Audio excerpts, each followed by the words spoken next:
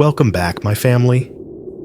Before we dive into tonight's creepy little journey, make sure to like the video, subscribe to the channel, and share this with someone who loves a good scare before bed. I would love to know where you are watching from and what time it is for you right now. So drop it down in the comments and hype me up a little on YouTube. Now, get comfortable, dim the lights, and let us step into tonight's story. He booked a lonely glass cabin in the woods to grieve his wife's death, but the Ring camera caught someone watching the door while he was miles away. Tonight's story is not about ghosts. There are no demons, no witches in the trees, no cursed objects bought from some dusty thrift store. This one is about something quieter, and for a lot of you, a lot more real. Grief, a winter rental on Airbnb, and the moment you realize the place you paid to get away from it all was already occupied. He drove out of the city with a trunk full of frozen dinners and cheap bourbon, thinking a long weekend in a pretty A-frame cabin would finally give him space to breathe without hearing sirens or hospital monitors in his head. The listing called it secluded and peaceful. Floor-to-ceiling windows facing the snow, a gas fireplace, high-speed Wi-Fi, a little Ring doorbell camera on the porch so he could feel safe. But the woods around that cabin were deeper than the photos showed. The neighbors were farther than the host admitted. And when he checked the Ring app from a small-town grocery store 20 minutes away from the property, the camera did not show an empty porch. It showed someone standing just outside his door, staring straight into the lens, and then walking out of frame toward the dark side of the house. Get comfortable, lock your doors, and maybe think back to the last time you stayed in a cozy rental in the middle of nowhere. This is the story of the weekend. He went into the snow to get away from death and found out he wasn't alone under that roof for a single night. You can call me Mark. That is not my real name, but it is close enough that if someone who actually knows me ever hears this, they will probably recognize the rest anyway. I am not sending this to your channel because I want sympathy. I am not asking strangers on the internet to tell me I am strong or that it was not my fault. I am sending this because I need this story to exist somewhere outside my own head. Right now, I live in a one-bedroom apartment on the east side of Columbus, Ohio. It is the kind of place you move into when life has already gone off the rails and you just need four walls that do not remind you of anything. Beige carpet, off-white walls, sliding glass door, to a small balcony that mostly looks out over a parking lot in the back of a strip mall. On a normal night, if there is such a thing, my world is made of small sounds. The low hum of the fridge in the corner of the kitchen, the occasional muffled laughter or argument through the wall from the couple next door, the slap of car doors closing in the lot, an engine turning over, tires hissing on wet asphalt as someone leaves too fast, the central air unit clicking on with that flat metallic tick, then the soft rush of air through the vents. Those sounds are the only reason I sleep at all. As long as I can hear them, I can pretend the world is still moving forward. Because there was one night, about a year before the cabin, when everything stopped. My wife died on I-71 in the middle of a snowstorm. If you Google multi-car accident Columbus January pileup, you will get more results than you want. I do not know which article is hers. I stopped trying to find it after a while. All I know is what the state trooper and the doctor told me. The road iced over faster than the plows could keep up. Somebody in front of her hit the brakes. Somebody behind her did not. And by the time all the crumpled metal stopped moving, her car had spun sideways into the path of a truck that could not possibly stop in time. That is the clean, official version. My version starts in our kitchen, with both of us tired after work, snapping at each other about something stupid. I do not even remember the topic anymore, just the feeling of it. Me wanting to finish an email, her wanting to get to the grocery store before the snow got worse. I remember saying, "If you are that worried about it, just go by yourself. I have to finish this," without looking up from my laptop. The last text she ever sent me was a picture of the parking lot at the store, blurry with falling snow, and the words, "You were right. Barely anyone here." By the time my phone rang again, it was not her. It was a number I did not recognize, and then a voice asking if I was her emergency contact, and then a cascade of images that still come back in flashes when I close my eyes. The hospital hallway, too bright and too white, the smell of disinfectant, a police officer with tired eyes standing just inside the door, the doctor saying, "We did everything we could," in that careful, practiced tone that means they did not do enough. After that, the sounds of my life changed. The wail of sirens on the highway became a physical thing that crawled up my spine. The scrape of a snowplow blade outside the apartment at 3 a.m. made my heart race as if a car were skidding past my window.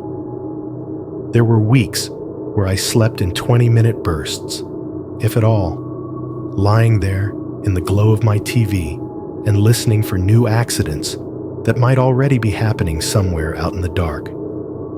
People around me tried to help in the only ways they knew how. Coworkers dropped off casseroles.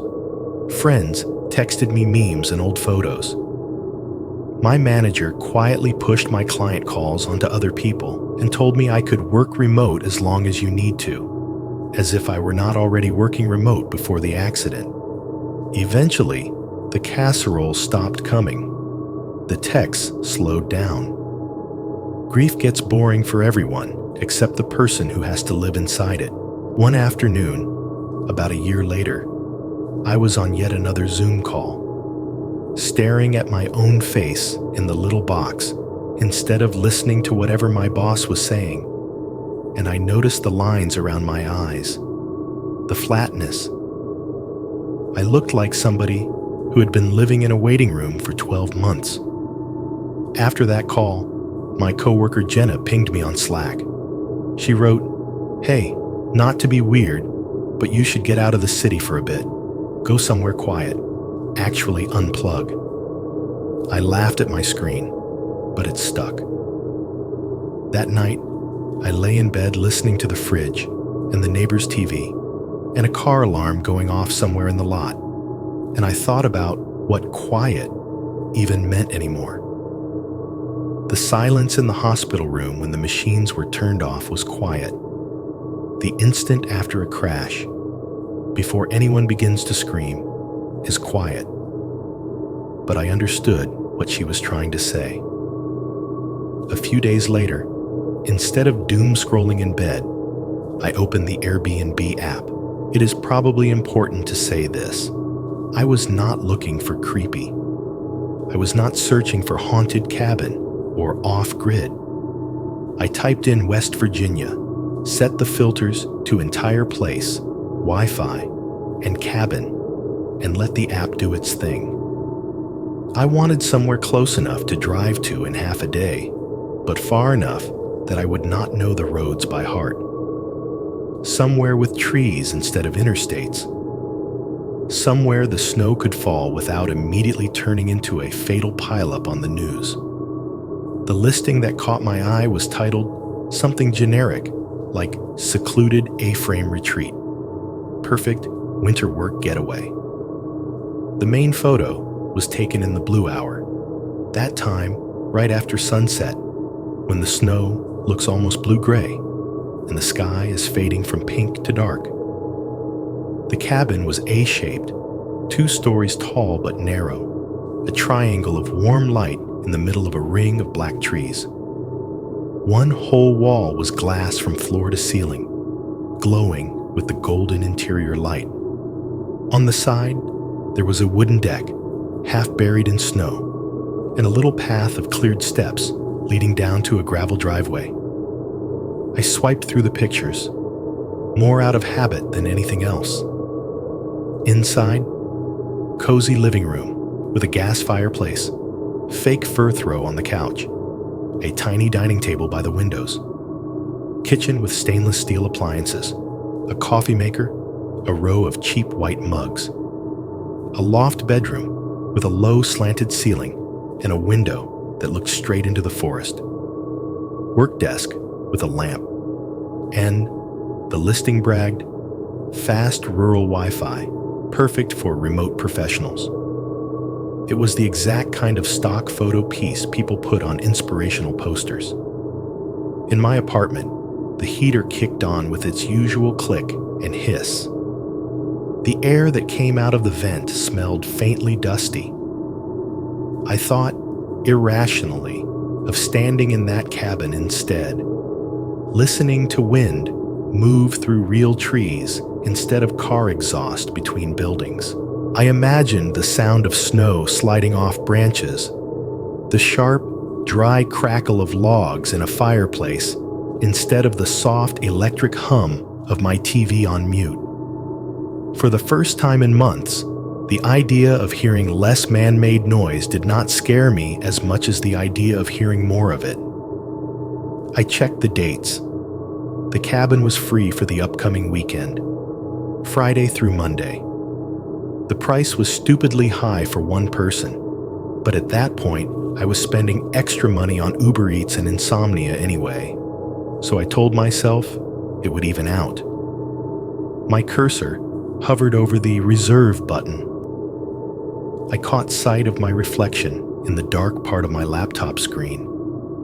The hollow eyes, the week-old stubble, the way my shoulders hunched like I was bracing for an impact that had already happened.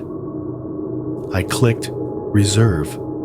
The confirmation popped up, then the little chat window with the host, automated welcome message, check-in instructions, a note about where the extra blankets were stored, a warning about the road being steep if it snowed too much. I skimmed it, heart beating a little too fast for no good reason, and then went back to look at the photos one more time, now that the place was officially mine for the weekend. There was one picture I had not paid much attention to the first time through. It was just the front porch. A simple wooden landing with 3 steps, a basic railing, the front door with a dark oval of glass in the upper half. To the left of the door frame, slightly above eye level, was a small black rectangle I recognized as a Ring doorbell camera. The porch light above it was on, casting a cone of yellow that faded into the shadows under the eaves. I pinched to zoom in, mostly because I was curious about the camera model. As the image grew, the graininess of the photo did too. The pixels around the edges of the light smeared into each other. The glass in the door reflected the porch and the snow like a dull mirror. And in the lower right corner of that reflection, half hidden where the glow faded into darkness, there was something that looked, for a second, like the curve of a shoulder. The suggestion of a head turned toward the door. It was nothing more than a smudge of darker gray against gray, a trick of compression, or a branch caught at the right angle. I stared at it long enough that my eyes started to water, then snapped the phone closed and told myself what everyone tells themselves in the first act of these stories. It is just a glitch, just lens flare, just my brain making shapes out of shadows. I did not know yet how much time that porch and that door and that camera would get in my head. At that moment, it was just a picture on my screen, a weekend escape I thought would finally help me breathe again. I left the city a little after 10 in the morning on a Thursday, which already felt wrong. Most of the people on I-70 were going to work, late for meetings, grinding through their commute. I was the one car sliding quietly out of that stream, the trunk full of frozen food and cheap alcohol, like I was packing for a snowed-in apocalypse no one else knew was coming. The sky over Columbus was a flat, colorless gray, a kind of lid pressed down over the buildings. By the time I merged onto I-70, the slush on the shoulders had hardened into dirty ridges, and every time a semi roared past me, it kicked up a mist of gray water that slapped against my windshield and froze along the edges. I turned the radio off after the first 15 minutes. Music felt wrong, and talk radio was worse. I did not want to hear anyone laughing or arguing. I just wanted engine noise and the steady swoosh of tires over wet pavement. Even with the radio off, there were words everywhere. Bridge freezes before roadway. Watch for ice. Use caution in winter conditions. Those signs had always been background clutter to me before. Today, they read like passive-aggressive messages from the universe, arriving 12 months too late. When I took the ramp south toward I-79, the landscape started to change. The apartment complexes and strip malls thinned out, replaced by fields and half-frozen creeks. Bare trees stood in long gray lines, their branches like veins against the sky. Every so often, I passed one of those roadside memorials. A small white cross, a plastic bouquet half buried in snow, sometimes a weather-faded photograph in a cloudy frame. I tried not to look at them, but my eyes kept dragging over anyway. The tires slipped once, just a little, when I hit a patch of packed snow in the right lane. It was nothing. The traction control light blinked and disappeared. The wheel twitched under my hands and came back. For most people, it would have been one of those forgettable moments you do not even bother telling your friends about. In my head, for half a second, it was the sound of a car starting to lose control. The memory of a voicemail I got from an unknown number that night. The way the doctor's lips had formed the words, "I'm sorry," in that fluorescent lit room. I swallowed, eased my foot off the gas, and moved into the slower lane. My heartbeat settled a little, but it felt like something had woken up in the back of my skull and was now sitting there, watching the road with me. The farther I got from the city, the rougher the shoulders of the highway looked. Snow plows had pushed up knee-high ridges along the edges, and the trees crept closer, leaning in. The sky stayed the same flat gray, but the light grew thinner, like someone was slowly dimming the world.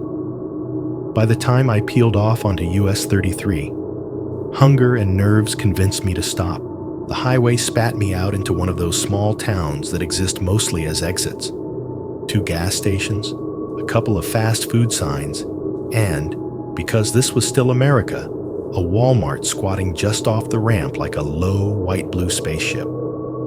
Inside, the air hit me in the face. Warm, dry, saturated with the smell of fake buttered popcorn, floor cleaner, and that weird plasticky scent that lives forever in big box stores. The lighting was as harsh as the hospitals, but here it reflected off pallets of soda and stacks of Rubbermaid tubs instead of charts and IV stands. I pushed a cart because that is what you do, even if you only need 3 things. The wheels squeaked as I crossed from concrete to tile. Somewhere overhead, a speaker crackled and then delivered that too cheerful, slightly distorted voice. Manager to electronics, manager to electronics. Clean up in aisle 7.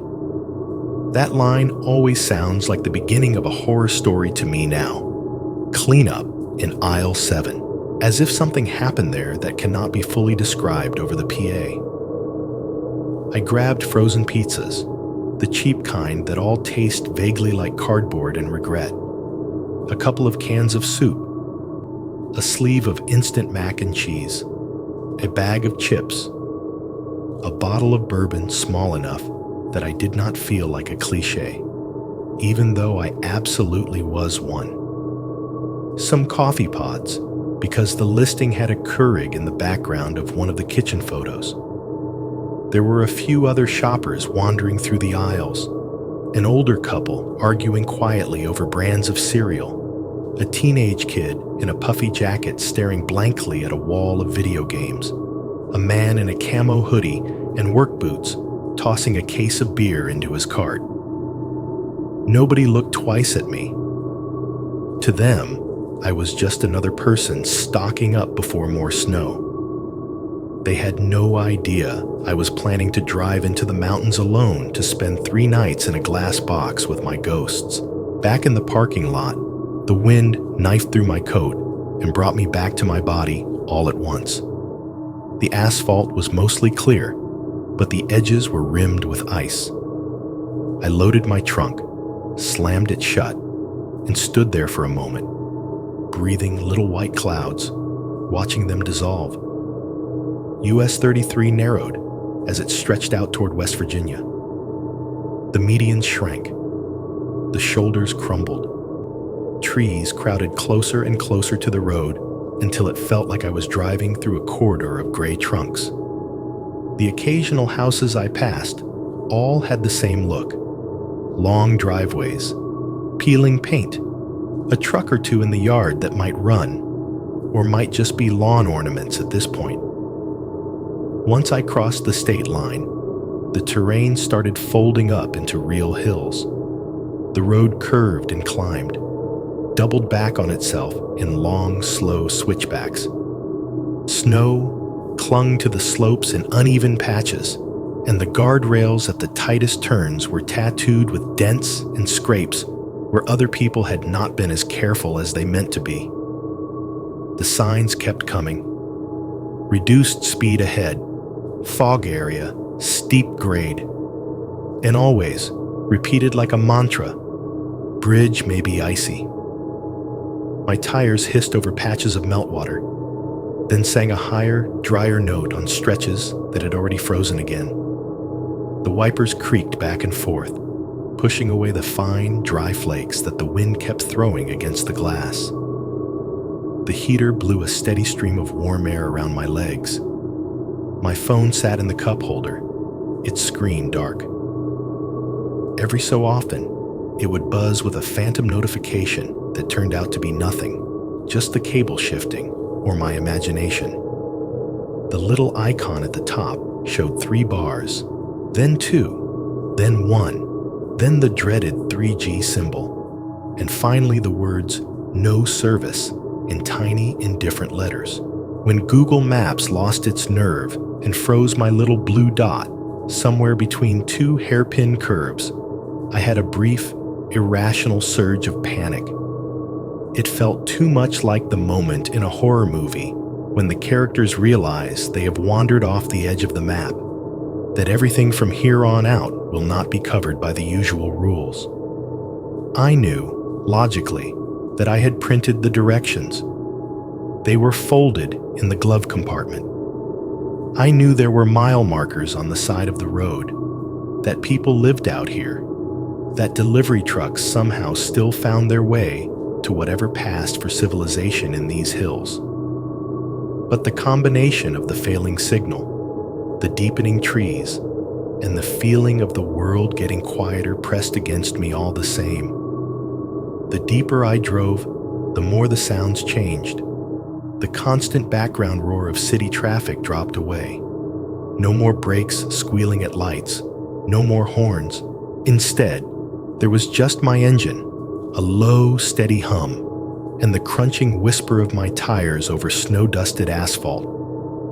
The wind pushed at the side of the car from time to time, making the frame shudder. Eventually, a small green sign with the name of a town I had never heard of slid past on the right. A half-mile later, my turn signal clicked loud in the quiet as I eased off onto a narrower two-lane. And then, a few winding miles after that, I saw the landmark the host had mentioned. A cluster of mailboxes at the end of a gravel road, each one leaning at a slightly different angle like tired teeth. I turned in. The pavement gave way to gravel and packed snow, the car rattling and crunching as it climbed a gentle slope. On either side, the trees pressed in even closer, their bare branches interlacing overhead like fingers. Here and there, I caught glimpses of other driveways peeling off into the woods, marked only by faint tracks and the occasional flash of a roof half hidden behind the trunks. On the listing, this had been called a neighborhood of cabins, but from where I sat, it felt more like a series of hideouts scattered just far enough apart that you could scream yourself hoarse in one without anyone in the others ever knowing. As I followed the directions, take the second left at the fork, keep right at the old oak stump. Cabin is at the top of the hill. I tried to match the curves of the road to the calm little map in my head. The car's tires dug through thin drifts of snow, spinning slightly before catching again. Every bump and skid made my shoulders tighten another notch.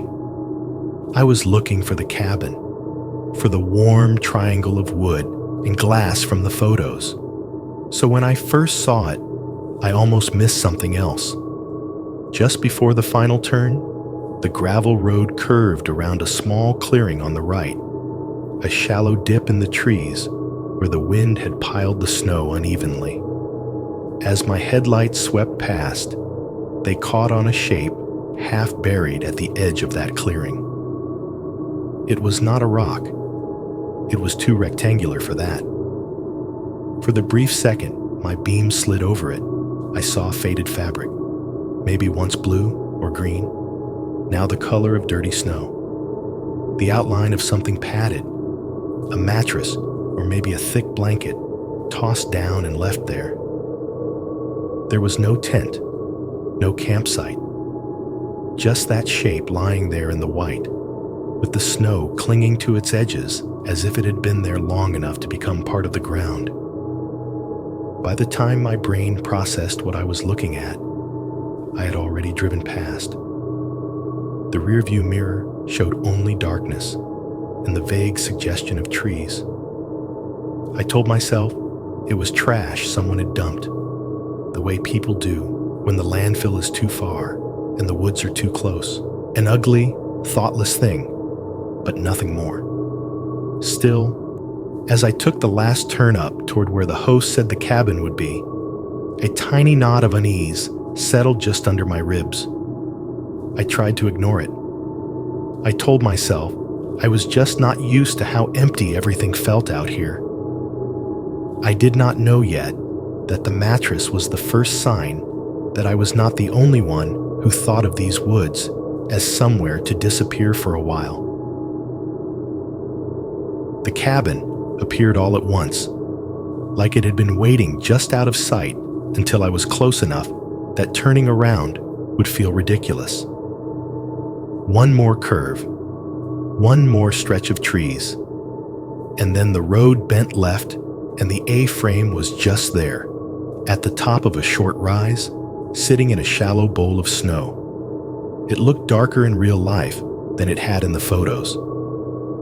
The sky by then had sunk into that late afternoon gray that is not quite day and not quite night, and the wood of the cabin was a deeper, wet brown, the color of tree bark after rain. Both sides of the triangle were lined with tall panes of glass, but from where I sat, they reflected mostly the dull, colorless sky and the silhouettes of surrounding trees. As my car rolled closer, something on the front of the cabin woke up. A small round of yellow light blinked on above the door, the motion sensor porch light. and spread a soft cone down over the steps. The sudden illumination made the cabin look less like a shadow and more like an open eye. Gravel crunched under my tires as I turned into the little clearing that passed for a driveway. The sound was loud in the quiet, every stone popping and grinding.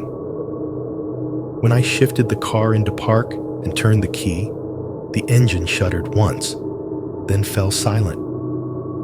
For a second, there was a strange ringing emptiness in the air, like the space after someone slams a door and all the vibrations have not quite died out. Without the engine, I could hear the wind moving around the cabin. It hissed through the bare branches, pushing snow in thin veils along the ground. Somewhere deeper in the trees, something creaked, either a trunk rubbing against another trunk or the groan of an old wooden structure settling. It was hard to tell. I sat there with my hands on the steering wheel longer than I meant to, staring at the windowed wall. The interior lights were on. The host had said they left a few on for late arrivals. From out here, the inside looked like a photograph in an advertisement. Warm glow, soft couch, the suggestion of a kitchen counter and a lamp. My own reflection floated faintly in the glass over all of it. Pale, slightly distorted, hovering ghost-like in the middle of the scene. I opened the car door. Cold air rushed in and grabbed the heat around my legs. My boots hit the ground with a soft crunch. The porch light hummed faintly above the sound of the wind. Up close, the cabin smelled like wet wood and old smoke, even from outside. Snow had been cleared in a rough path up the short set of steps, but the powder had blown back in around the edges, filling the grooves with white. As I climbed, I noticed the Ring doorbell camera by the frame, a little dark rectangle with its glass eye pointed directly at me. "Hey," I said aloud, because it felt stranger not to acknowledge it. My breath rolled across the lens in a brief cloud. The front door opened with the stiff resistance of something that had been swollen with cold. The knob turned, the deadbolt slid back, and then the seal around the frame peeled away in a series of tiny pops that sounded too much like knuckles cracking. Inside, the air was warmer than I expected, but it carried a distinct mix of scents. Old pine boards, the sour edge of long extinguished wood smoke, and underneath that, the chemical sharpness of whatever cheap cleaner the host used between guests. It smelled like a cabin that had been cleaned, but not lived in, if that makes sense. I stepped onto a rug just inside the door and shut it behind me. The muffled thud of the latch sliding back into place felt final in a way that made my shoulders twitch. The first sound to stand out was the fridge. It sat tucked into the corner of the small kitchen to my right, and its compressor was running at that too-fast pitch older fridges have, a kind of anxious hum that vibrated faintly through the floor. Underneath it, every few seconds, I could hear a soft clink of ice shifting inside the freezer. From somewhere down the wall came the sharp metallic tick of the heater switching on, followed by a drawn-out whoosh as warm air began to rush through the vents. The cabin's bones responded with small protests, tiny crack and pop sounds from the wooden beams as they adjusted to the temperature. The living room was directly ahead, a modest rectangle open to the peak of the A-frame, all of it oriented toward that huge glass wall. A gas fireplace sat in the center of the far wall, low flames flickering behind its glass front, casting jittery orange reflections on the ceiling. A gray couch with throw pillows faced it at an angle. A small, round coffee table waited between, the kind of empty surface you can instantly imagine your own clutter on. A narrow wooden staircase climbed along one wall to a loft area above, half hidden by a railing made of simple vertical slats. Upstairs, I could see the foot of a bed and part of a quilt, patterned in muted greens and browns. To the right of the front door, the kitchen took up its corner. Laminate countertops, a sink with a window above it, a stainless steel stove, the humming fridge, and the promised Keurig parked next to a row of white mugs on a small shelf. A tiny two-seater dining table stood in front of another window, laid with placemats that nobody ever used. It was exactly the kind of place you post online to say, "Look, I'm healing in nature," even if all you are really doing is opening your laptop in a different zip code. On the small bar between the kitchen and the living area, a folded piece of paper weighted under the weight of a salt shaker. I set my backpack down and unfolded it. "Welcome, Mark." Underneath, in neat handwriting, were the details: Wi-Fi network name and password, the code for the smart lock on the door if I wanted to lock it behind me when I left, the thermostat instructions, a line that read, "Please don't open the crawl space hatch on the side of the house. Maintenance only, nothing interesting down there." With a little smiley face that made my skin crawl for no logical reason. At the bottom, one more note. "We've given you temporary access to the Ring app for security. Link is in your Airbnb messages. Feel free to disable notifications if you want to fully unplug." I looked up, toward the front door, imagining the camera view from outside. I pictured myself the way it would see me, just another guest standing there in a borrowed patch of warmth, thinking this was his space for the weekend. I told myself it was a good thing. Extra eyes, a way to know if a package arrived or some bored local decided to drive up the wrong driveway. It did not quite land that way. I walked the place the way you do any new space, half practical, half ritual. I opened the bathroom door, flicked the light on and off, checked the water pressure in the sink and shower. I stood at the bottom of the stairs and bounced once on the first step to see how much noise it would make if I had to come down in the middle of the night. It creaked, of course. Old wood always does. Upstairs in the loft, the air felt a little cooler, thinner. The bed was made too tightly, hotel style. The quilt tucked under the mattress so hard it could have doubled as a drumskin. A small nightstand held a lamp, an alarm clock with red digital numbers, and a single charging outlet. There was a skylight over the bed, currently the color of solid gray, promising a view of stars that I would almost certainly never see through that kind of cloud cover. I stood there for a minute, listening. The fridge, the heater, the occasional whisper of wind sliding past the glass. No neighbor's TV bleeding through the walls. No distant sirens. No muffled thump of someone on the floor above me. It should have felt peaceful. Instead, the sameness of the sounds unsettled me. The steady, mechanical hum, the offbeat clicks and pops. It reminded me too much of the hospital equipment in that room a year ago. The heart monitor, the ventilator, all of them working in their own rhythm until someone shut them off and the room had gone too still. I told myself that was just association, that my brain was folding this new silence over the old one like layers of a blanket. By the time I had finished unpacking what little I had brought, the toiletry bag in the bathroom, a few shirts folded into the small dresser in the loft, my laptop and charger on the dining table, the light outside had dimmed from ash gray to something closer to charcoal. It was only a little after 6, but winter does not care what time the clock says. From the living room, the big glass wall was no longer a window. It was a mirror. The inside of the cabin floated there.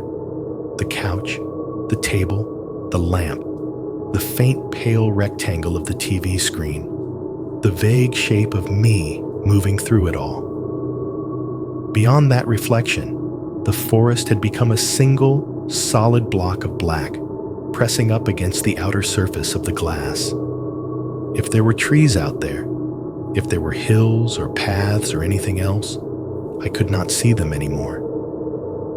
I heated one of the pizzas in the oven, the box crackling as I slid it into the trash. I ate it on the couch with a paper towel instead of a plate.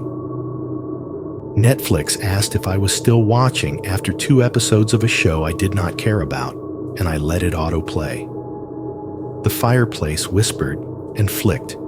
The heater cycled on and off. The fridge kept up its anxious buzz. Once or twice, when the cabin dipped into a lull between all those small noises, I heard the faintest tap of something against the glass. Just a soft, irregular tick, like snow or sleet hitting in isolated clumps. I told myself that was all it was. At some point, my eyes started to feel heavy. I told myself I would take a quick shower before bed and maybe read for a while upstairs. Anything to avoid lying in the dark and watching my reflection in that vast black window until my own face scared me. I left the TV on low and the fireplace flickering, took my toiletry bag into the bathroom and closed the door. The fan in the ceiling rattled when I flipped it on, filling the small room with its own white noise. Hot water steamed up the mirror, fogged the glass of the shower, wrapped me in a cocoon that for the first time that day felt almost comforting. When I stepped back out into the living room, toweling my hair, the first thing I noticed was how the cabin smelled slightly different. The damp warmth from the bathroom had loosened up the smells in the wood, made the cleaner and old smoke more noticeable. The second thing I noticed was the kitchen. On the counter, next to the sink, someone had laid out a square of paper towel. I do not remember doing that. On top of it sat one of the white mugs from the shelf, turned perfectly upside down, the rim resting on the paper, the base facing the ceiling. There was a faint ring of moisture around it, like it had been set down wet not long ago. I stopped in the middle of the room, still dripping onto the rug, the towel clenched in my hands. I ran back through my own actions. Had I taken a mug down earlier, planning to make coffee, and then forgotten? Had the host left it like that, and I just had not noticed until now? It was such a small thing, a cup on its head on a napkin, ready for the next guest. The kind of meaningless arrangement people make all the time without thinking. But the way it sat there, centered, deliberate, made something in me twitch. It looked less like a mug waiting to be used, and more like a piece in the middle of a game I did not know I was playing yet. I told myself the host must have put it that way after washing it. I told myself I was tired and raw, and seeing intention where there was none. Still, as I turned off the kitchen light and headed for the stairs, I glanced back at it one more time. The mug sat there in the dim glow from the living room, upside down on its little white square, like an eye waiting for the right moment to open. By the time the clock on the stove rolled past 11:30 p.m., the cabin had shrunk down to the small pool of light I was sitting in. I had turned the TV volume almost all the way down, not off, just low enough that it was more flicker than sound, and was lying half on my side on the couch, doom scrolling through YouTube and old emails on my phone. The gas fireplace hissed quietly to my left, feeding a steady tongue of flame behind the glass. A lamp in the corner threw a cone of soft yellow over the coffee table and the rug. The kitchen light behind me was off now, and the loft above was dark. Everything outside that little circle of light was shadow and reflection. Every time I glanced up from my phone, the big glass front wall gave me myself back. The couch, the low table, the hunched figure with a glowing rectangle in his hand. Behind that reflection, the black of the window was so complete that it felt like it was leaning in, pressing right up against the glass. The cabin could have been floating in a void for all I knew. I had that thin, stretched feeling in my eyes you get when you have been looking at a lit screen too long in a dark room. The kind of feeling that makes the rest of the world look slightly unreal when you finally lift your head. I told myself I should go to bed. That was part of the point of coming here, right? Get sleep. Breathe. Let my nervous system believe for one weekend that nothing catastrophic was about to happen on the other end of a phone call. I locked my own phone, set it face down on the coffee table, and sat up. My joints cracked in quiet little protests. The fireplace whispered. Somewhere in the walls, the heater clicked and then wound down, the rush of warm air fading into nothing. For 3 or 4 seconds, the cabin went completely still. The fridge in the kitchen chose that moment to cycle off too, its constant hum dropping out. No heater, no fan, no compressor, just a weighty, unnatural silence pressing down over the room. I could hear my own tongue move when I swallowed. Those tiny drops in sound did something to me that I could not fully explain until later. The whole year after the accident had been divided into before and after for me, and the line between them was a silence like that. The second the monitor in that hospital room stopped making noise and stayed stopped. The instant when the background machinery of life cut out and the room's emptiness started screaming louder than any alarm. I sat there counting my own breaths until, mercifully, the fridge kicked back on with a low rattling buzz. The spell snapped. I exhaled and told myself I was being ridiculous. The bedroom was at the back of the cabin, down a short hallway past the bathroom. The door was open, and from the living room, I could see the edge of the bed and a sliver of the sliding glass door that led out to the rear deck. To get there, though, I had to walk past the big front windows. As I stood up and crossed the room, my reflection slid along the glass with me. For a few steps, the version of me in the window lined up perfectly with the figure on the couch behind it, doubling me.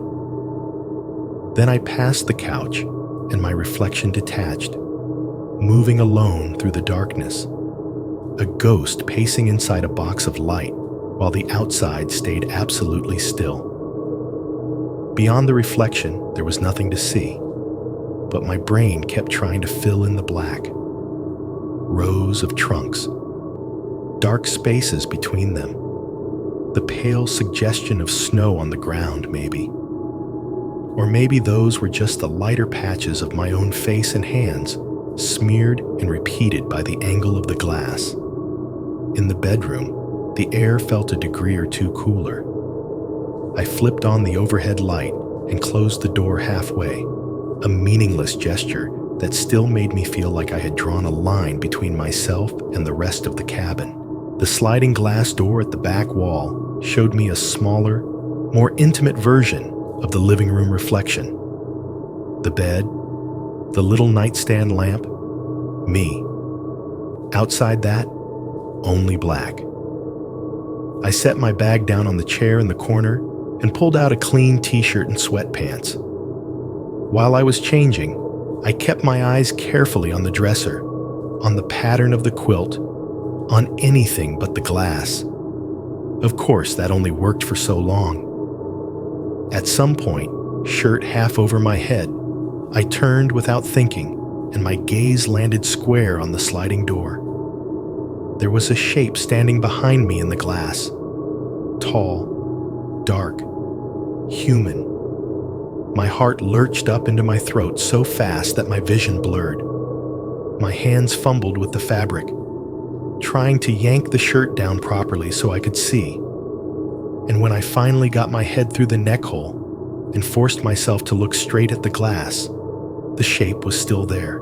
My brain took an extra beat, a painful, humiliating extra beat to process the details. The slope of the shoulders, the way the head seemed to droop slightly to one side, the stiff angles. Then it clicked. It was my own coat. I had dropped it over the back of the chair when I came in earlier. In the direct reflection from the overhead light, the silhouette of it lined up just right to look like someone standing behind me, faceless and waiting.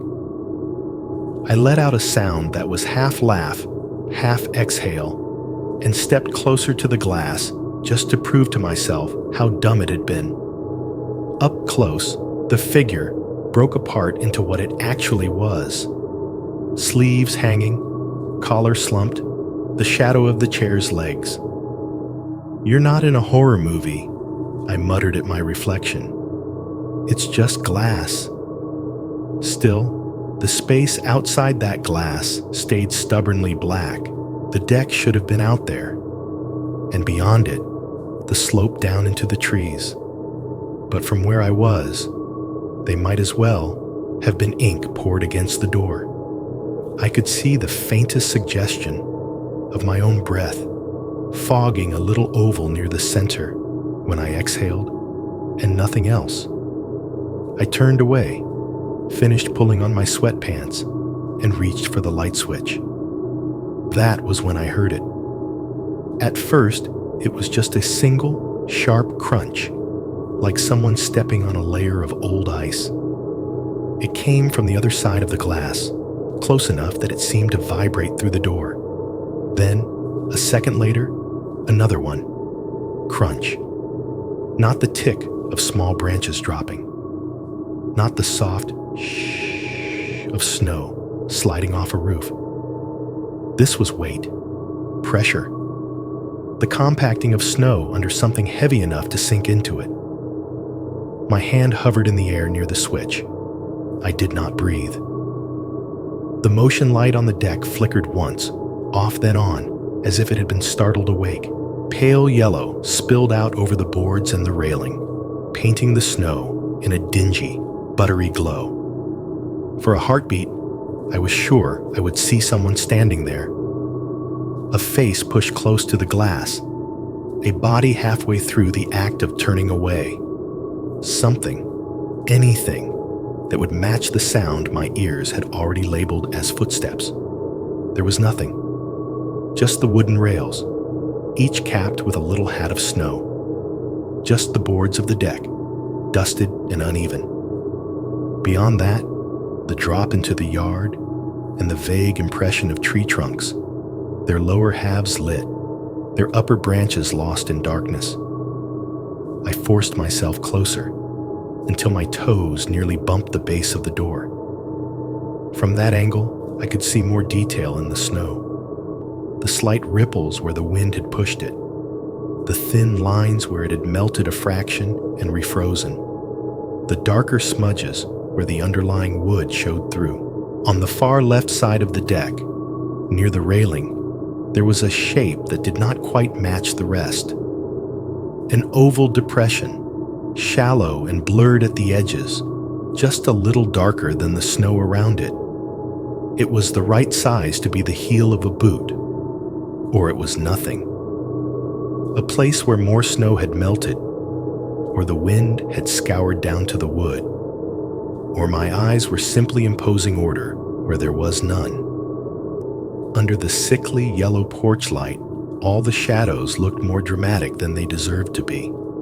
I squinted, trying to decide if I could see any tread pattern, any sign of a second mark next to it, a toe or another step. Every time I thought I caught a glimpse of something, the breeze stirred a fresh water of flakes over it. softening the lines even more. Probably old, I told myself. Maybe from the last guests. Maybe from when the host shoveled the deck. The heater in the hallway kicked on again with a metallic tick, and the air vents began their steady sigh. The sudden return of that familiar noise broke through the fragile bubble of silence that had been building around me. I stepped back from the glass, my own face sliding into place over the dim shape on the deck, and flicked off the bedroom light.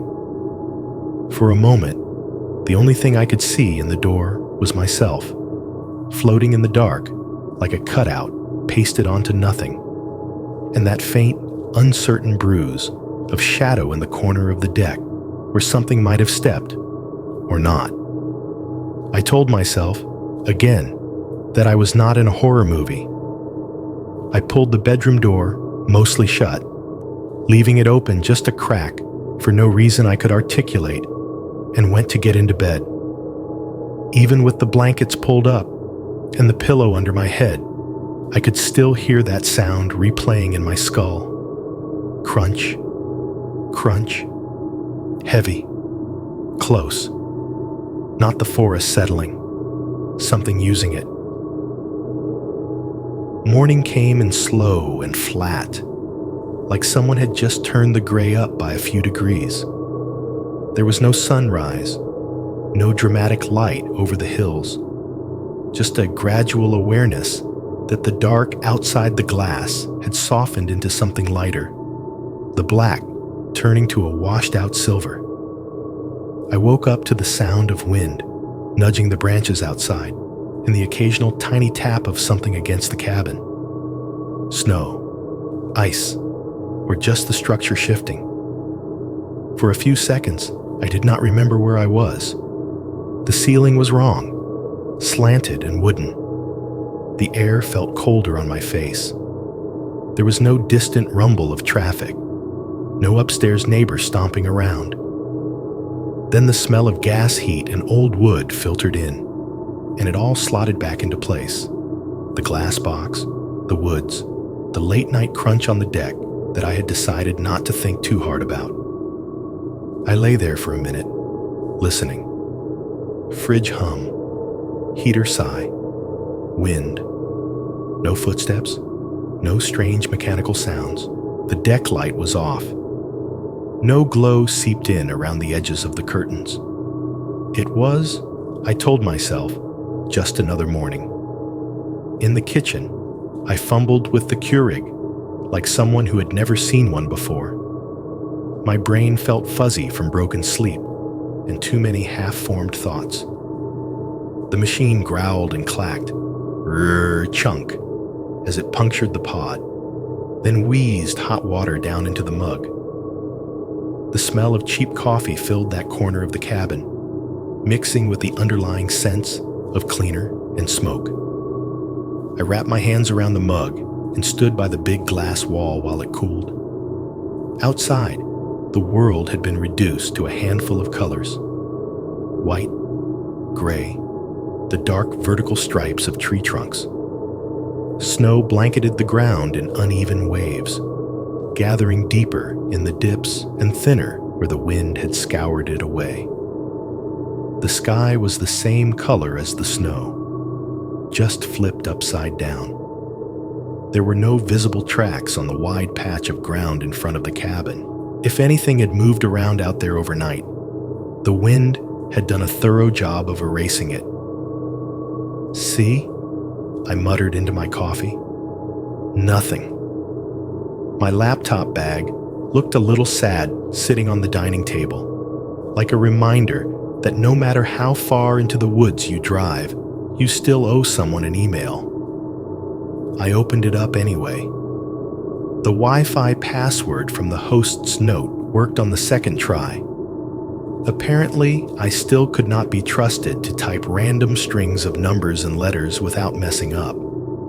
The connection was technically high speed, but every page took an extra beat to load, like it had to push through a layer of cold air first. Slack opened. Email. A few calendar reminders blinking politely at me from the corner of the screen. For the next couple of hours, my day could have been any normal remote workday, just with nicer wallpaper. I sat at the little table, answering questions from people who did not know I was in the woods. I joined a Zoom meeting where half the participants had virtual backgrounds turned on, fake offices or tropical beaches behind them. When my camera came up, I stayed on mute and let them see the real background. The wooden walls, the loft, a slice of the big window behind me. "Whoa, where are you?" Jenna asked as soon as there was a lull in the actual work talk, pointing at her screen. "Cabin in West Virginia," I said, keeping my voice as level as I could. "Just, taking a few days." She smiled. Someone else made a joke about me turning into a mountain man. Another coworker said, "Nice, dude. Looks cozy." Yeah, I thought. Cozy. When the meeting ended, the little boxes disappeared one by one until it was just my face staring back at me in the black screen. I closed the laptop on it like I was shutting a door. The day slid by in shallow waves of activity. Write. Send. Wait for replies. Refresh. The heater cycled on and off.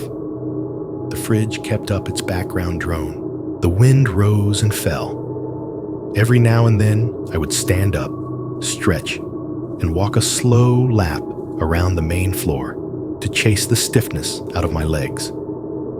That was when I started noticing the small things. The first time, it was nothing. I got up to refill my coffee, walked into the kitchen, and realized the cabinet door with the plates in it was open an inch or two. I was almost sure, I had closed it after I made breakfast. I nudged it shut with my elbow and did not think much of it. People forget things. Doors bounce back, hinges stick. An hour later, I went into the living room to grab the TV remote. I had left it on the coffee table, dead center, like I always do. It was not there. I found it a few seconds later, balanced on the arm of the sofa instead, teetering half on, half off the cushion, like someone had set it down while sitting there and then never bothered to put it back. I stood with my hand on it, feeling stupid. Could I have done that last night without remembering? Maybe I had watched more TV than I thought before bed. Maybe in the haze of exhaustion, I had moved it, and my brain just had not bothered to save the file. I moved it back to the table, perfectly centered this time, as if that meant anything. On my next loop, heading to the bathroom, my eyes snagged on the coat rack by the door. My jacket hung there, but not quite the way I remembered. One sleeve had been pulled forward, twisted a little, like someone had grabbed it to check the pocket, and then let go. I actually walked over and put my hand on the fabric, as if I would feel the heat from someone else's touch lingering there. It was just a coat. It felt like a coat feels in a chilly cabin, cold on the outside, still faintly warm on the inner lining from when I had worn it that morning. Small things, I told myself out loud. You are noticing small things because you came out here to do nothing, and now your brain is looking for something to pick at. That explanation held together fine until just after noon. After making a sandwich and forcing myself to eat it, I bagged up the small trash I had accumulated. A few wrappers, the pizza box folded down, the cardboard sleeve from a coffee pot, and decided to take it out to the can the host said was around the side of the house. Moving, even a little, would be better than sitting and watching the Wi-Fi icon flicker between 2 and 3 bars. Outside, the light had not changed much. The sky was still gray, the snow still white. The air slapped my face with a sharper cold now, one that found its way through my jacket and up my sleeves. My boots sank a few inches into the snow with each step, making that soft, satisfying compacting sound that had haunted my dreams the night before. There were no fresh tire tracks in the driveway, no footprints besides my own from when I arrived. I followed the narrow swept path along the side of the cabin, trash bags swinging at my side. Around the back corner, tucked almost under the overhang, was the garbage can. One of those big plastic ones with a lid and wheels. Snow had drifted up against its base. I brushed it away with my boot, flipped the lid open, and tossed my bag in. The echo inside was hollow and metallic. Not many other bags in there. On the way back, for reasons I could not have explained, I veered a little farther out from the cabin, into the untouched snow beyond the narrow path. My boots left their own neat prints behind me, crisp and unmistakable. That was when I saw the other ones. They came from the tree line. At first, they were just depressions like any other, soft craters where snow had clearly been compressed. But as I followed them with my eyes, I realized they formed a clear line, step after step, spaced with human rhythm, leading out of the woods toward the side of the cabin, toward the crawlspace hatch. I had not paid much attention to that hatch when I arrived. It was just a square panel low on the wall, half hidden by a small overhang, the kind of thing houses have for pipes and access you never need. From where I stood now, I could see the faint outline of it under a crust of snow. The footprints, it was fair to call them that now, even if the edges were a little blurred, angled straight toward it, then stopped a few inches away. At that point, the snow was too disturbed to read clearly. There were just scuffed patches, churned up white and gray, like someone had stood there for a while, shifting their weight. Then, a few feet to the left, the prints started again, heading back toward the trees. They were not mine.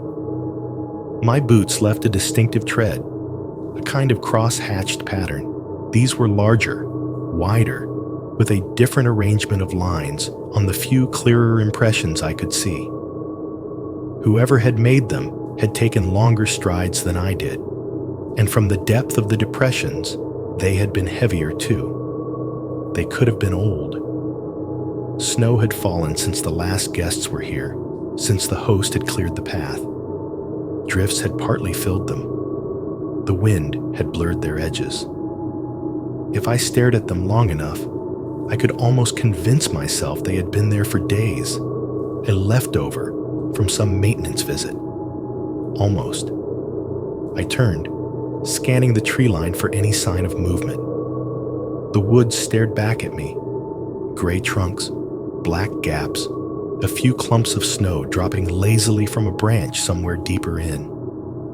Nothing that looked like another human being, standing there watching the idiot from the city realize he was not the first person to walk this ground. My fingers were starting to go numb. I told myself that was why my heart rate had climbed, why my palms felt slick inside my gloves. Just the cold, just the altitude, just the fact that I had not eaten enough. Probably the host, I muttered, checking on the pipes or something. That note about the crawl space. I pictured a guy in a heavy jacket and work boots trudging out here to make sure nothing was frozen solid under the cabin, doing his job. He had every right to be here. Maybe he had come by early that morning while I was still dead asleep upstairs, knocked on the door once, gotten no answer, and decided not to bother me. The fact that I had not heard a knock, or footsteps, or a car in the drive was something I carefully stepped around in my mind, the way I avoided the deeper patches of snow on my way back to the front. When I stepped inside and shut the door behind me, the latch made a sound I had not heard before. Last night, it had clicked cleanly, the way a new lock does. Tonight, as the bolt slid into place, there was a small rattle, a tiny extra clink, like metal meeting metal at a slightly wrong angle. The whole mechanism felt just a little looser under my hand, like it had been worked back and forth more than once. You can tell when something has been used. A new doorknob resists you for a split second. An old one moves like it knows what you want before you even finish turning your wrist. This one had aged overnight. I stood there with my hand still on the lock, listening to the house sounds slowly close around me again. Fridge, heater, wind at the glass, a faint ticking from somewhere in the walls. None of it qualified as proof. None of it was enough to show a cop or even a friend without earning at least one skeptical look. A cabinet door, a moved remote, a twisted coat sleeve, prints in the snow, a latch that felt different. Small things. I told myself that over and over until the words felt thin and useless, and my heart was still beating just a little too fast. By 4:30, the day was already slipping away. The gray outside had deepened into something heavier, and the trees looked less like individual trunks and more like one continuous wall. The cabin's interior lights made the glass feel even more like a mirror, and the sense of having the entire world pressed up against the other side of that mirror was starting to wear on me. I could have stayed in, heated up another frozen dinner, scrolled through more meaningless feeds until my vision blurred again. Instead, I found myself standing by the door, keys in hand, wanting noise that did not belong to this house. The nearest town, Elkins, was about 25 minutes away according to the directions the host had left. I told myself I needed more groceries. In reality, I just needed to be somewhere with other people breathing the same air. The drive down the hill and back out to the main road felt different with the daylight fading. The curves were the same, the guardrails the same, the bare trees the same, but the shadows had thickened around them. Snow along the edges had turned a dull blue under the dim sky, and every dip in the road hit a pocket of darkness. By the time I rolled into town, the streetlights were flickering on. Elkins was not much to look at in that light.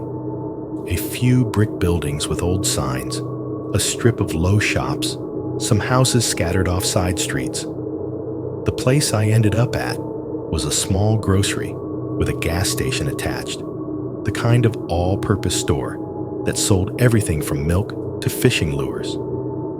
The parking lot was half full. A couple of older pickups sat near the pumps, rust blooming along their wheel wells.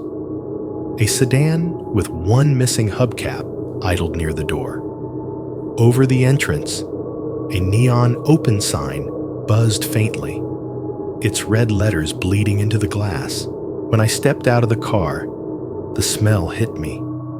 Gasoline fumes from the pumps, the cold bite of winter air, and the faint, greasy promise of whatever the little deli counter inside had been cooking all day. The wind shoved through my jacket like it had not even tried to be warm. Inside, the lights were almost too bright, fluorescent tubes buzzing overhead. A bell over the door gave a tired little jingle. A radio somewhere near the checkout played country music, just loud enough to be annoying without being fully audible. I wandered the aisles and picked up a few things I did not actually need.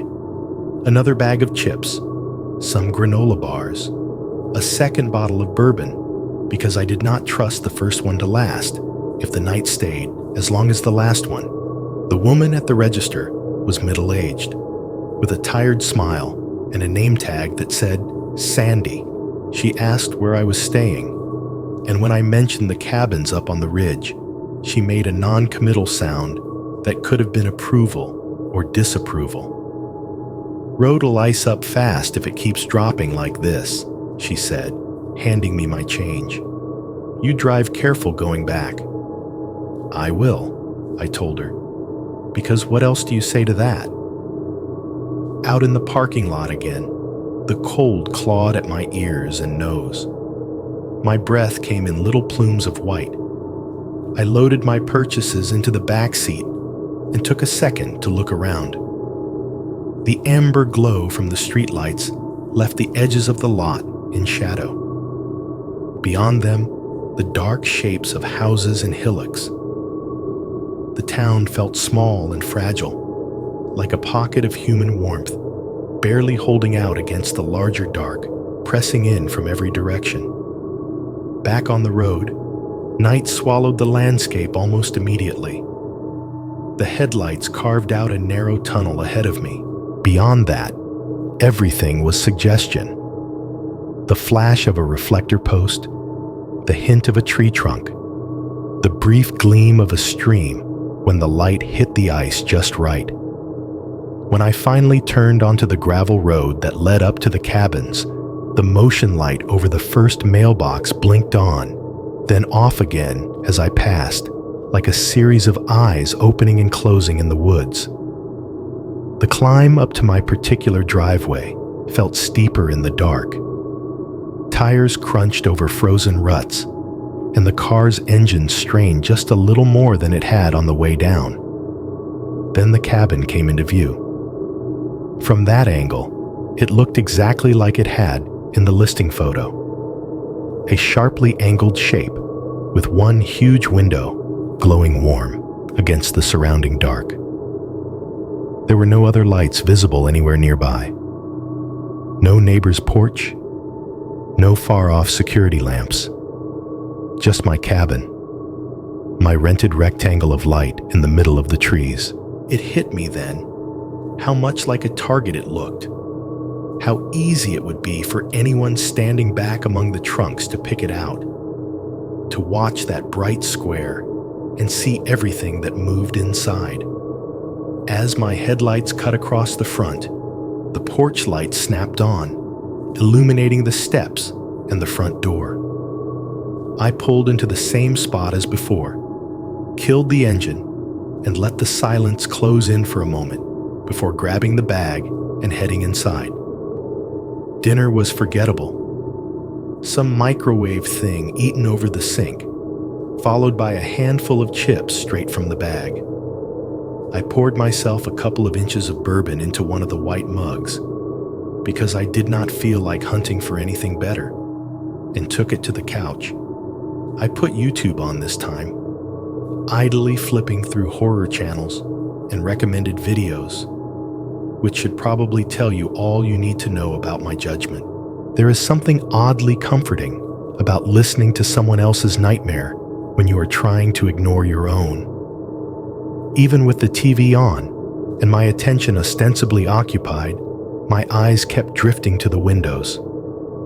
It started as casual glances, the way you check the time. Just a quick look at the glass to reassure myself that it was still only my reflection there, still only the black beyond it.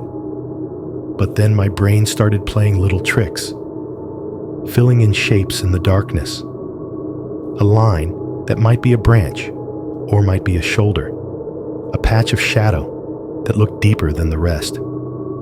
Each time I told myself I was imagining it, and each time it took a fraction longer for the unease to shut up. At some point, I remembered the note about the Ring app.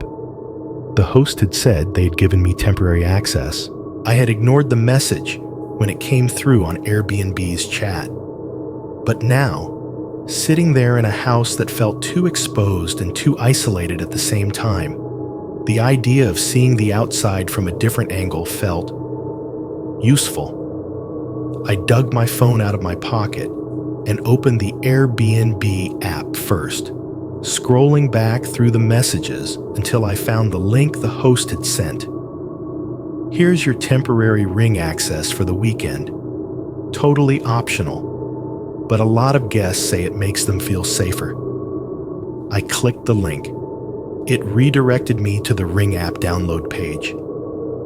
A couple of minutes later, I was tapping in an email, a password, the access code the host had given me. The interface came up with a little thumbnail labeled Front Door. Under it, a timeline of motion events and rings, each with a date and timestamp.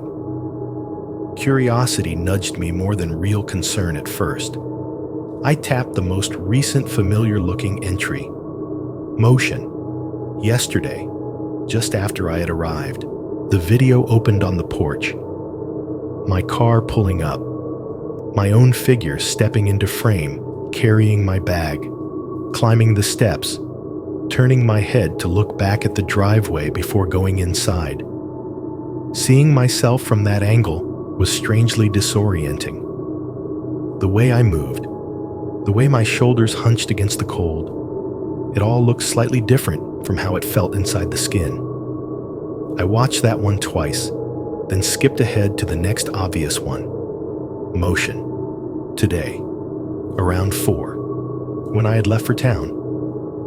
There I was again, coat zipped, head down, trash bag in one hand, keys in the other, locking the door and walking out of frame toward the car.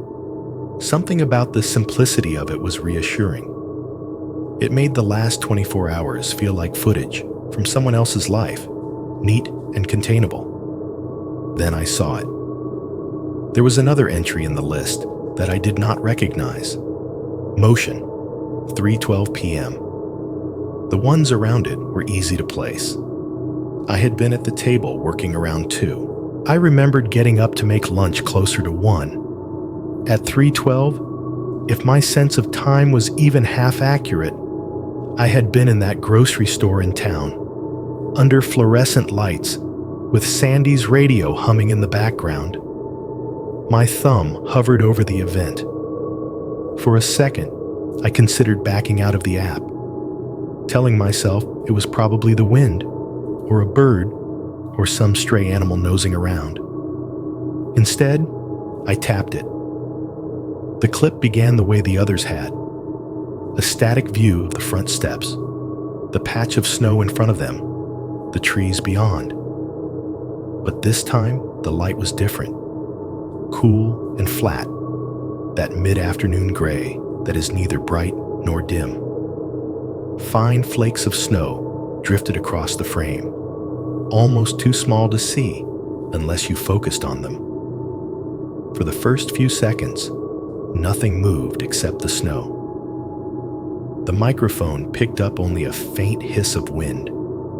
Then, at the far right edge of the frame, between the last visible tree and the start of the porch railing, something dark shifted. A figure stepped into view, emerging from the line of trees as if it had been standing there all along, camouflaged against the trunks. A person, definitely. A man by the look of the build. Heavy jacket, dark hoodie pulled up over his head, hands shoved into his pockets. He did not walk straight toward the camera at first. He cut across the patch of snow in front of the steps at an angle, like someone taking a shortcut through a yard.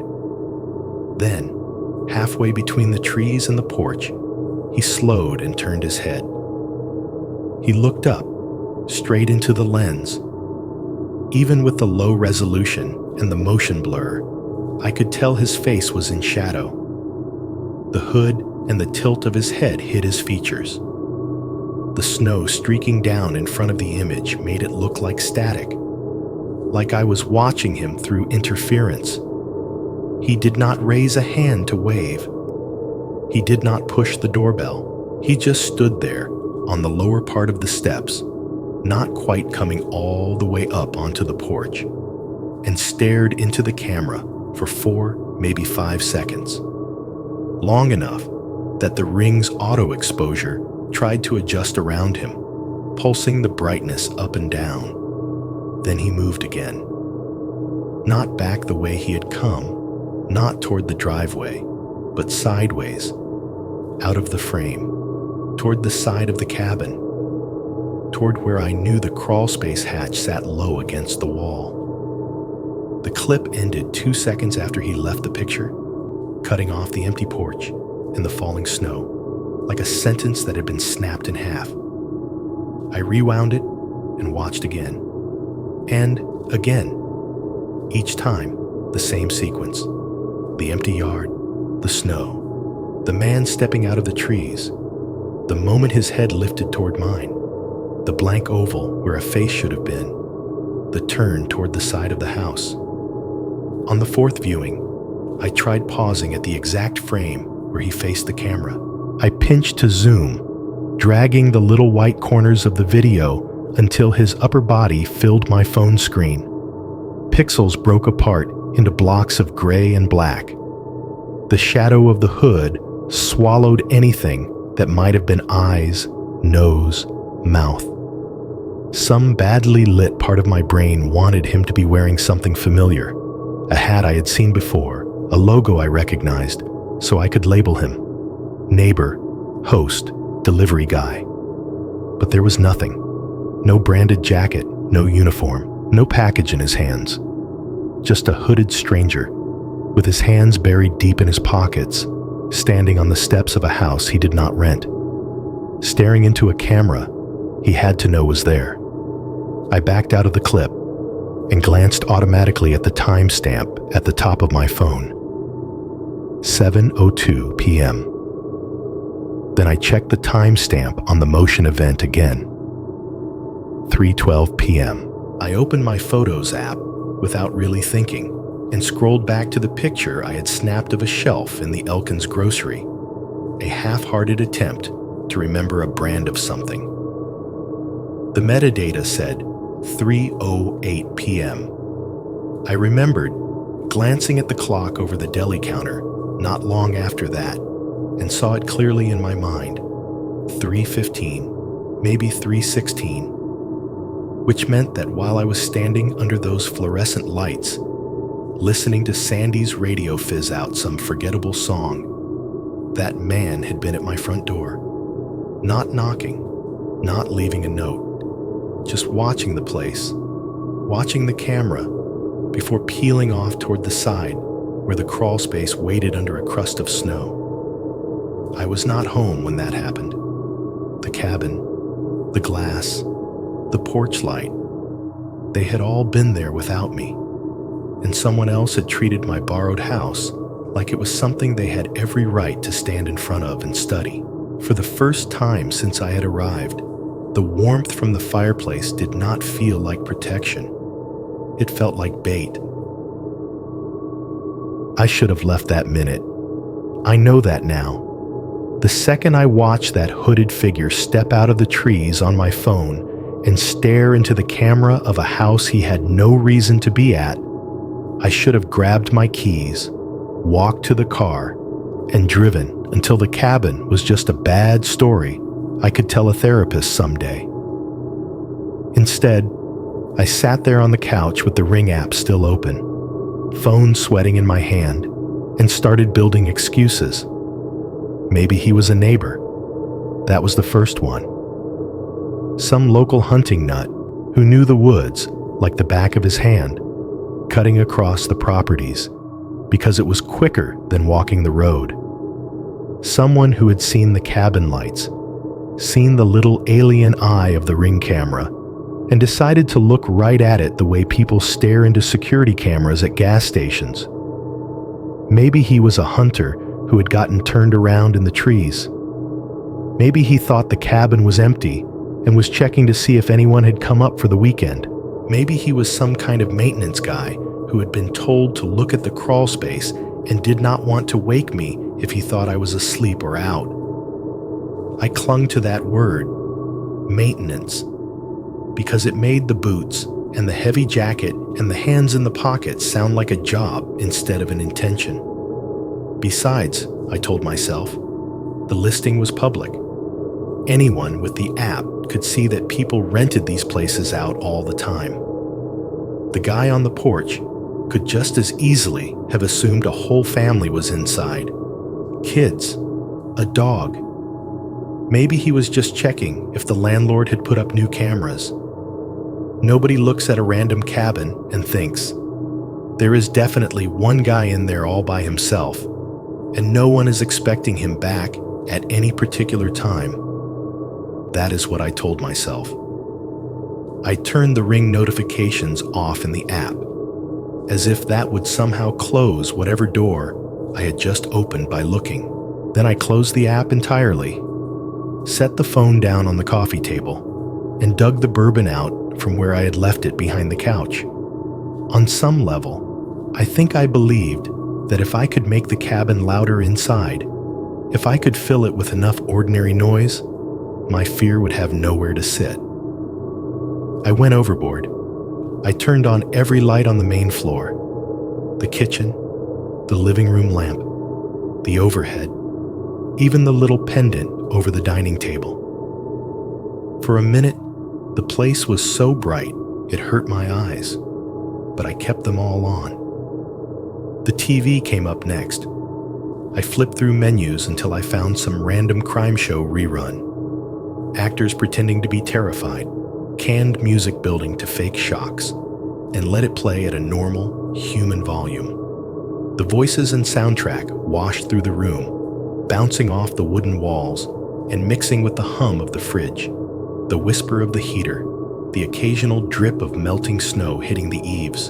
From the bag of groceries I had brought up earlier, I pulled out a candle I had grabbed on a whim at Walmart. Glass jar, fake wood grain print on the outside, warm vanilla sugar on the label. I set it on the kitchen counter and lit it. The wick sputtered, then caught, and within a few minutes, the air in that half of the cabin had a thick, sweet smell, like a shopping mall in December. It did not match the woods, or the smoke, or the old pine. It felt imported, artificial, a store-bought attempt at comfort. I sat back down at the dining table with my laptop open and a bourbon sweating in one of the cabin mugs. I tried to make myself do work, answer one more email, clean up a spreadsheet, anything. But the cells and lines swam in front of my eyes. Every time the house made a new sound, my attention snapped to it like I had been tugged on a string. The wind pushed against the glass, making it shudder almost imperceptibly. The heater clicked on with that same metallic tick, then settled into its low rush of air. Somewhere inside the walls, pipes knocked faintly as hot water ran through them.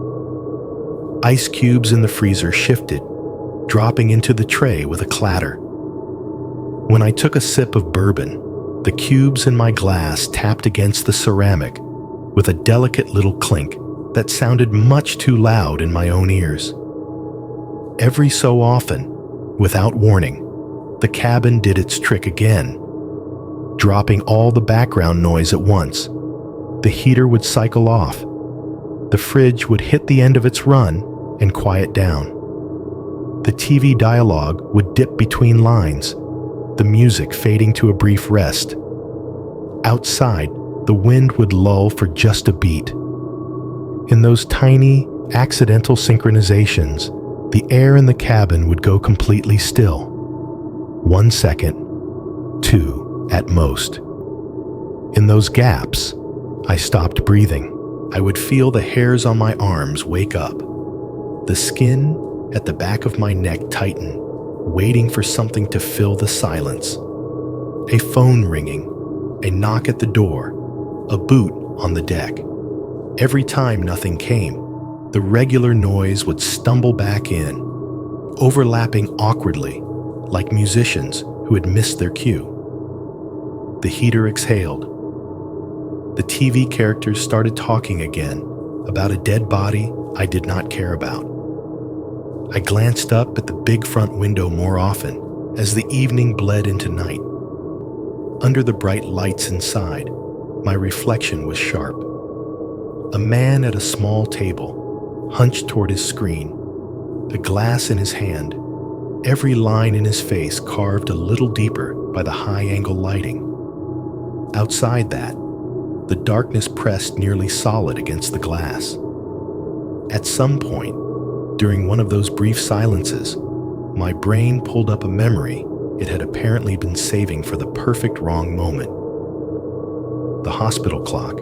It had been a round one, old and yellowed, hanging high on the wall opposite the bed.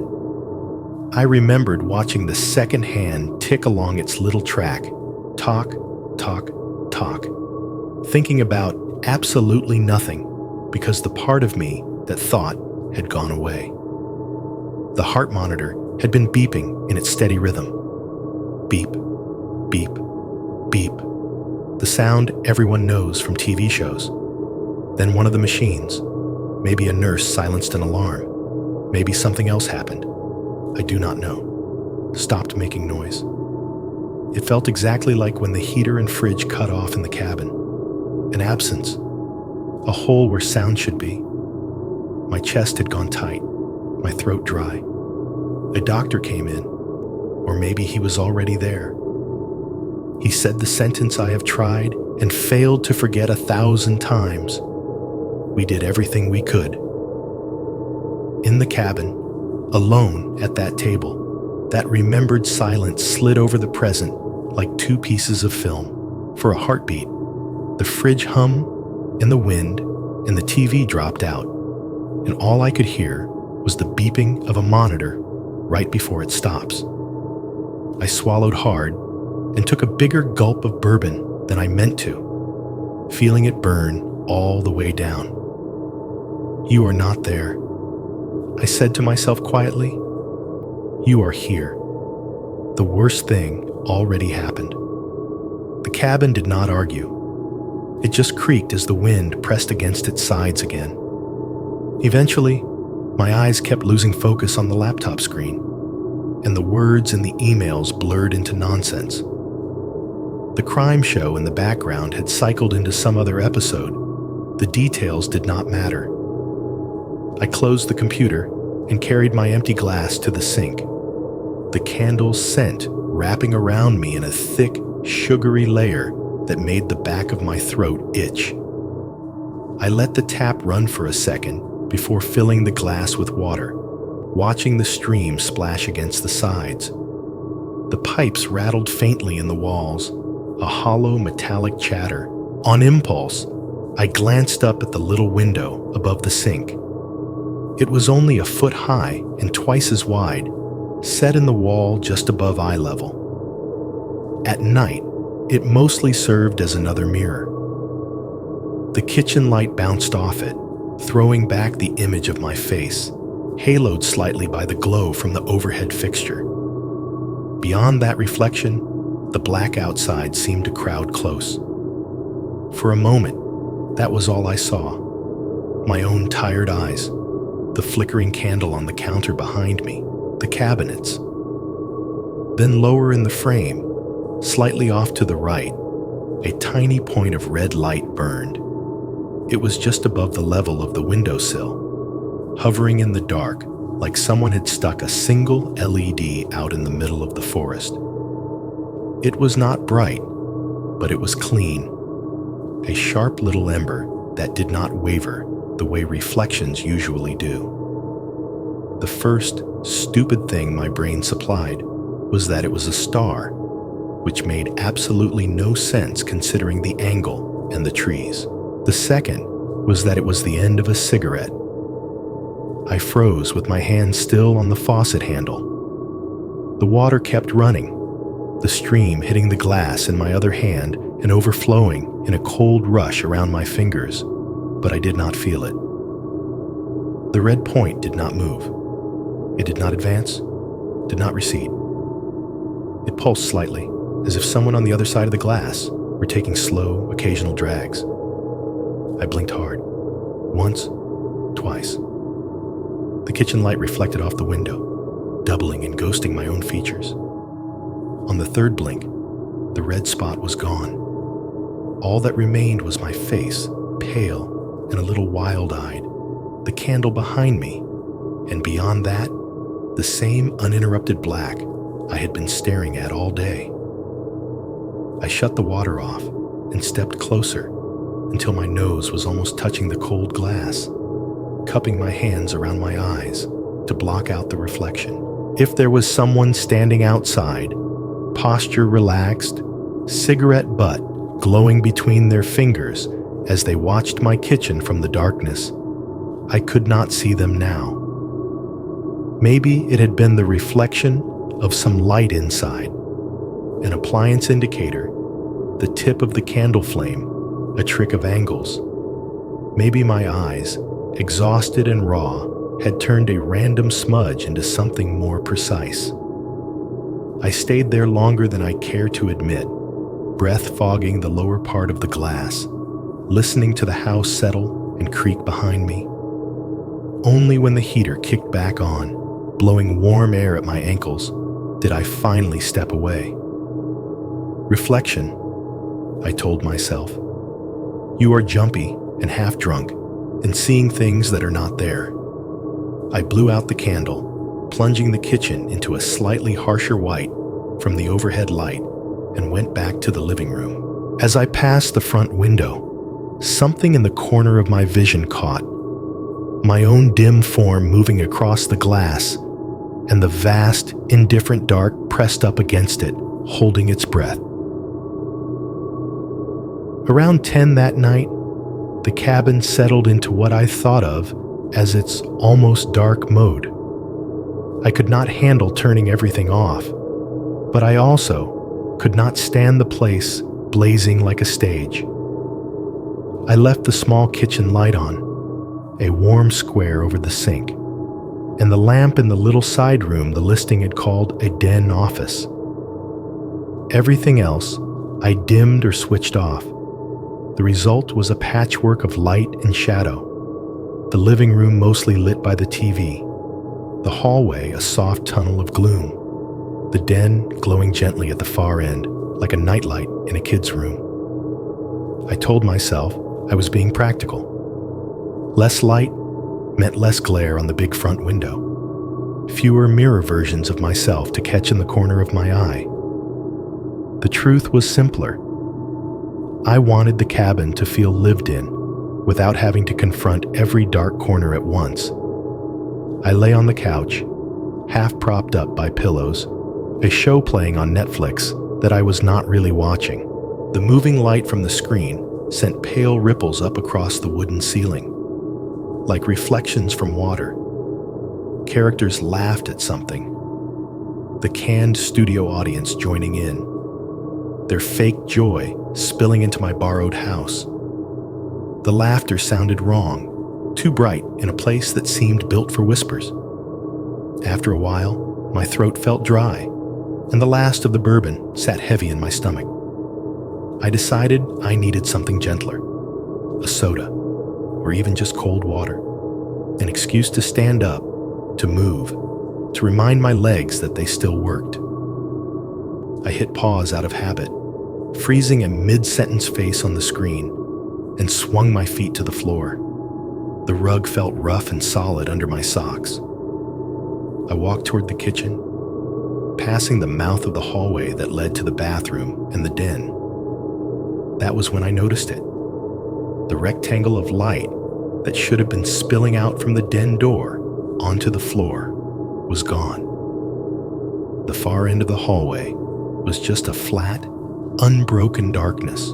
I stopped, one hand on the wall to steady myself, as if the light going out could have physically knocked me off balance. I turned that on, I said out loud, because hearing my own voice seemed like it should anchor me to something. I know I did. I could see it in my memory. Earlier in the evening, wandering into that small room, flicking the switch, checking out the little desk and bookshelf, and the single armchair shoved under the window. I had left the lamp on when I left, specifically so there would be a glow at the end of the hall. Maybe the bulb had blown. Maybe the switch had not clicked fully into place. Old wiring, drafty cabin, all the excuses lined up, eager to be useful. The idea of walking toward that dark doorway felt like volunteering for a jump scare, but the alternative, leaving it like that, unresolved, felt worse. My mind would make something out of that absence whether I looked at it or not. So I moved. Slowly, but I moved. The hallway light was still on overhead, a single yellow fixture that left the corners in shadow. By the time I reached the den door, I could feel my heart thudding behind my ribs, too loud. The door was open a third of the way, the inside just a cut of black. I reached around the frame and found the switch with my fingertips. It was down, off. I flipped it up. The ceiling light in the den came to life with a small, soft click and a delayed glow, as if it had to think about it for a second. The room revealed itself again. The cheap area rug, the low bookcase with a few abandoned paperbacks, the little desk with an empty corkboard above it. The single small window showed nothing but darkness pressed right up against the glass, like everything outside had been painted black. I stepped 1 foot inside, more to prove I could than for any real reason. The carpet felt slightly colder than the hallway floor. I stood there, listening to the quiet churn of the fridge and the murmur of the TV from the living room, and told myself I was not about to be grabbed from behind. After a handful of seconds, I backed out, leaving the light on, and walked to the kitchen. The familiarity of the fridge door handle under my fingers was a ridiculous comfort. I grabbed a can, popped it open, the sharp psst sounding bigger than it should have, and took a long swallow, the carbonation scratching pleasantly down my throat. When I turned back toward the living room, I did not look at the hallway. Not right away. I pretended to be focused on getting back to the couch, on unpausing the show, on sinking into the groove my body had worn in the cushions. It was only once I was lowering myself down that my eyes drifted, automatically, back toward that end of the cabin. The den was dark again. Not dim, not flickering. Completely dark. The hallway light still burned overhead, casting the same cone of yellow down the length of the hall. But where a few minutes earlier that hallway had ended in a lit doorway, now the light simply died into a rectangular patch of black. My stomach dropped. It was a physical sensation, like an elevator starting down too fast. This time, from where I sat, I could see the switch. It was on the wall just inside the den, visible because the door was open enough to show a slice of the interior. The little piece of plastic that should have been angled up was very clearly tilted down. Someone had flipped it. Electrical problems do not move switches. Drafts do not reach out and push plastic levers into different positions. There is no old cabin quirk that accounts for deliberate human movement. The TV, which I had left paused, threw a faint blue light over the ceiling in my hands. My own breath sounded too loud in my ears. My brain tried to argue with itself. You could have bumped it. With what? I had not gone back there. Maybe you meant to leave it off the first time. Then how had it been on when I walked through the cabin earlier? The questions ran in circles, each one hitting the same hard wall. The memory of my fingers on the switch, flipping it up, and the sight of it now, undeniably down. I stayed on the couch, body angled halfway toward the hallway, feeling like an animal that has just realized the rustle in the bushes is not the wind. My skin prickled, heat and cold layered on top of each other. If I got up and went over there again, I would be walking toward the spot where seconds ago someone else had been standing. That was what my brain supplied, unhelpfully. Not if someone had been there, but where they had. That thought was what broke something in me. I did not want to go back to the den. I did not want to test the light, or check behind the door, or peer into the closet like some idiot in a movie. I wanted distance. I wanted walls and locks and more than one way out. My body acted before the rest of me had fully caught up. I stood a little too fast, knees unsteady, and turned away from the hallway to the den. Instead, I moved toward the other one, the short hall that led past the bathroom to the bedroom. My mind had made a clumsy plan in the background.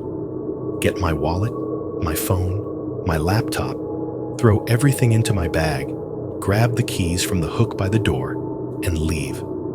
Go to a motel in town, sleep in a parking lot, sit in the Walmart 24-hour section until sunrise.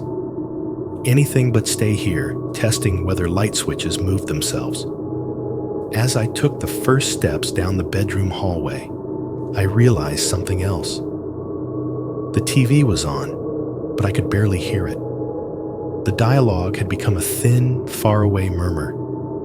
The laugh track had faded to a faint, tinny echo. Underneath it, I suddenly noticed the absence of another sound I'd gotten used to. The constant low rush of the heater. The vents were quiet. No click of the system kicking on. No breath of warm air at my ankles. For a second, it felt like the cabin exhaled all at once and then decided not to inhale again. My footsteps on the wooden floor sounded too sharp.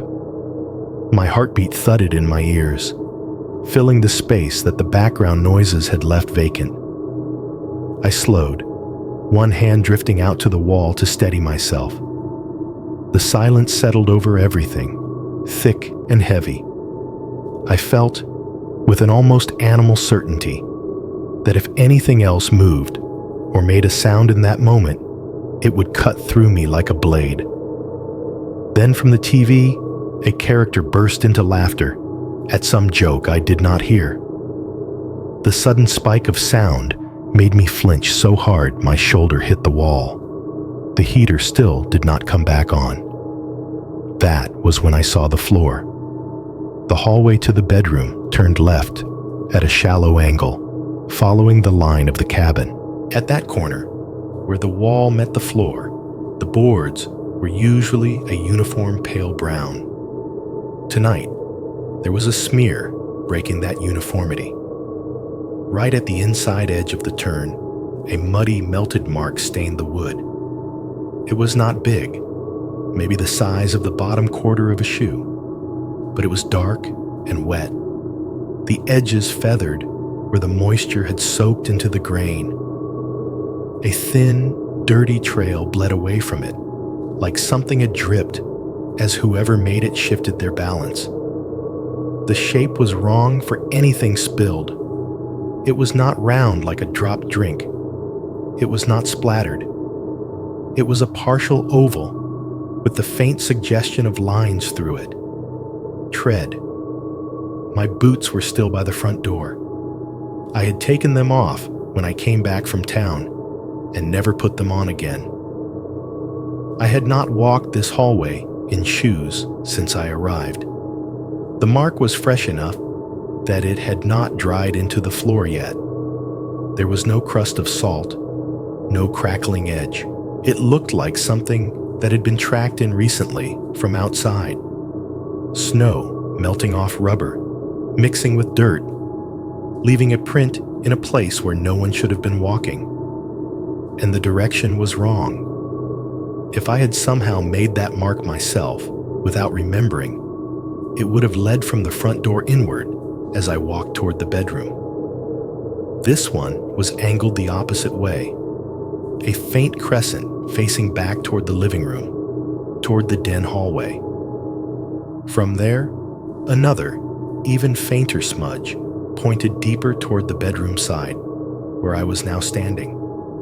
Someone had walked this hall in shoes while I was here, while I was awake, telling myself I was alone. They had come from the direction of the den, turned this corner, and gone farther into the private part of the cabin. I stood there, staring at that damp imprint, listening to the thin noise of the TV and the stubborn absence of the heater, and felt my heartbeat thudding inside the silence like fists on a locked door. The muddy print in the hallway did something to my brain that the ring clip and the den light had not managed to do. Those had still been explainable if I twisted hard enough. This one was not. It sat there on the wood like a signature. Someone has been inside your house. Someone walked farther in than you have. That was the moment I stopped thinking in terms of weird and started thinking in terms of leave. The plan in my head was embarrassingly simple. Grab what mattered from the bedroom: wallet, phone, laptop, and get to the car. Drive. Figure everything else out later. The bedroom door was half open. Light from the lamp on the nightstand spilled into the hall in a soft strip, making the muddy mark look darker by comparison. I stepped over it, deliberately, like it could burn me if I touched it, and pushed into the room. The bed was still made, the quilt smoothed tight across the mattress where I had left it that morning. I had not slept in it the previous night. I had dozed fitfully on the couch instead, a fact I suddenly felt grateful for in a sick way. The air smelled faintly of detergent, old wood, and my own sweat from changing clothes. My wallet was where I had dropped it earlier, on the dresser, next to my keys and phone charger. I snatched it up, feeling the familiar bulk mold to my hand. The leather was worn smooth along the edges from years in my pocket. As I shoved it into my back pocket, the corner of something inside caught against my fingers. I knew immediately what it was without having to look. The small photo I kept tucked behind my ID. For a stupid second, standing in that rented room with my heart banging against my ribs, I almost pulled it out.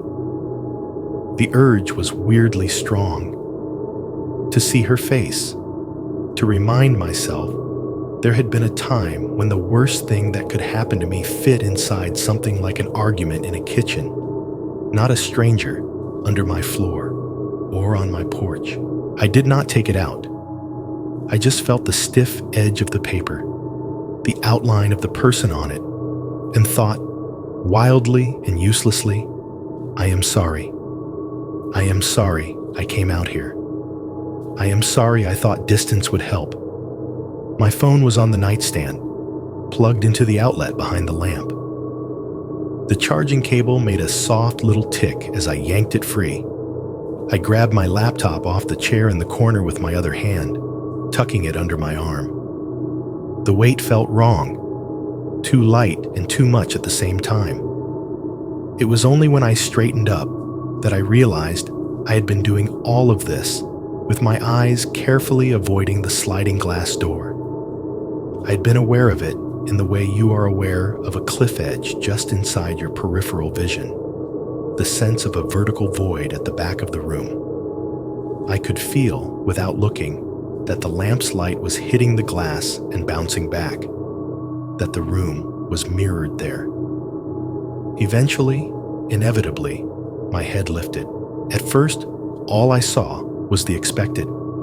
Myself, the lamp, the neat bed. The reflection was sharp, crisp, anchored by the bright bulb on the nightstand. My own face looked pale, eyes wide and too bright, laptop hugged to my chest like a shield. But the longer I stared, the more the reflection loosened. The glare from the lamp faded a fraction as my pupils pinpricked.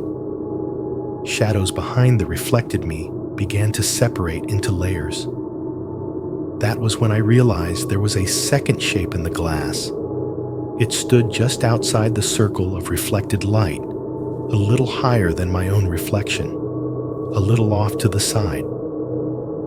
At first, my brain tried to make it into a trick of angle, a warped echo of my shoulder maybe, some distortion in the glass. But the proportions were wrong. The shoulders were broader, the head set at a different height.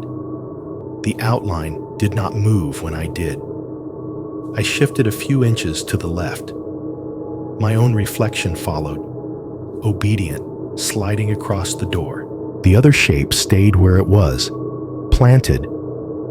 Slowly, my eyes adjusted to the outside darkness, reading the tiniest differences in tone. The bulk of a torso under a thick jacket, the suggestion of a hood pulled up over a head. No detail, no face, just an absence darker than the rest of the night pressed right up against the other side of the glass. The wind had been hitting the back of the cabin on and off all evening, making the branches of the trees sway. I could see some of that movement now. Faint, shifting patterns in the black beyond the deck, shadows leaning and swaying. The shape at the door did not sway. It was a fixed, vertical block against the higher, restless dark. My gaze crawled up, almost against my will, to where a face should have been. For a moment, there was nothing but an oval of even deeper black. Then, as my own breathing slowed just enough, I saw them. Two indistinct, lighter ovals within the darkness, right where eyes would be. They were not glowing, not theatrical, just slightly less black. The way a glass marble looks different from the surface it sits on, even in low light. It felt irrationally like those spots were looking straight past my reflection and into me. I realized, suddenly, that there was a faint haze on the inside of the glass in front of my own chest. Condensation. My breath. A pale patch where the warmth from my body was fogging the door. Directly opposite, at about the height where that shape's mouth would be, there was another faint blur. This one on the outside. A soft, irregular smudge, darker at the center, fading at the edges. The kind of fog you get when warm air meets cold glass. Someone was standing close enough to the door to breathe on it. The cabin was not completely silent. I could still hear the far-off murmur of the TV, a faint hum from the fridge. But in that moment, all those sounds felt distant, like noise bleeding in from another apartment through a wall. Inside my own head, the loudest thing was the rush of blood. I heard it in my ears, a low, pounding roar that drowned everything else. Under my feet, the floor creaked as my weight shifted backward. That tiny complaint from the wood sounded obscenely loud. The shape beyond the glass did not react. It did not flinch, did not jerk, did not turn away. It just stood there, a human-sized piece of darkness welded to the door, its almost eyes fixed in the same direction. Every instinct I had screamed at me not to move toward it. Horror movies teach you that much, at least. Do not press your face to the glass.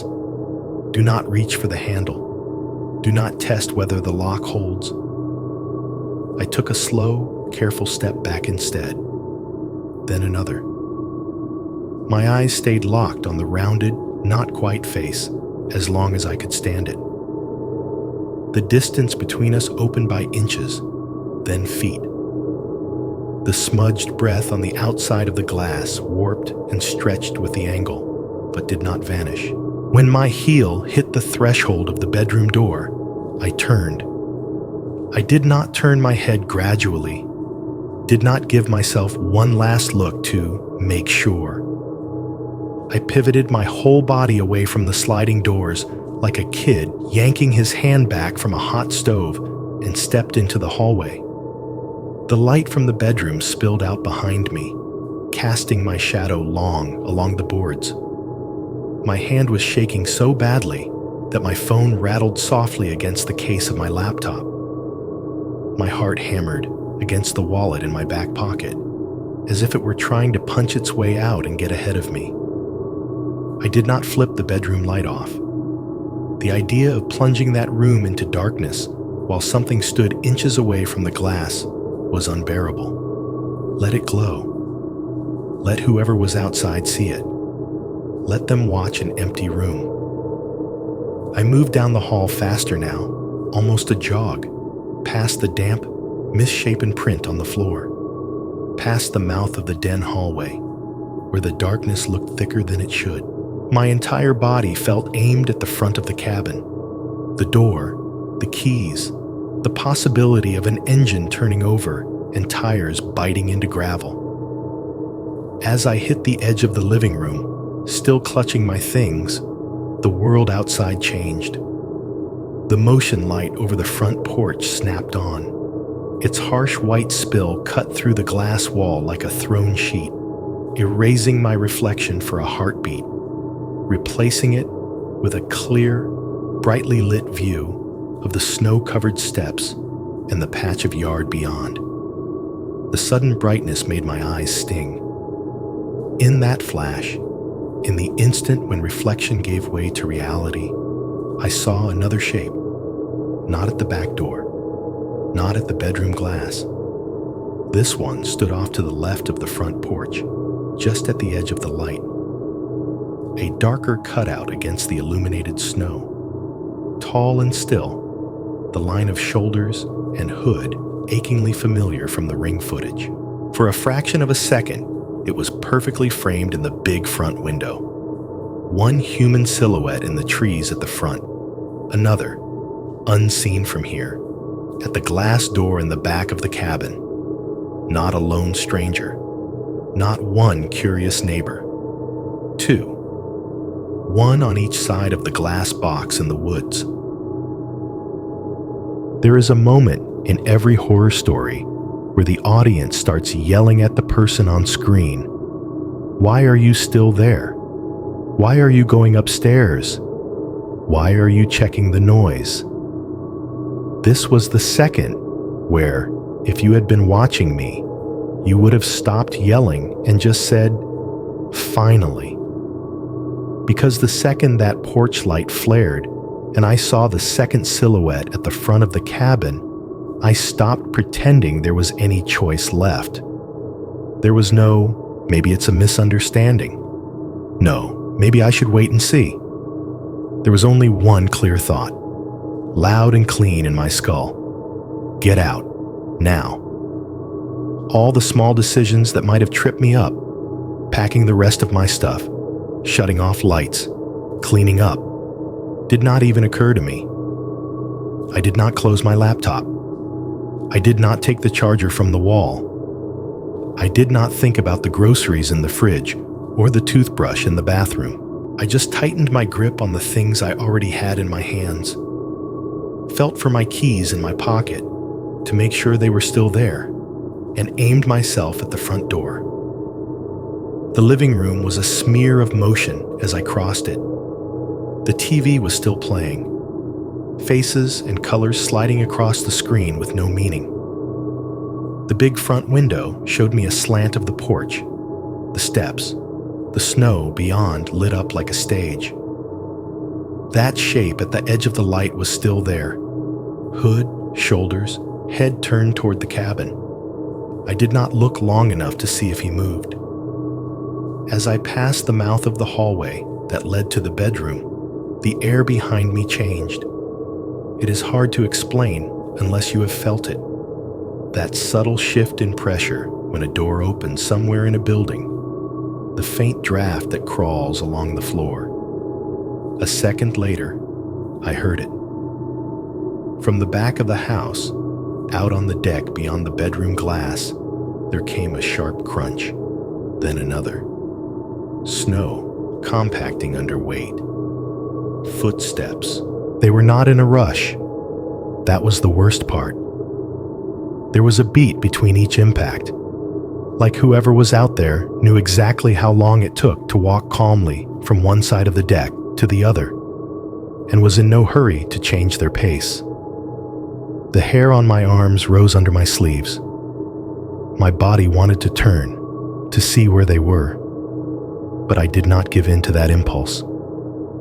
I knew, with a bone-deep certainty, that if I turned, and saw a face at one of the windows now, my feet might lock up where I stood. So I kept going. The hallway to the door felt longer than it had any right to. Every step I took toward the front, every inch of floor that slid under me, was another inch of my back turned to the rest of the house. There is a special kind of helplessness in walking away from the place the danger is, knowing that if it decides to run, it will always be at your back. I could hear more than just the footsteps on the deck now. Outside the side of the cabin, close to where the crawl space hatch was, the snow began to talk again. Shuff, crunch, crunch, as someone else walked along that side path. There was a brief scrape, like a boot nudging against the outer wall. 2 sets, one at the back, one along the side. I reached the door and fumbled for the lock. My fingers did not feel like they belonged to me. They were clumsy, numb and shaking, slipping off the metal. The deadbolt, which had felt just looser earlier that day, suddenly seemed too tight. My first attempt to turn it failed. My grip slid, and my knuckles banged against the wood. The dull thud sounded enormous. "Come on!" I hissed at myself. The second try, the bolt gave.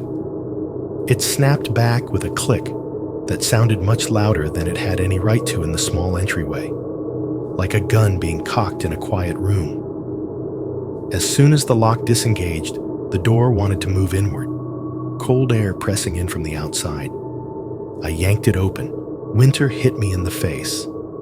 The air was sharper than it had been earlier, like the temperature had dropped those extra few degrees that turned cold into pain.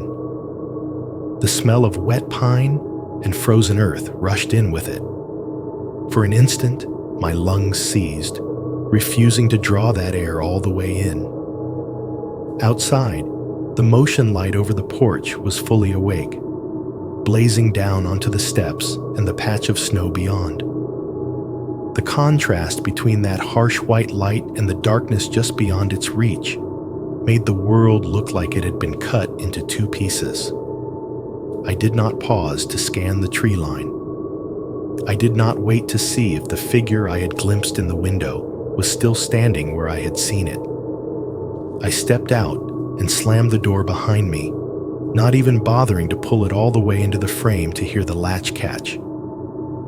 My boots, socks. I realized in a brief spike of panic. I had not put my boots on, hit the porch boards, and then the top step. The cold from the wood bit straight through the fabric and into the soles of my feet. I took the stairs in a jump and landed in the driveway. For a moment, the snow's crust held, then gave way under my weight with a muffled crack, sinking me down to my ankles. The chill soaked through my socks instantly, turning my skin numb. The motion light at the end of the driveway flicked on in response to my movement, adding another wash of white to the scene. The sudden brightness threw the snow into sharp relief, every ripple and indentation suddenly clear. That was when I saw the tracks. All around the cabin, overlapping in messy loops and lines, the snow was broken by footprints. Not mine. My tracks from earlier in the day were there. A small set leading from the car to the porch, another looping around the side toward the trash can. They were softer now, their edges rounded by fresh flurries, almost gentle in comparison. Cutting over and around them were fresher, darker impressions. One set was big. The prints were wide and deep, pressed so far down into the snow that the rims around them were almost little walls. I could see a heavy tread pattern in a few of them, blocky rectangles and thick lines, the kind of print you get from work boots or hiking boots meant for rough terrain. They circled the perimeter of the cabin, coming in close to the walls, heading toward the crawl space side, doubling back toward the back deck, then angling out toward the trees.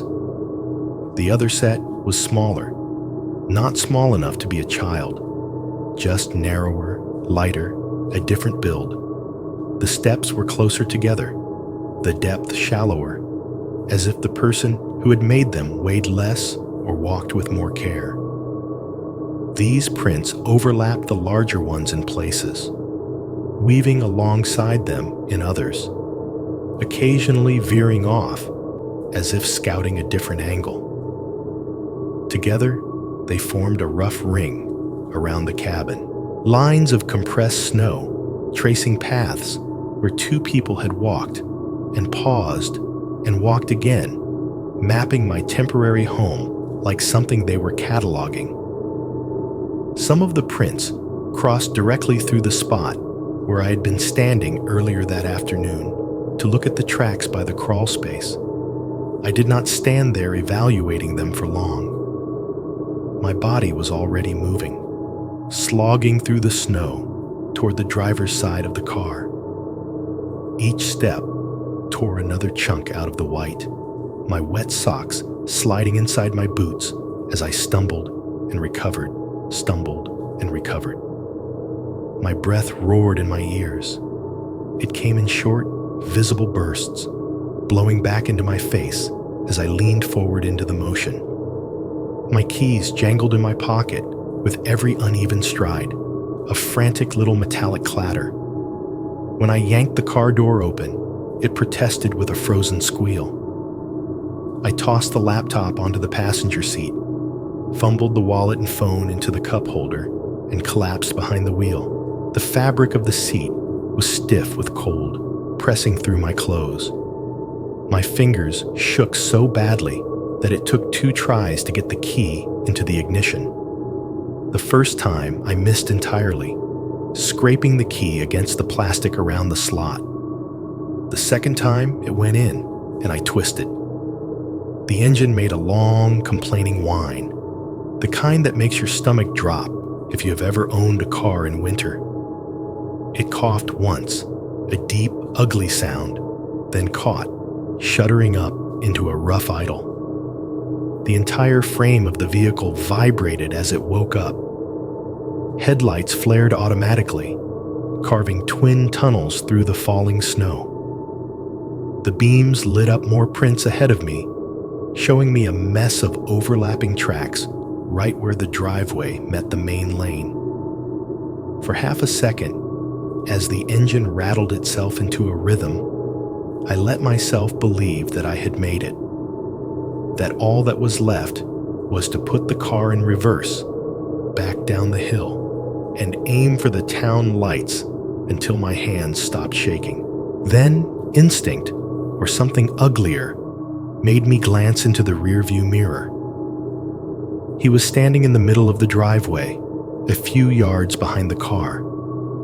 The hood was up, just like in the Ring footage. In the mirror's dim, slightly distorted view, I could not see his face, only the silhouette. Shoulders relaxed, arms hanging loosely at his sides. He was not running, not rushing. He was just there, as if he had stepped out into the open the moment I closed the car door, confident I would look back. For a second, we stared at each other through the glass in the mirror. I say, stared, even though I could not see his eyes. I could feel the gaze, a straight line between us that made my skin crawl. Some stupid, automatic part of my brain noted the details, because that is what we do when we are terrified. We catalog. Dark hoodie, heavy jacket over it, hands empty, no weapon I could see, work boots sinking cleanly into the snow. I could have lived without the next realization. Beyond him, up on the porch, where the light over the door still burned, another shape stood half hidden behind one of the wooden support posts. This one was closer to the house, its body caught in profile by the porch light, the rest swallowed by shadow. The angle of the head suggested they were looking down toward the car, watching.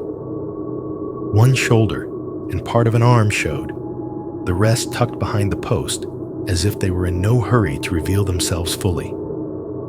Neither of them moved. They did not charge the car. They did not pound on the hood or try the doors. They stood and watched me, one in the mirror, one in my peripheral vision through the windshield, like people observing an animal in a pen finally finding the gap in the fence. There was a weird kind of calm in their stillness.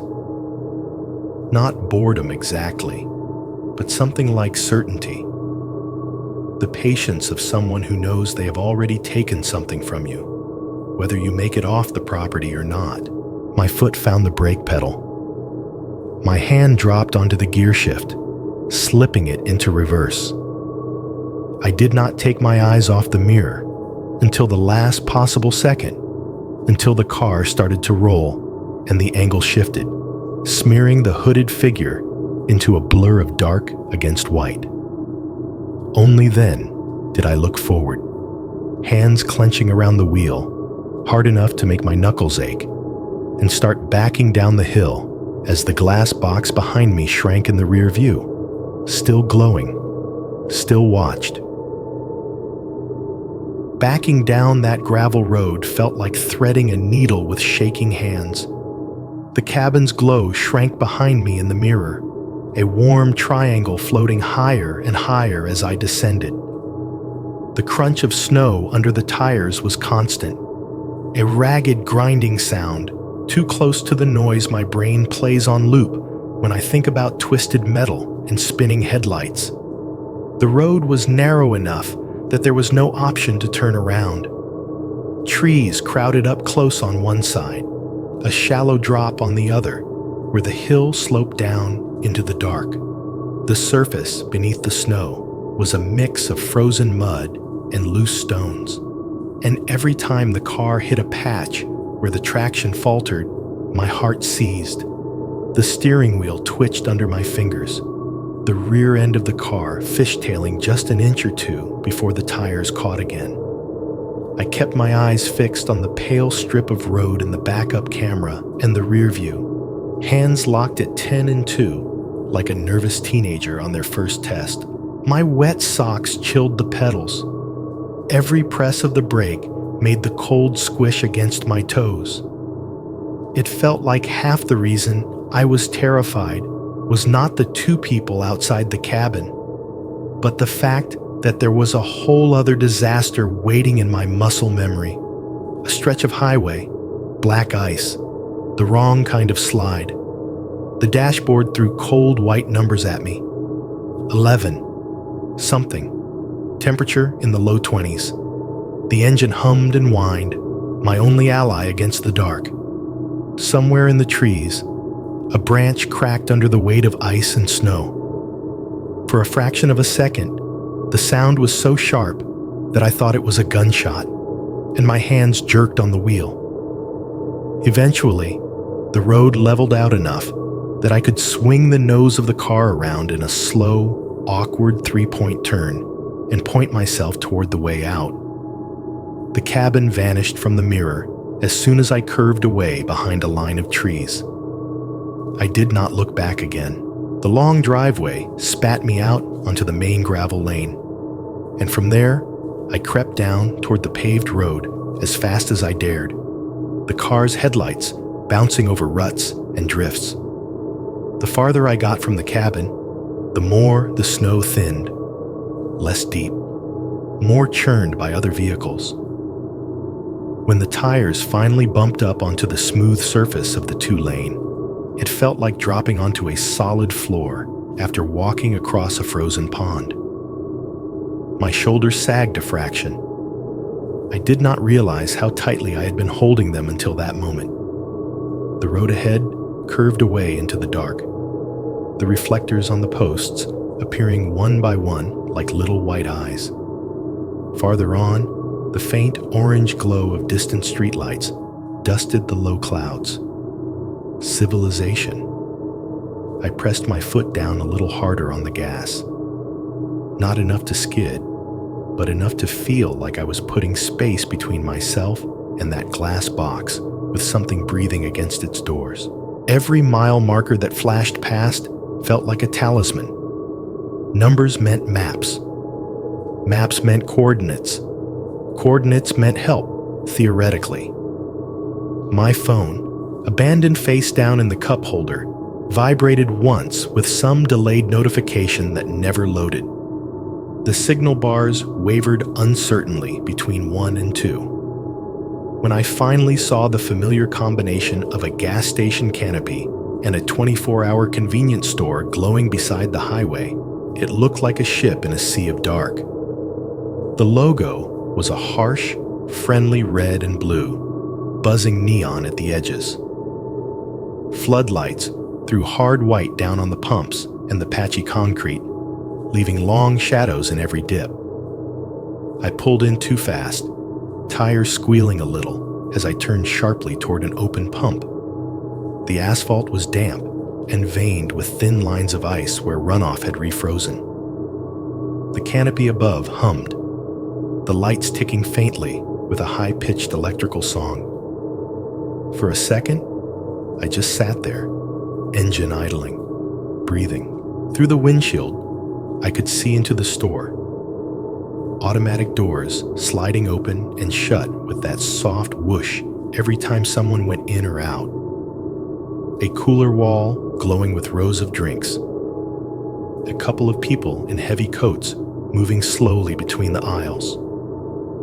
Behind the counter, a guy in a faded cap leaning on one elbow, scrolling his phone. Warmth, brightness, other human beings. I shut the engine off and immediately regretted it as the cold crept back in. But I did not want to be burning gas while I figured out what to say to 911. For reasons I cannot fully explain, I did not go inside.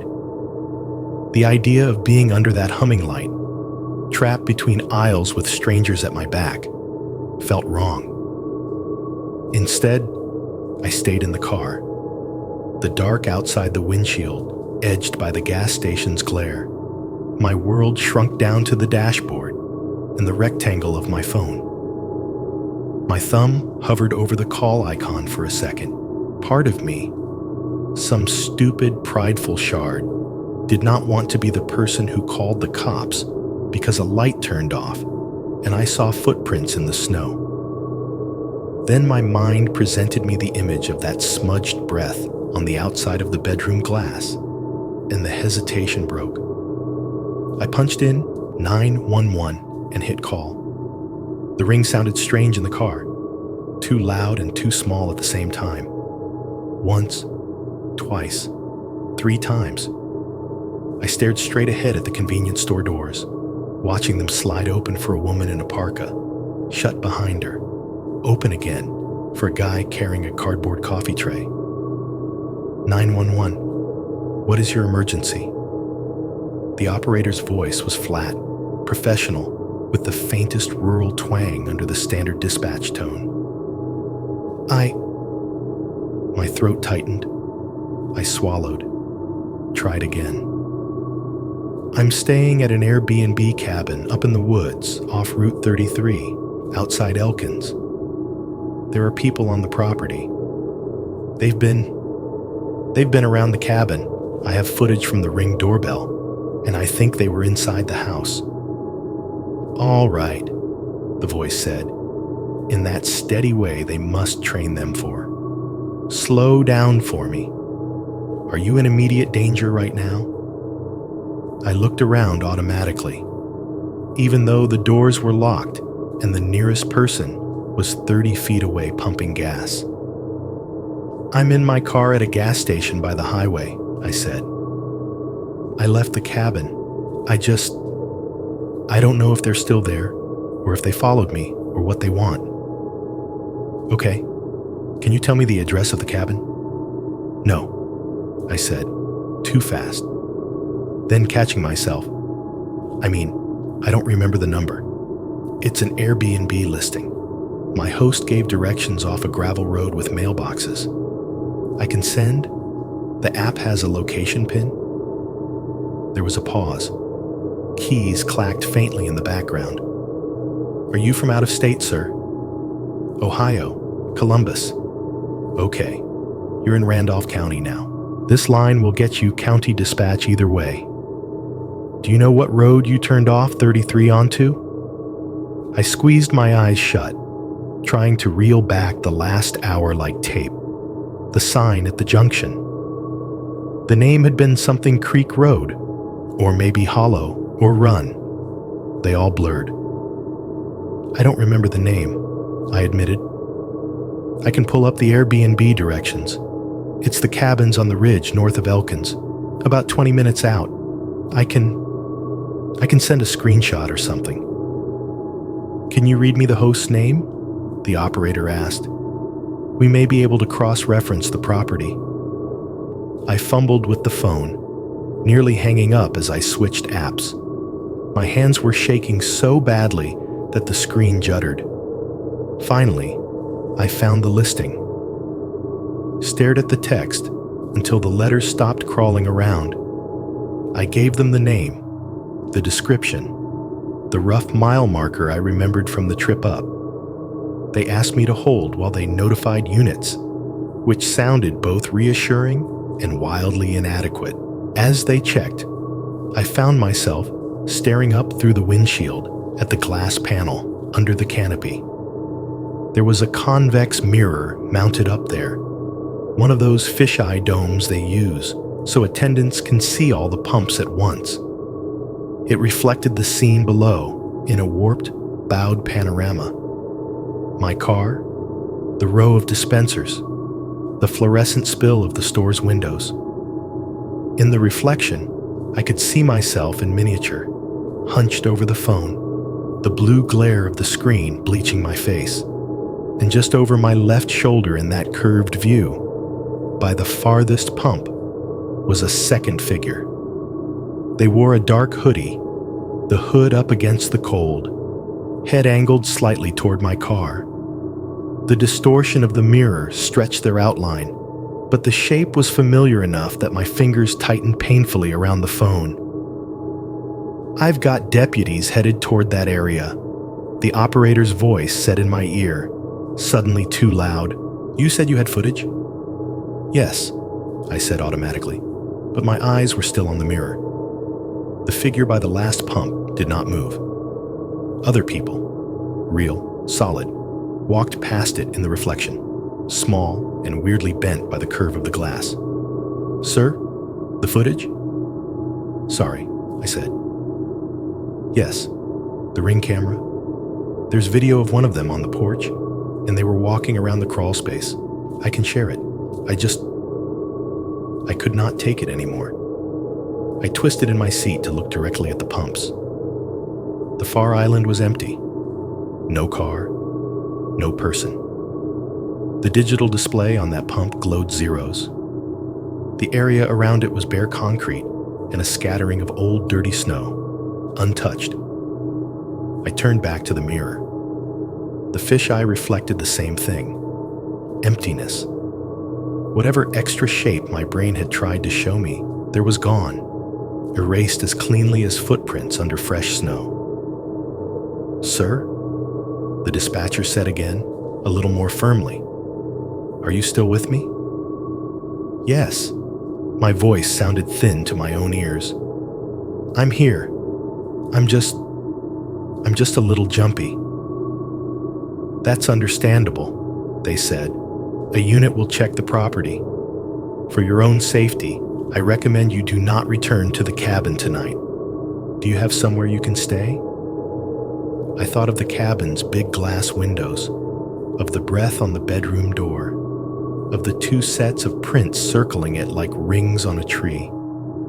Then I looked at the convenience store's bright, humming interior, at the people moving around inside with their coffees and snacks, oblivious.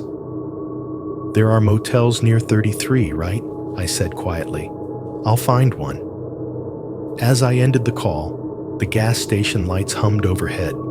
The smell of coffee and fryer grease from inside drifted faintly through the vents. And for the first time since I'd run out of that cabin, I realized that getting away from a place does not necessarily mean whatever was in it stopped knowing your name. The deputies met me at the gas station about 20 minutes after the call ended.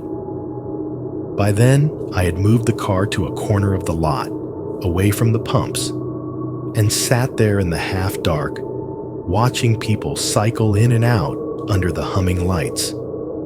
Every time someone came through the sliding glass doors, my body braced without my permission, like I expected a hooded shape to step through instead of some guy in a work jacket buying cigarettes. When the cruiser rolled in, its light bar dark but unmistakable, my chest loosened a little. A second vehicle followed, a county pickup with the sheriff's logo on the door.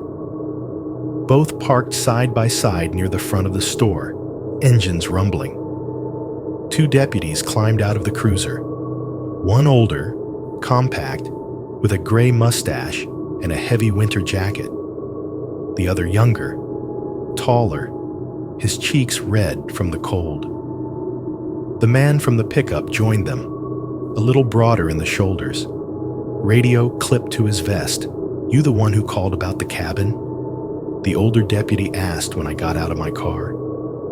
His breath plumed in the air, mingling with mine.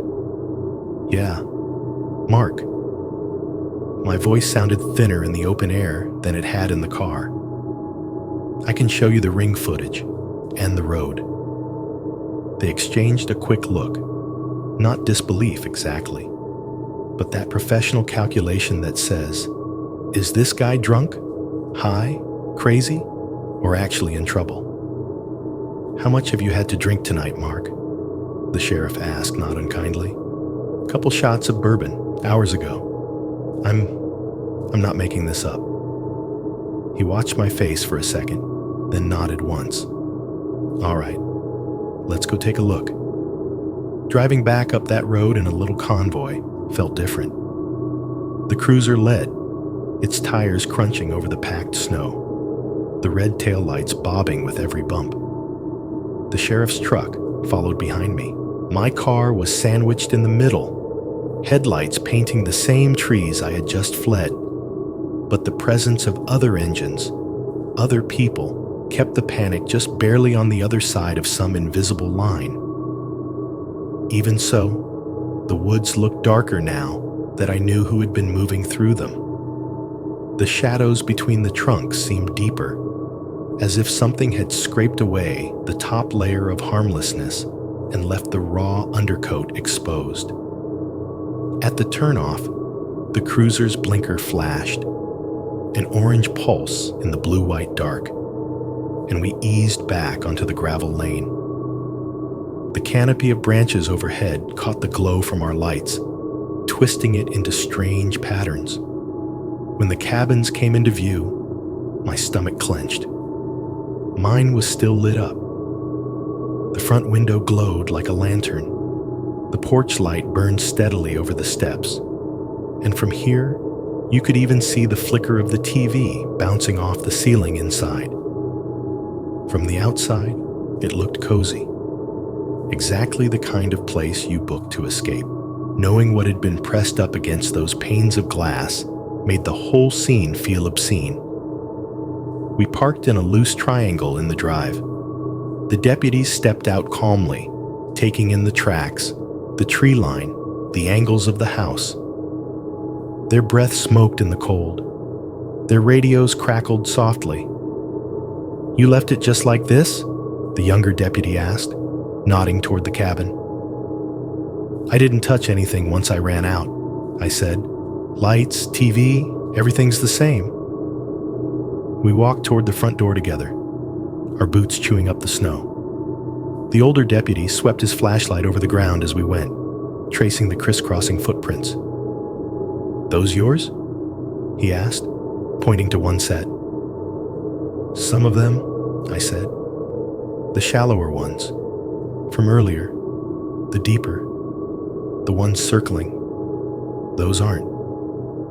He made a non-committal noise. "We'll get photos." On the porch, up close, the door looked the same as when I had slammed it behind me. But when the younger deputy reached for the knob, he paused, frowning. "Huh." He jiggled it gently. "Feels off." The sheriff stepped in, running gloved fingers along the metal. "Looks like someone's been playing with your latch," he said. "This wasn't hanging like this when you got here, was it?" "No," I said. "It only started feeling loose today."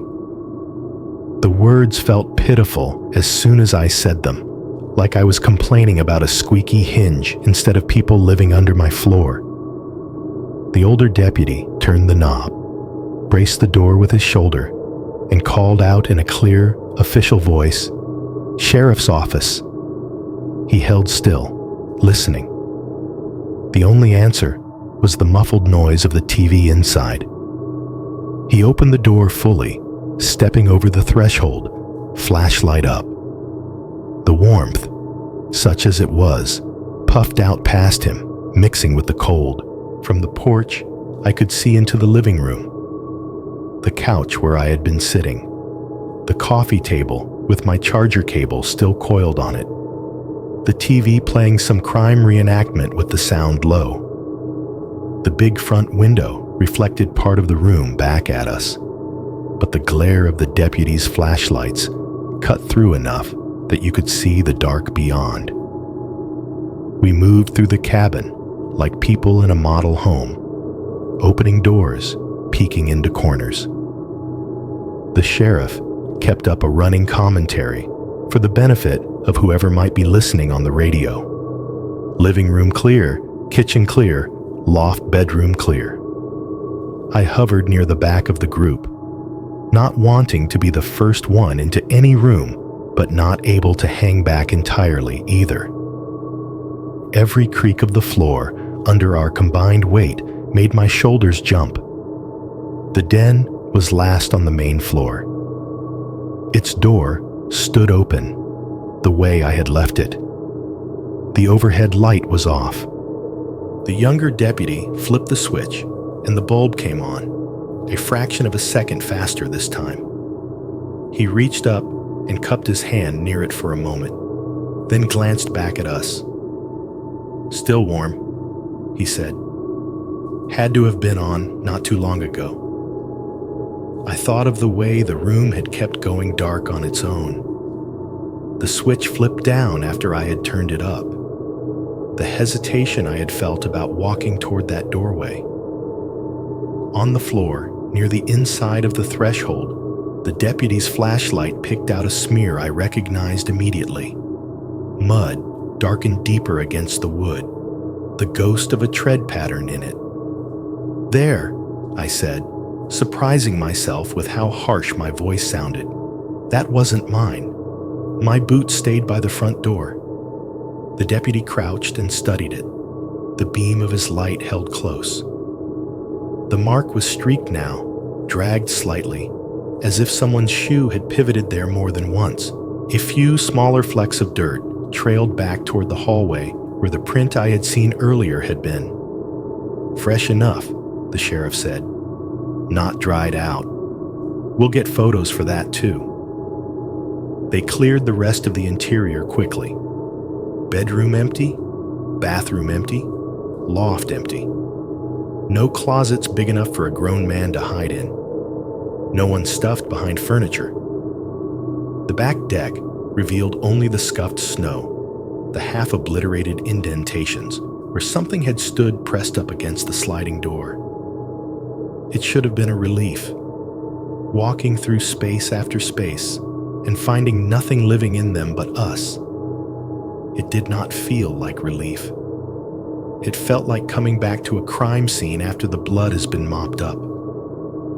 "Let's take a look around the outside," the sheriff said finally.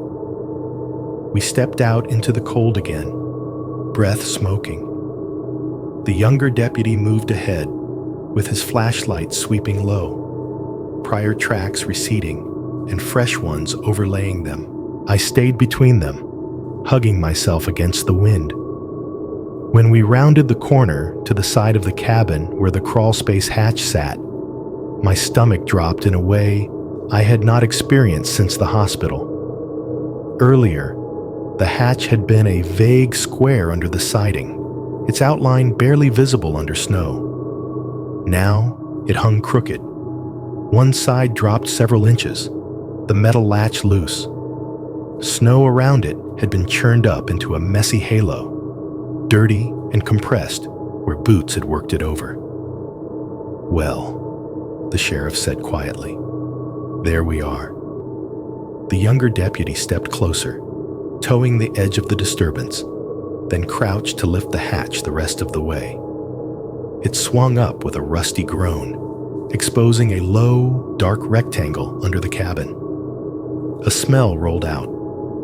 Damp wood, old fabric, unwashed bodies, and the sour tang of garbage that has frozen and thawed too many times. It was faint, but once you caught it, it lodged in the back of your throat. The deputy swung his flashlight beam into the hole. The light flattened the darkness, revealing just how much space there actually was under there. A mattress lay on the packed earth directly beneath the seating area of the living room. It was stained and sagging, the sort of thing you would not let a dog sleep on in a normal life. A nest of blankets and old sleeping bags was piled on top of it, colors dulled by grime. Beside it sat a cluster of objects that looked like they had been scavenged from every cheap store within 50 miles. A couple of dented soup cans, some empty and some still half full. Plastic water bottles, some crushed, some neatly lined up. A beaten-up backpack slumped on its side. A lighter lay near the makeshift bed, bright orange against the dirt. There were signs of heat. A little metal camping stove, blackened at the top. The melted remains of candle wax puddled on a flat rock. Against one of the support beams, someone had propped a crumpled grocery bag. A spoon stuck out of it. And beside that, something that made my skin crawl more than the rest. One of the white mugs from the cabin. The same style I had used for coffee and bourbon, now ringed with a brown stain and tucked into this underground corner, like it belonged here as much as upstairs. "Jesus," the younger deputy murmured. "They've been camping out under you." On the far side of the mattress, the flashlight caught the rectangular outline of a small radio, the cheap plastic kind you can buy at truck stops. Next to it, a burner phone, the kind with no name, no contract, lay face down in the dirt, its battery cover half off. Both devices were dark and silent. "They got themselves set up," the sheriff said. "Food, heat, way to listen to the world, way to call out if they needed. This isn't a one-night thing."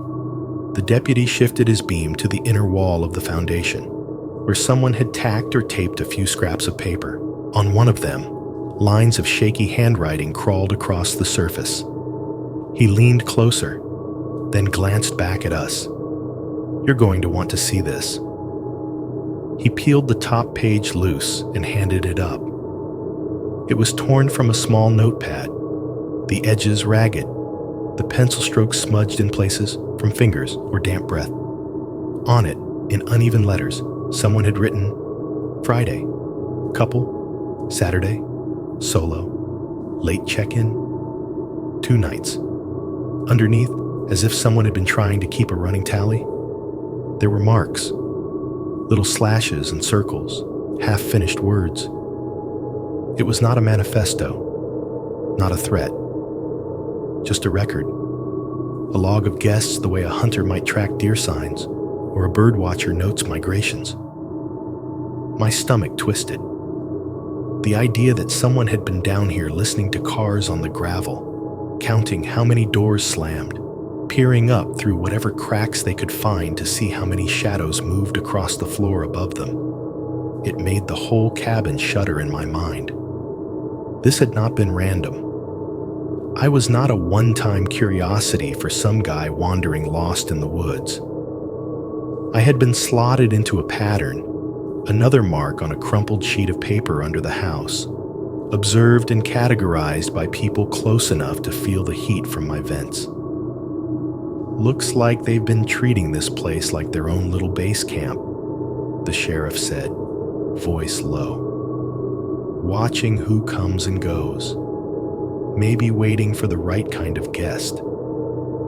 He did not have to say which kind that was. The list on the paper already had. The longer the deputies' flashlights swept around under the cabin, the more it felt like they were mapping out a second house I had been living on top of without knowing it. They did not rush. That was worse somehow. They moved with the steady, methodical rhythm of people who have done this enough times to know they will find something if they just keep looking. The younger deputy slid himself down onto his stomach and wriggled partway into the crawl space, boots still hooked on the outside edge. His light beam bobbed around, picking out details. The sheriff crouched at the hatch, one knee in the snow, ready to take whatever got handed up. From where I stood a few feet back, arms wrapped tight around myself, I could see only slices of the underside of my rental. Beams, pipes, the sagging mattress, and the little island of trash and supplies that had grown up under there like fungus. The deputy started calling out items as he found them. Couple of blankets, sleeping bag. Jesus, that smell. Pair of jeans, size looks like large. Hoodie, 2 pairs of socks, not clean. Work gloves, empty chip bags, looks like Doritos, Cheetos, some generic brand. Each word was accompanied by the rustle of plastic or the scratch of fabric on dirt. The sheriff pulled the items out one by one and laid them on the snow beside the hatch in a growing, depressing exhibit.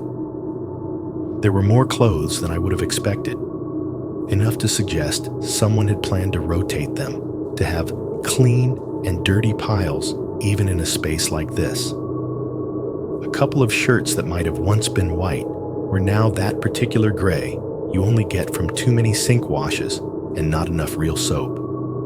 A ball cap with a frayed logo. Mixed in with the clothing and trash were the tools of staying hidden. A cheap battery lantern, the kind you hang in a tent. A folding knife with the blade half rusted.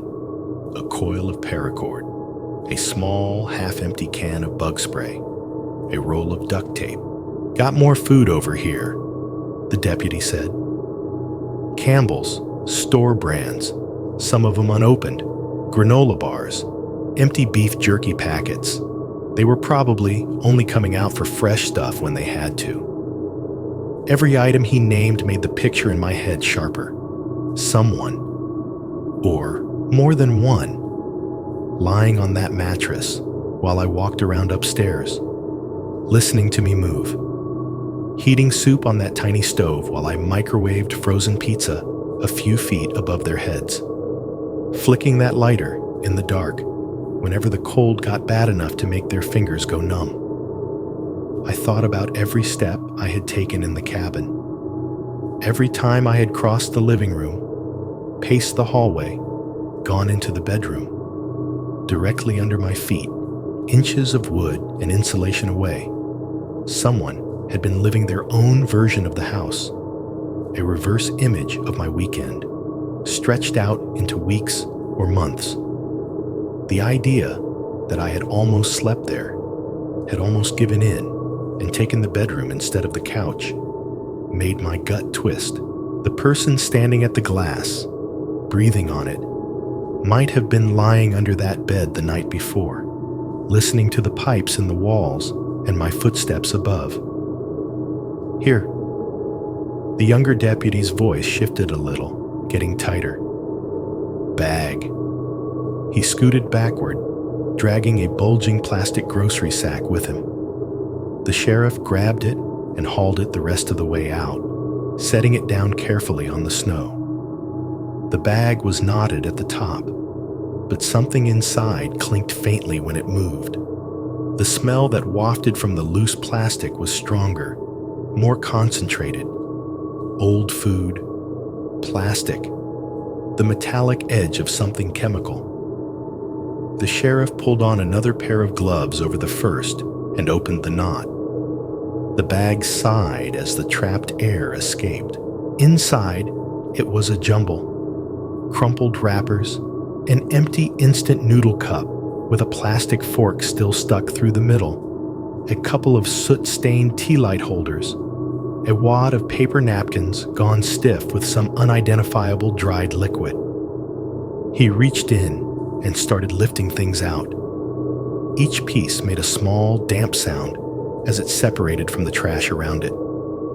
Empty Advil bottle, he read off, glancing at the label. No, wait, that's not over the counter. He turned it so the younger deputy's flashlight hit it just right. Even from where I stood, I could see the small white pharmacy label with its tight rows of text. A name I did not recognize, a drug I did not recognize, long and ending in done. The dosage. Take 1 tablet every 4 to 6 hours as needed for pain. The date printed on the label was from months ago, not last week, not yesterday. Long enough for someone to have finished the prescription, stolen the bottle, and carried it from somewhere else to this hole. From town? The younger deputy asked. Most likely, the sheriff said. We'll check. He set the bottle aside on the snow, like it was something that might decide to move on its own if he looked away too long. The plastic made a soft, hollow sound when it touched down. The next thing he pulled out was a flattened cardboard sleeve from a frozen dinner. The nutritional info smeared, but still legible. Then a wad of paper that had clearly gotten wet and dried again. The ink bled into fuzzy shapes. He smoothed that one out a little, and I saw lines emerge, text, black on white. Email printout, he said. Confirmation for a reservation. My throat went dry. Reservation? I asked, even though I already knew what kind. For this place, he said. Different name, different date. Looks like a couple months back. He read a line or two under his breath, lips moving, then looked up at me. Not you. Of course it was not me. I knew that. I had booked through the app. Everything on my end had been electronic, contained. But seeing proof that my stay was just one sheet in a stack of others that had passed through these hands made my skin crawl. The paper had been folded and refolded so many times that the creases had gone soft. Whoever kept it had run their fingers over the dates and names often enough to leave smudges, like they were studying or waiting. The younger deputy kept working under the cabin, the beam of his flashlight skating along the underside of the floor above. I listened to the sounds he made, the scuff of sleeves against dirt, the scrape of plastic on packed earth as he shifted another bag, the dull thunk of some small object bumping against the beams. Heavy-duty flashlight, spare batteries, couple of those chemical hand warmers, some magazines. I'll spare you the details. Pack of cigarettes, lighter you already saw. He stopped for a second, and pictures. My back stiffened. Pictures of what? The sheriff looked at him sharply. What kind of pictures? A few are from under here, the deputy said. Looks like they were testing angles, pipes, vents. Then there's this. There was a shuffle, the sound of paper sliding against paper, and then a rectangle appeared at the edge of the hatch, held in his gloved fingers. The sheriff took it carefully, pinching it at the corners, and angled it up toward his light. It was a photo, printed on cheap home paper, the ink just a little too shiny, the edges curling. The colors were slightly off, the way they get when a printer is running low on one cartridge and overcompensates with another. The perspective was instantly familiar and instantly wrong. It was the front porch of the cabin, but tighter, the frame pulled in until there was almost nothing of the steps or the door. Just the column of siding, the faint outline of the Ring doorbell at the bottom edge of the shot, and my face above it. It had been cropped aggressively. Whoever printed it had zoomed in until my head filled most of the frame. You could see the grain of the siding behind me, blown up to the point where it almost looked like a pattern of pixels. My features were a little blurred, the way video stills get when you pause between frames, but there was no mistaking it. It was me, standing on the porch the day I arrived, doing that awkward half-smile thing I do when I am thinking about something else. The hood of my jacket was down, my hair mussed from the drive. I remembered that exact moment, looking past the camera, off toward the trees, wondering if the place would be quiet enough to let me hear my own thoughts. Someone had taken that freeze frame from the Ring footage, printed it out, and kept it under the house. The sheriff's voice changed when he spoke again. The easy rural cadence thinned out, replaced by something clipped. "Yeah," he said softly. "We're taking this."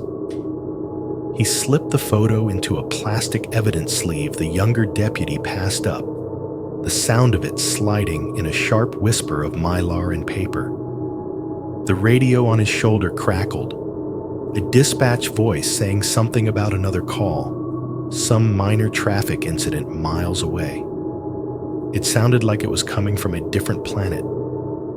The two deputies murmured back and forth in low tones, the words blurring into a steady, official buzz. Around us, plastic bags rustled as more evidence was gathered, sorted, and set aside. A pen scratched on a small notebook, the sheriff jotting down times, item descriptions, location details. The little radio on the floor of the crawl space, silent now, looked like it was just waiting for someone to turn the dial and let voices bleed out into the dark again. Overhead, the cabin settled and creaked, responding to the shifting weight of people moving in and out beyond the circle of our flashlight beams. The wind threaded through the trees, each gust making the branches rasp against one another in a sound that was almost like whispering. It was a strange, disorienting duet.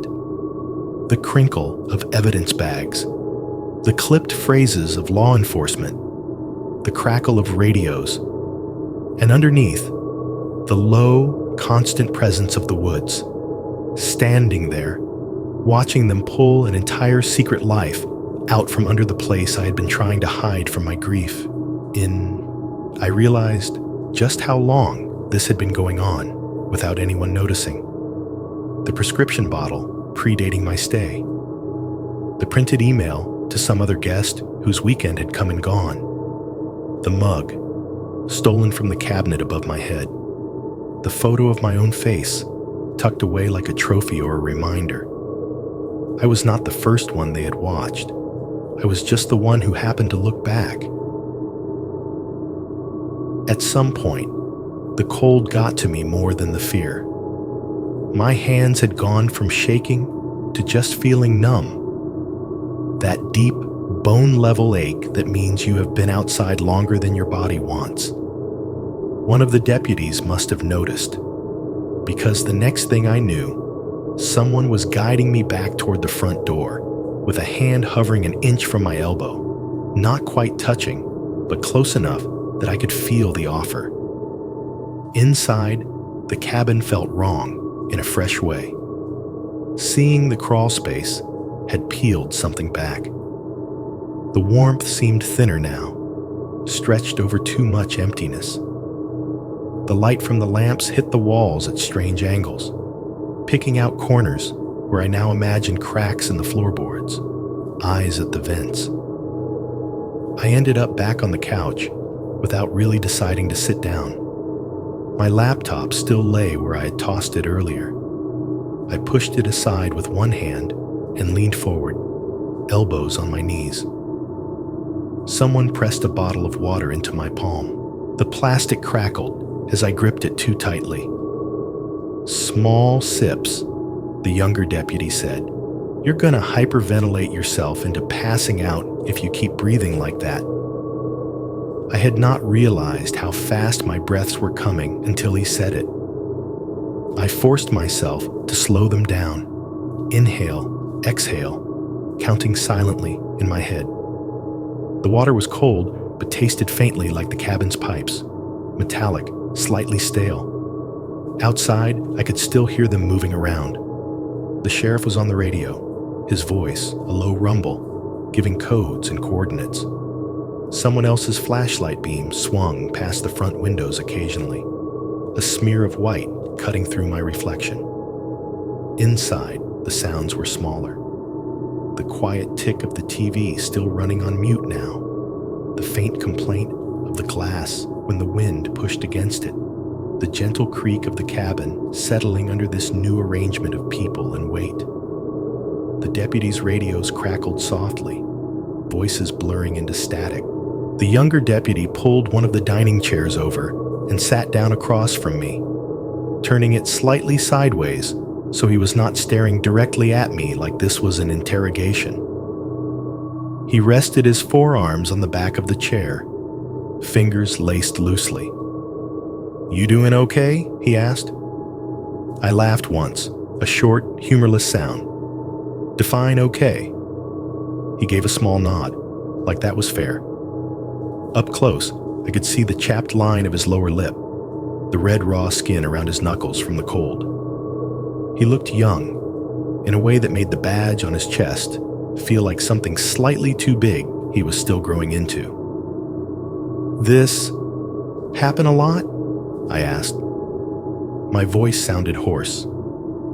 "People living under rental cabins?" He shifted his gaze toward the big window for a second, watching the light from his colleagues' flashlights drift past. "Not like this, no," he said. "Not with the whole bunk setup and the notes, but..." He hesitated, then shrugged. "You hear things. The last couple years, there have been some odd complaints up here." "What kind of complaints?" He scratched his jaw. "You know how folks are with Airbnbs. Half the calls we get are about loud parties or neighbors not liking strangers driving up their road. But every once in a while, we get something we can't quite log cleanly." He started counting off on his fingers, not in a showy way, just mentally keeping track. A couple months back, one of the cabins up the ridge called in about missing food. Thought it was raccoons at first, but nothing was clawed or knocked over. Fridge looked basically normal, just a lot less in it. "Could have been the guests forgetting what they ate," I said weakly. "That's what the host figured," he said, "but it kept happening. Food, utensils, little things. Nothing big like TVs or laptops, just the stuff you don't notice right away that's gone." He glanced toward the kitchen, where one mug now sat outside with the rest of the crawlspace inventory. Another time, a couple checked out a day early. Said they kept hearing somebody walking around at night. "Animals?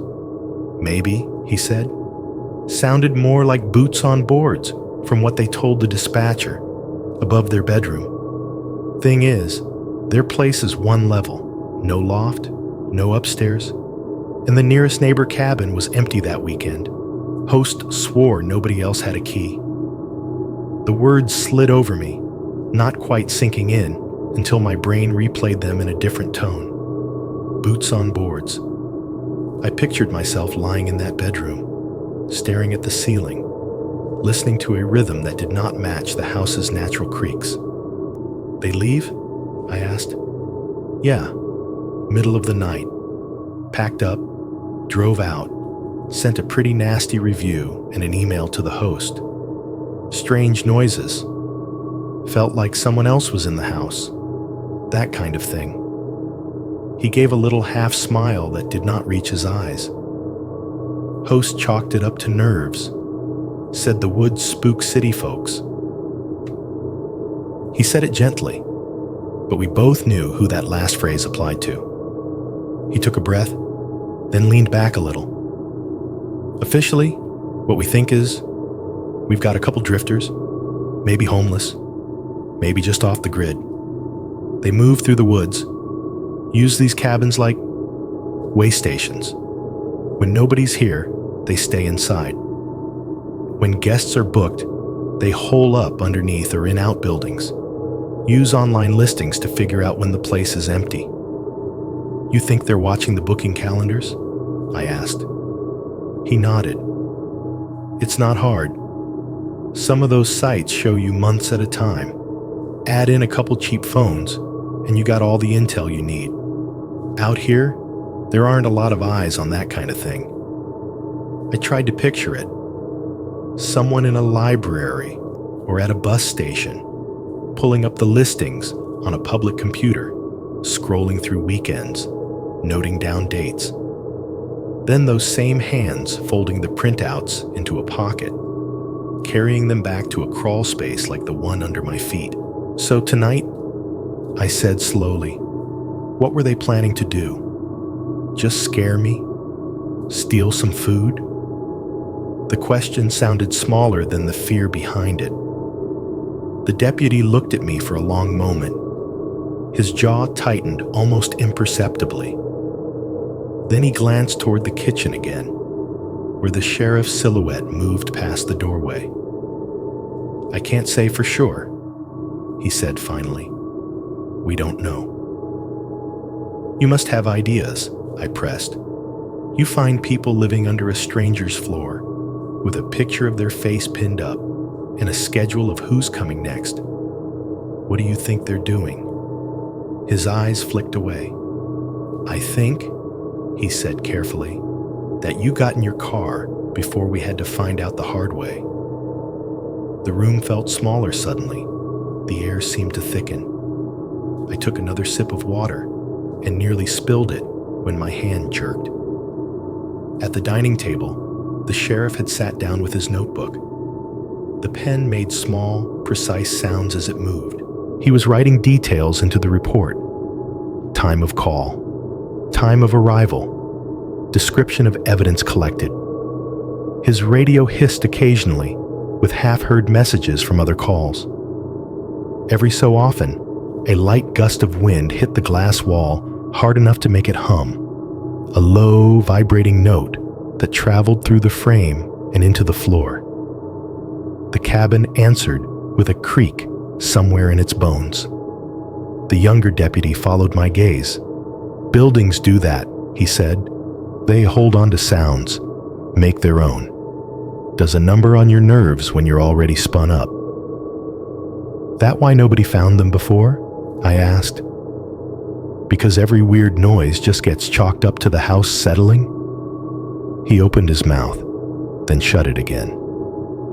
The silence that fell between us then was not like the one in the crawl space. It was more controlled, but it still had weight. From the kitchen, I heard the sheriff talking quietly to the other deputy. Their voices were low enough that I could not hear all the words, but a few phrases floated through. Been here a while? Check other properties. Notify the host.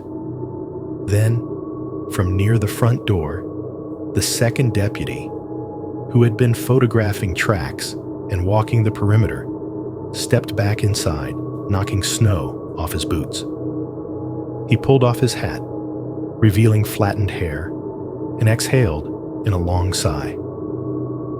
Same tread pattern out back we saw up by the next cabin over, he said. Maybe even 2 down. Looks like our guys have a route. Any sign of them leaving on foot? The sheriff asked. Tracks head toward the ravine. After that, it's all brush and rock. Hard to say where they broke off. Snow's covering most of the older stuff. The younger deputy's radio crackled suddenly, a burst of static punctuated by a voice. He turned the volume up a notch. You up there on the ridge? You remember that case last winter? Someone asked over the channel, half laughing, like it was a casual reference. The rental where the guy slipped on the deck and cracked his head? Same host, right? The room went very still. The sheriff reached for his radio and keyed the mic with a calmness that felt almost forced. "We're not discussing that over comms," he said, voice level but edged. "Stay on task." The reply came back softer, more professional now. "Copy." My eyes had drifted to the sliding glass door behind the TV. In my mind, I saw it as the dispatcher's voice had framed it. A deck slick with ice, a guest in socks or bad shoes stepping out just for a second to look at the trees. One wrong angle, a skull meeting wood. "That case last winter?" I repeated quietly. "What happened?" The deputies exchanged a look I was not supposed to see. "Accident," the second one said, a little too quickly. "Guy came up from out of state, had a few drinks, went out to smoke, fell, hit his head on the edge of the step. Host found him next morning when he didn't answer messages. Coroner ruled it an accident," the sheriff added. He did not add full stop, but the weight was implied. "But now you are finding this," I said, gesturing vaguely toward the floor. The crawl space, the whole invisible underbelly of the cabin. People living under the deck, watching who comes and goes. The younger deputy stared at the table for a moment, then back at me. "We don't know that those things are connected," he said. "We can't say that. And until we do, officially, that's all it is. An accident and some squatters." Unofficially, the room seemed to lean in the same direction my thoughts were already falling. If you live under a place long enough, you learn every sound it makes. You learn which boards creak when, how fast someone walks, when they are drunk, when they are alone. You learn when they step outside for a smoke, how often they check their phone, whether they lock the door behind them. You learn how close someone can stand behind a pane of glass before their breath shows. You learn which part of the railing you can touch to make just enough noise that they turn their head and forget about the patch of ice under their foot. I did not say any of that out loud. I did not have to. The idea hung between us, unspoken but present, like fog on a cold night. The sheriff went back to his report. The pen scratched. A log truck groaned somewhere far down the mountain road, the sound barely reaching us. The cabin creaked again. The glass shivered in its frame, and I had the sudden, irrational conviction that the house itself wanted to say something the deputies were not putting into their notes. I did not ask if I could stay.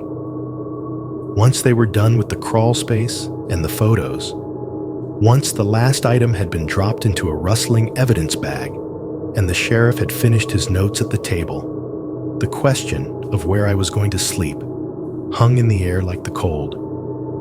"You shouldn't stay here tonight," the sheriff said finally, like he was stating the weather.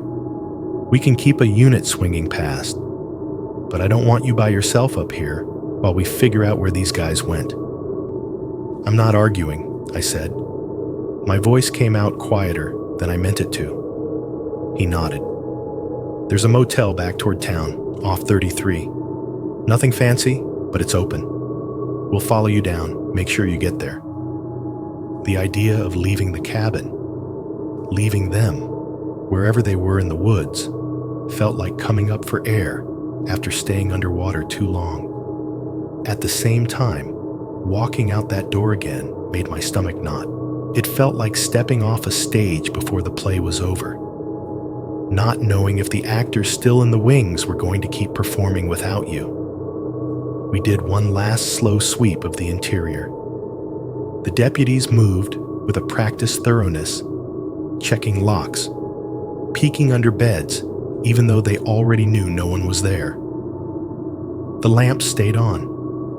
The TV stayed running, casting its pale, meaningless reenactments onto the ceiling. At the front door, I hesitated. My boots were lined up neatly on the mat where I had left them, laces loose. I sat on the bench and shoved my still damp feet into them, the cold pressing around my toes.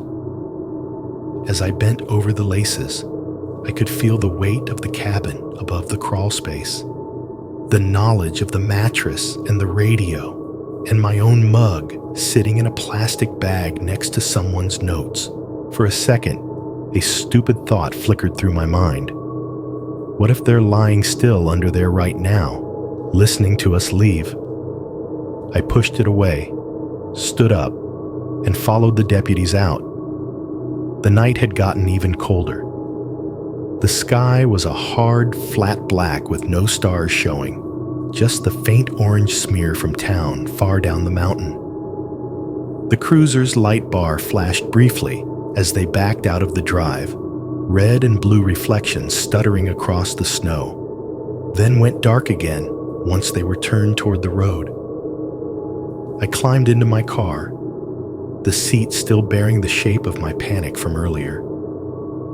For a moment, I just sat there with my hands on the wheel, watching the sheriff's truck in the rear view and the cruiser ahead.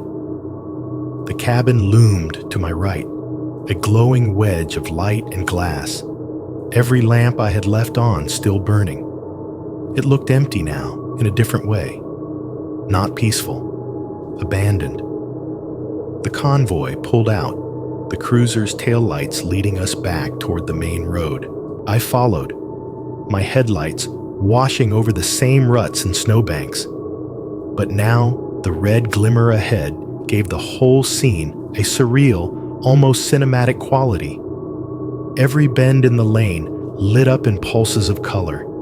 The snow on the branches flickering red-blue, like the trees were being questioned too. As we reached the junction with the paved highway, the crunch of gravel gave way to the smoother hum of asphalt under the tires. The empty stretch of road that had terrified me earlier felt different with company. The reflectors caught the combined beams of 3 sets of headlights, flaring white and then vanishing behind us. The gas station, where I had parked to make the call, slid past on the right, a bright rectangle of fluorescent light and neon that I did not want to step inside again.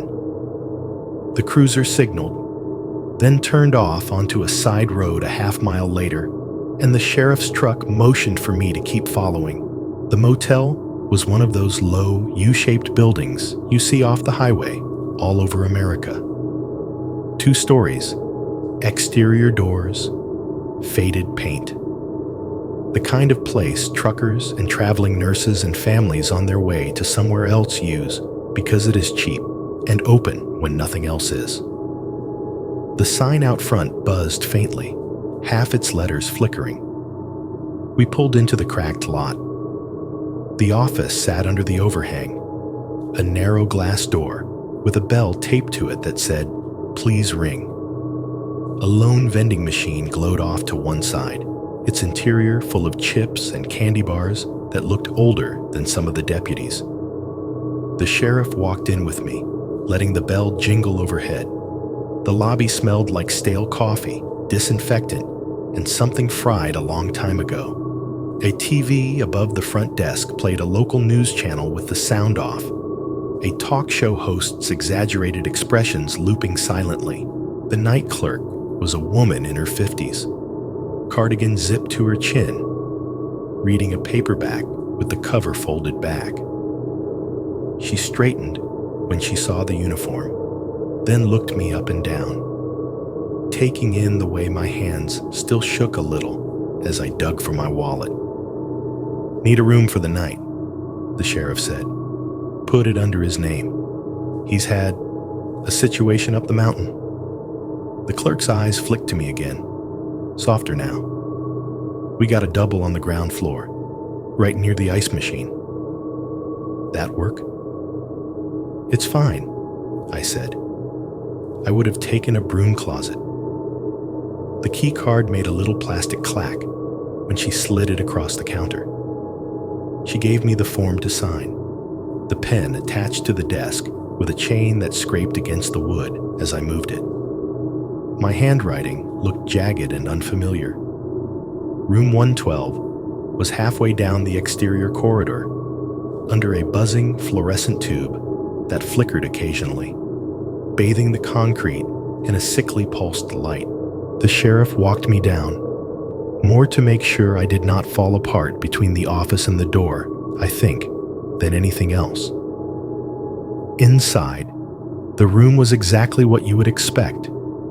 2 narrow beds with polyester coverlets in a pattern that tried and failed not to show stains. A small table with a bolted-down lamp. A dresser with a TV mounted above it on a metal arm. The carpet was thin and scratchy, the kind that never looks quite clean, no matter how much it's vacuumed. The air smelled strongly of bleach and something floral from the cleaning spray, laid over a foundation of old cigarette smoke and human breath.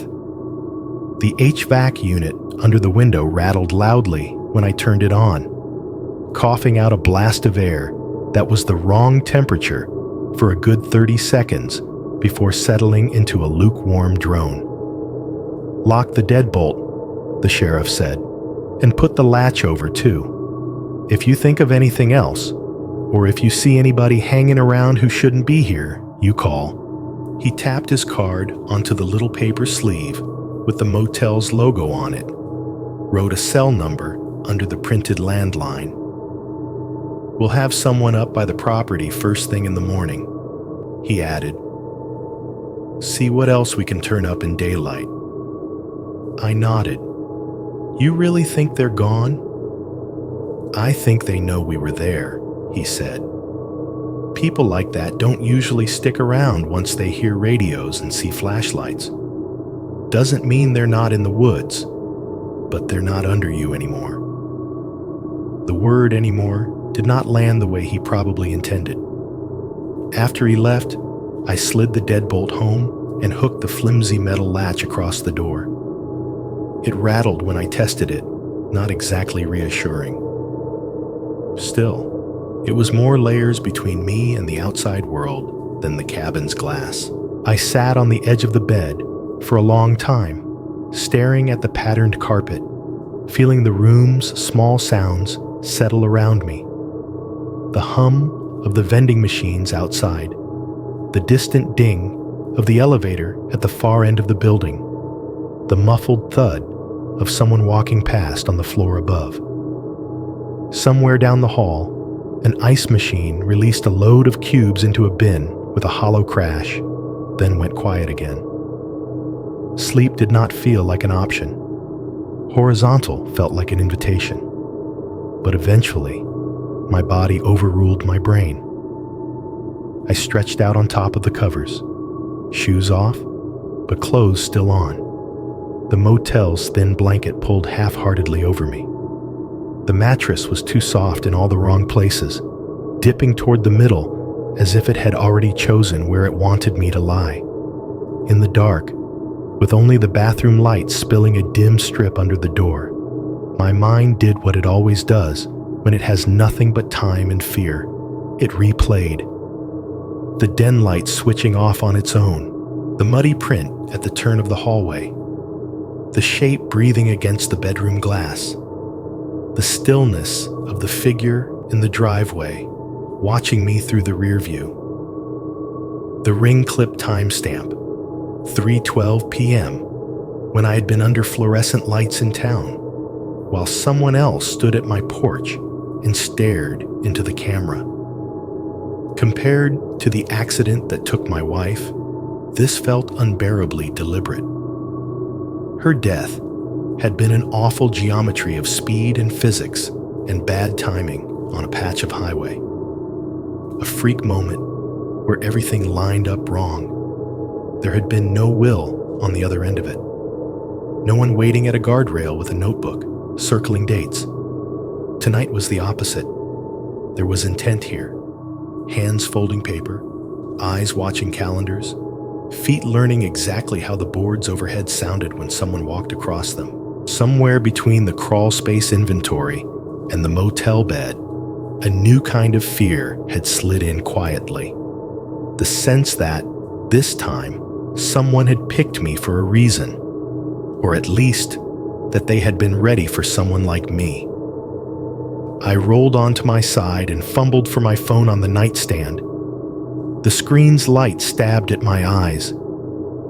For a second, I considered opening the Ring app, checking the live feed, seeing if those porch lights were still on up there in the woods.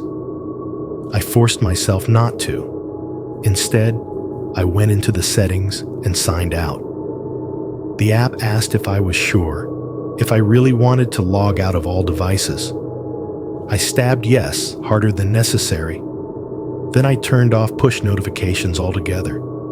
I killed the motel Wi-Fi too, switching my phone into airplane mode.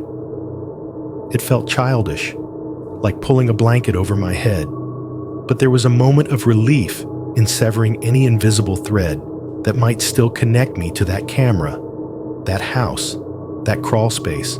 If they walked back up to the cabin in the middle of the night, if they stood in front of the lens again and stared, I would not know. That was the point.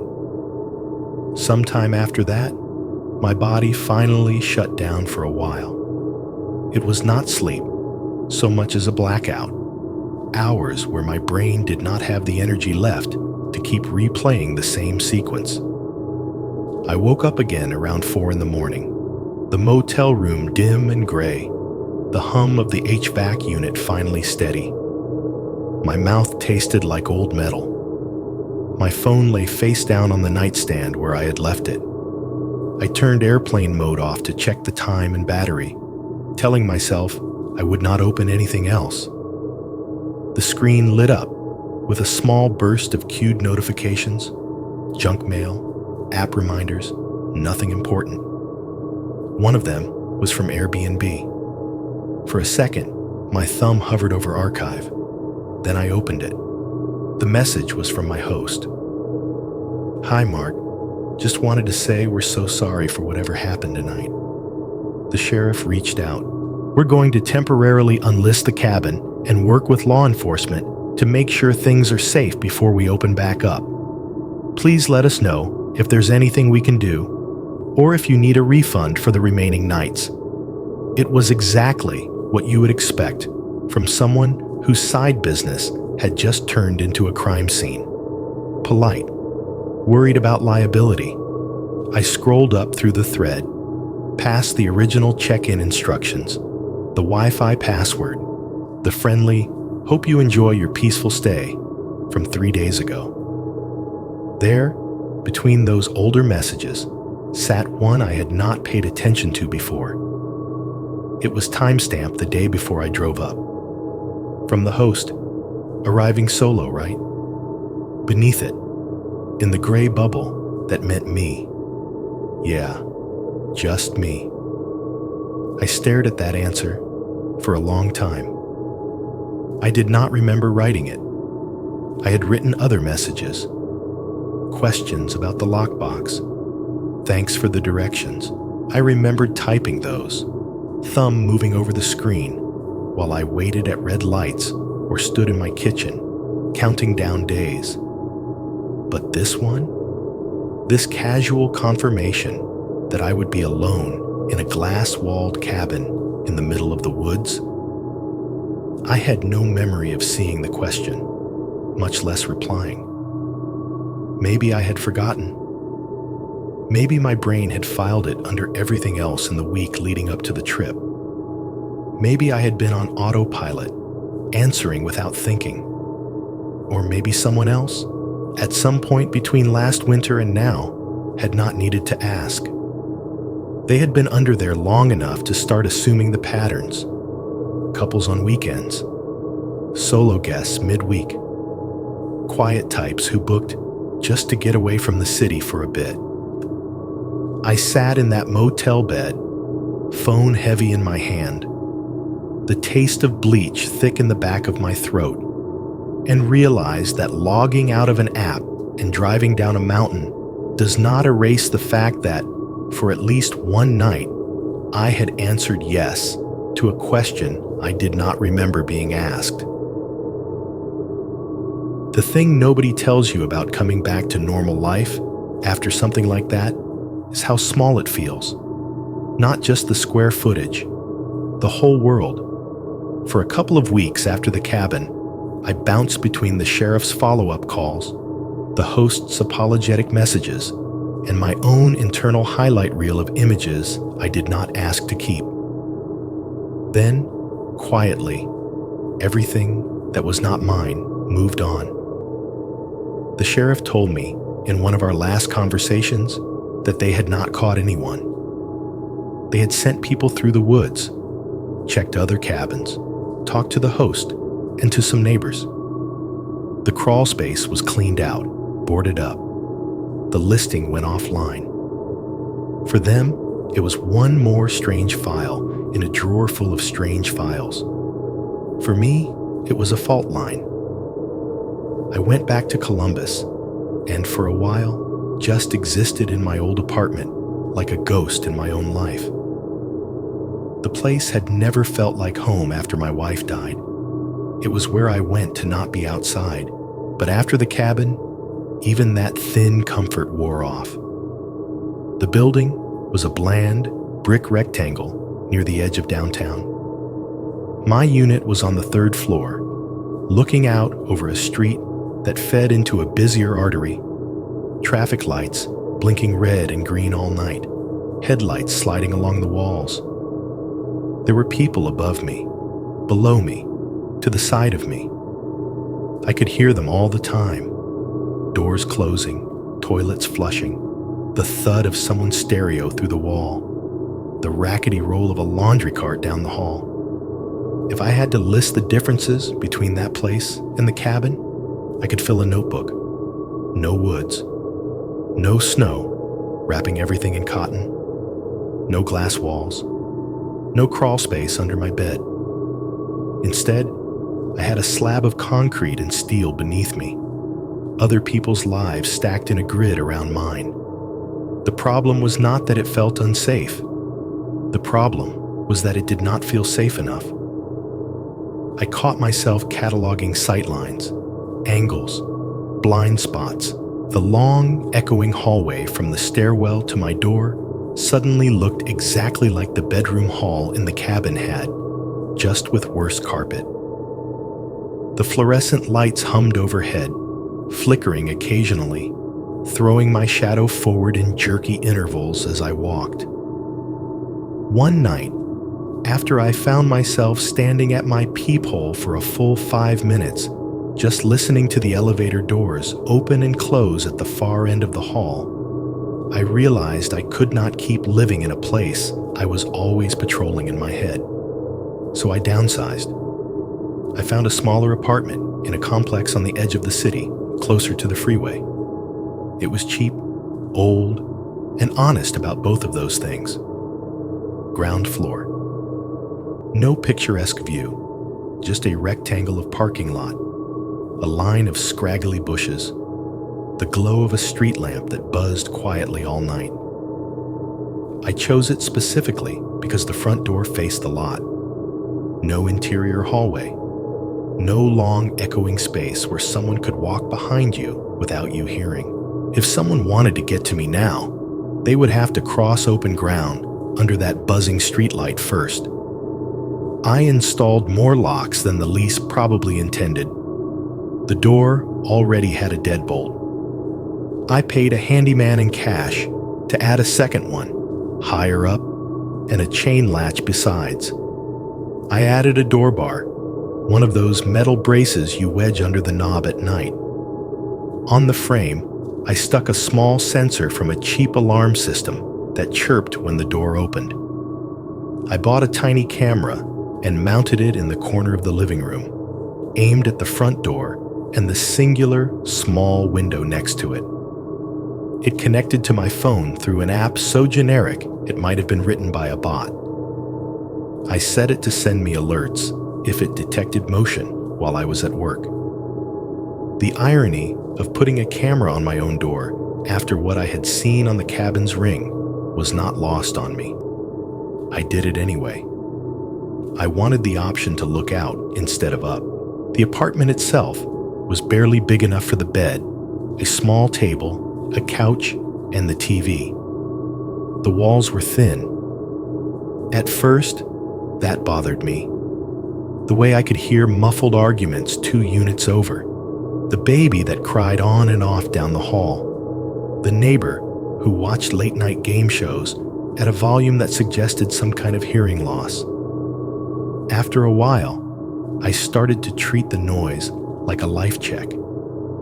Every sound meant someone else existed, breathing and moving around me. It was when things went quiet that I sat up and listened hard, waiting for something to replace what had gone missing. I started therapy again, like my friends had been gently nudging me to do for months. I found someone through a website, sat in a neutral office with gray chairs and tasteful, inoffensive art, and talked about the wreck on I-71 that flipped my life upside down in one bad gust of winter. I told the therapist about the phone call, the hospital, the white corridor that smelled like antiseptic and coffee. I told her about the argument my wife and I had had the week before she died, about the stupid, small things that grow claws in your memory when there is no chance to fix them. I did not tell her about the cabin. Every time I thought about bringing it up, something in me recoiled. Talking about my wife's accident felt like discussing a medical condition, a wound the world had cut into me by mistake. Talking about the cabin felt like admitting to an infection still spreading. One nightmare at a time, I told myself. At night in the new place, I learned the building sounds the way I had learned the cabins, but in reverse. My brain turned each one from threat to background, checking it off a list. The fridge hummed in a low, steady tone, a little louder when the compressor kicked on. The upstairs neighbor's footsteps crossed in roughly the same pattern every evening. Living room to kitchen, kitchen to bathroom, back again. Sometimes their cat would bolt from one end of the apartment to the other, claws scratching lightly on the laminate. The elevator, 2 doors down, made a faint ding every time it arrived, followed by the distant murmur of doors opening and closing. Outside, cars came and went, engines turning over, tires hissing on wet pavement, a bass line thumping briefly as someone pulled out of the lot, bleeding into nothing as they joined the main road. The HVAC system, the cheap, rattling unit under the window, breathed in fits and starts. Compared to the cabin, the city's soundtrack was messy, layered, imperfect. There was no clean, absolute silence, no moment when every machine and every branch and every wall decided together to stop. The noise wrapped me like a blanket made of static. I told myself this was good. That silence was the problem. Silence was where things crept in. Still, some nights, I lay awake on my too soft mattress, staring at the faint line of streetlight leaking through the curtain, and my brain insisted on comparing the two places. In the cabin, the quiet had been so complete that when the heater turned off, I could hear my own heartbeat echoing inside my skull. In the apartment, my pulse had to fight through neighbors' footsteps and television laugh tracks to be heard. One night, maybe a month after I moved in, I was half asleep, hovering in that strange place where thoughts melt into dreams. The TV was off. The fridge had just finished a cycle. For a few blessed seconds, the apartment's usual noise dropped to a low background haze. I was thinking about nothing in particular, just floating closer to oblivion when I heard it. Tick. A small, crisp click from the wall near the thermostat. Then, half a beat later, whoosh. Air pushing into the vents, The heater in that building had always been a little temperamental, but I had never really paid attention to how it sounded before that moment. Now, in the half-dark, the sequence was so exact it made my skin tighten. Tick, pause, whoosh, just like in the cabin. Just like those moments when the old system there breathed life into the vents and the whole glass box seemed to exhale. I froze, eyes wide open, staring at the ceiling. It was not a weird sound, not really.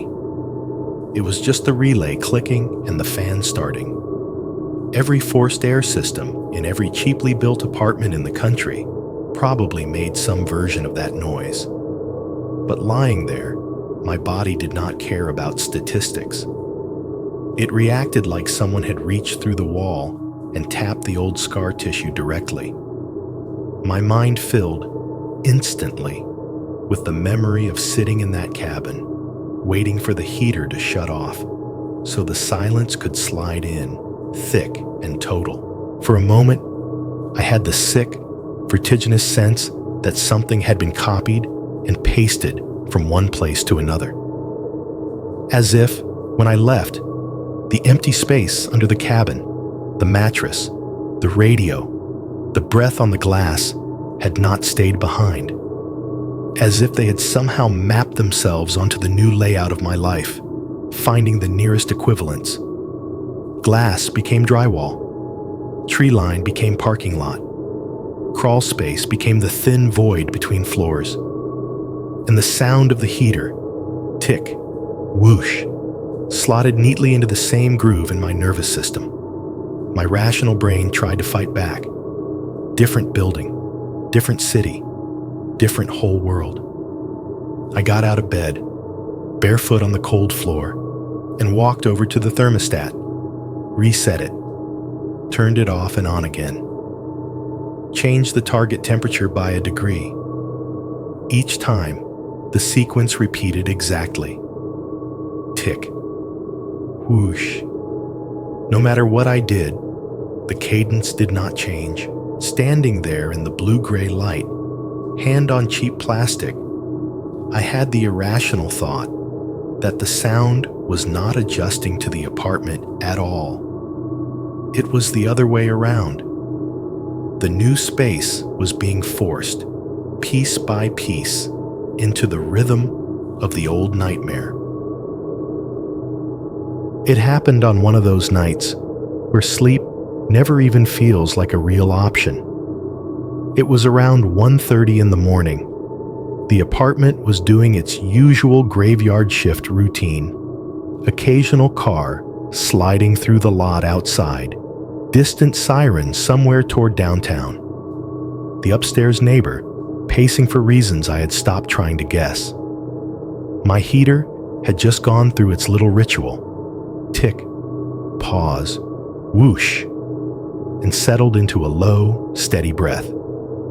I was lying on my back with my phone above my face, brightness turned down to a smear, doom scrolling.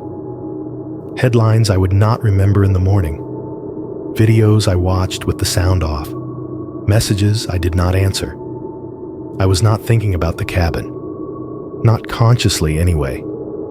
I was thinking about nothing, which is usually just another way of saying I was thinking about everything I have been trying not to. The vibration hit my palm so sharply that I almost dropped the phone on my nose. It buzzed twice. That short, insistent pattern apps use when they want you to know something important has happened. A little banner slid down from the top of the screen. New login to your Ring account from a new device. For a second, my brain did not process it. The word Ring sat there in the notification bubble, like a name from high school you do not expect to see in your inbox. Familiar and wrong at the same time. I had not seen that logo in weeks. I had deleted the app the night I checked into the motel. I remembered holding my thumb on the icon until it shook, the little X appearing, and tapping it like I was erasing more than a piece of software. I remembered telling myself that was that. Apparently, Deleting an app is not the same thing as killing an account. I tapped the notification with a thumb that suddenly did not feel entirely steady. It flicked me to my email, where the full message waited. New sign-in detected on your Ring account. Under it, in smaller text, device, unknown, location, approximate, city I did not recognize, WV time, 1:27 a.m. East. The city name meant nothing to me, but the state did. I did not have to look at a map to guess that approximate was somewhere in the same general dark patch of West Virginia where the cabin sat. For a second, the rational part of my brain threw up a few shaky explanations. Maybe it was the host. Maybe when they took the listing down and worked with the sheriff, they had to log back in through my old shared access. Maybe some glitch in Ring's system had kept my email tied to whatever they were doing. Maybe it was nothing. None of those explanations fully accounted for the tight, cold feeling spreading from my chest outward. I sat up, swinging my legs over the side of the bed. The heater ticked in the wall behind me, right on cue. I could see my reflection faintly in the dark TV screen on the dresser. Just a pale shape with a phone for a face. I did not reinstall the app. I opened the browser instead and went to the Ring website. My fingers stumbled a little on the login fields. Email, password I had not used since I got back. The two-factor code came through after a moment's delay, like it had to find me in this new life. When the dashboard loaded, I expected to see nothing. I expected a message about no devices associated with this account, or at least some sign that control had been handed off. Instead, the cabin was still there. The thumbnail was different. The first time I had seen it, when the host gave me temporary access, it had been a neat little rectangle of porch and trees, snow-caught mid-drift, the doorbell camera's view of the world. Now, it was just a blue-gray static image, like the camera had been slapped in the face with fog. The label under it still read whatever name the host had set, Ridge Cabin Front, as if nothing at all had changed. Beside it, a yellow triangle with an exclamation mark, new login from unknown device, review activity. The event list sat below. The last time I had looked, it had stopped with my panicked exit from the woods, entries labeled Live View. Mark and motion detected. Front door. Now there were new timestamps, all of them from after I left. My cursor hovered over the most recent one, dated 2 nights ago, timestamped just after midnight. Motion detected. No label. My first instinct was to close the laptop, walk away, pretend I had never seen any of it. But the same thing that made me drive into the snow, just to get away, made me click instead. The video player popped up, buffering circle. Then the time code appeared in the corner, 000, and the screen went black. At first, I thought my connection was bad. The little bar at the bottom crept forward, but the image stayed dark, a flat rectangle of nothing. Then I realized it was not entirely black. There was movement there, just barely. Grainy, shifting gray in the corners. Static. Not the loud, violent kind you get on old TVs. This was softer, like the digital version of fog. Pixels squirmed against each other, resolving into nothing and then back into noise again. I turned the volume up.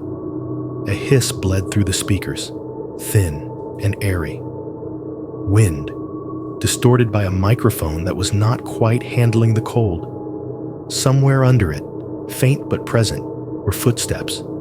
They were not clear.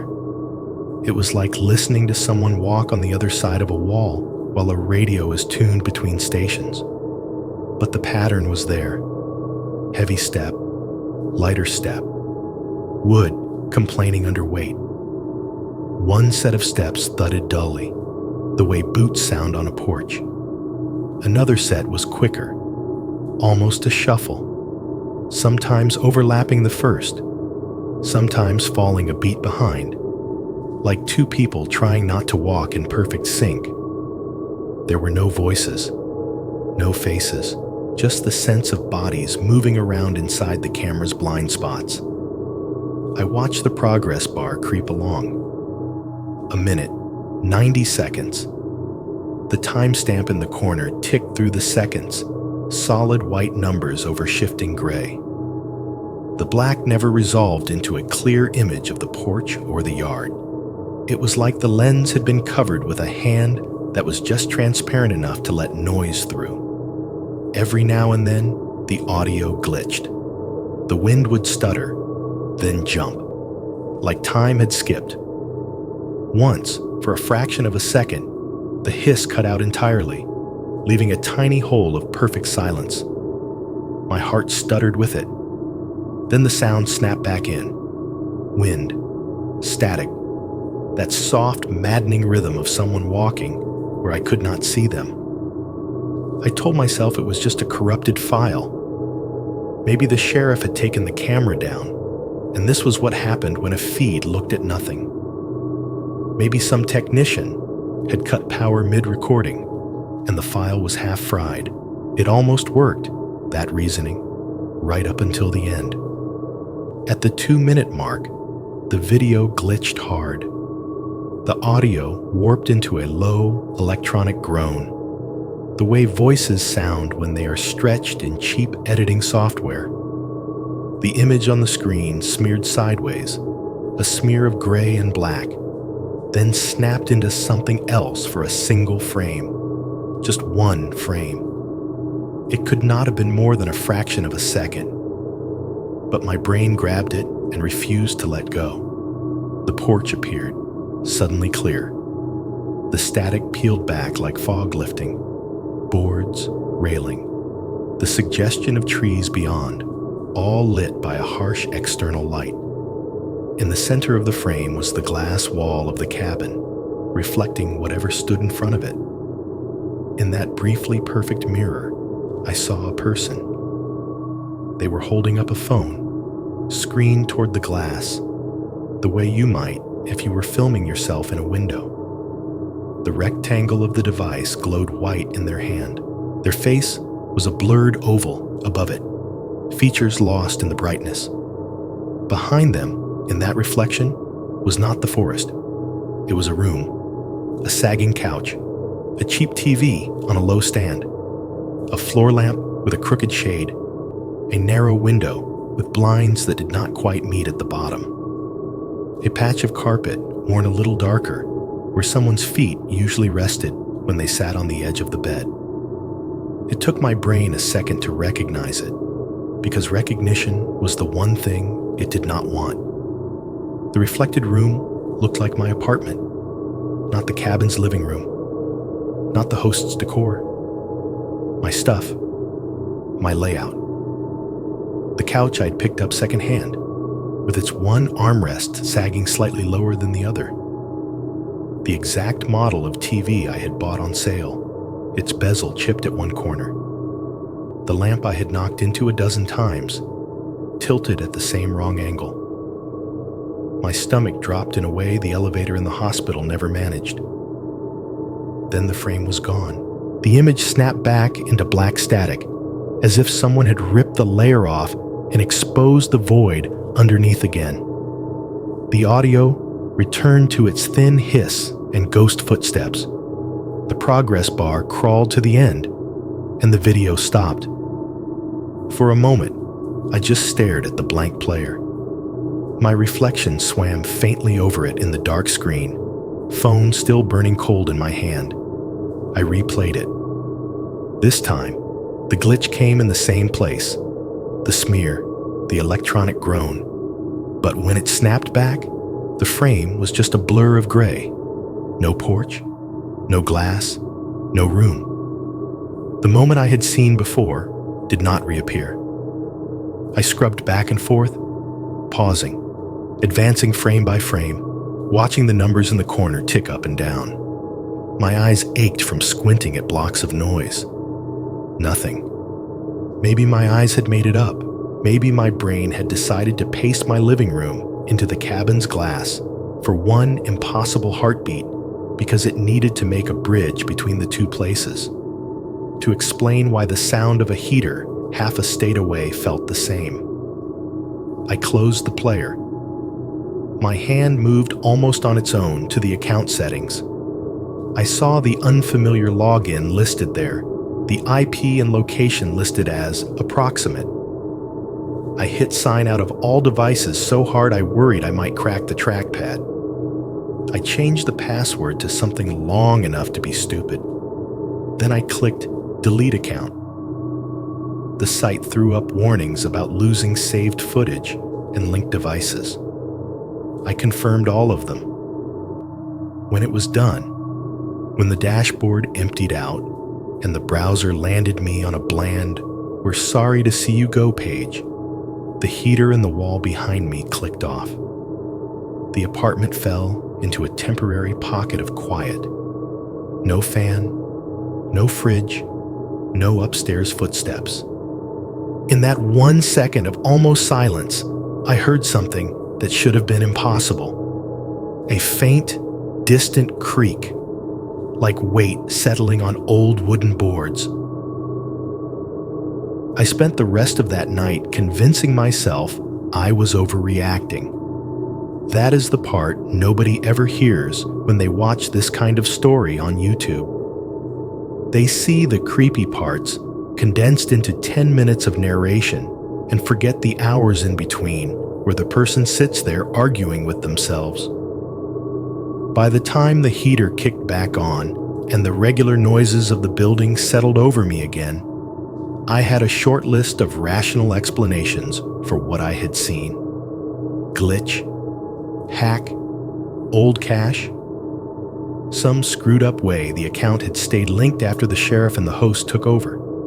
There are whole industries built around those words. Glitch, hack, bug. Ways to explain away what happens when systems do things we do not like. I told myself, fine. Treat it like a system problem. If there was anyone who should have answers that did not involve ghosts and glass, it was the cabin's host.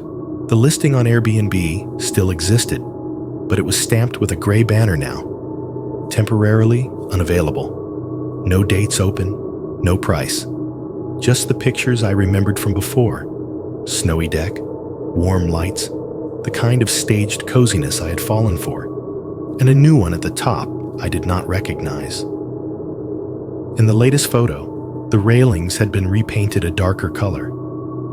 There were 2 new locks on the door, shinier deadbolts set into fresher wood. The porch looked bare. No snow yet, like the picture had been taken on some cold, clear day between seasons. I opened the message thread with the host. The last thing there was the apology from the night at the motel. We're going to temporarily unlist the cabin and work with law enforcement to make sure things are safe.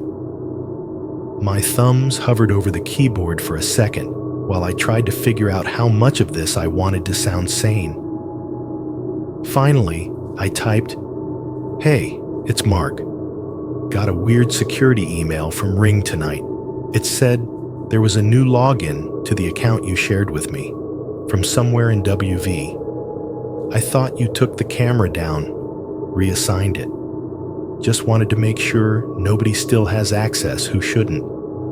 I read it 3 times, stripped out anything about static and impossible reflections, and hit send. The message went out with that soft, cheerful whoop the app uses, like a pigeon being launched. The sound made my shoulders tighten. It blended with the faint hum of the fridge, the distant TV from the apartment next door, the heater's steady breath.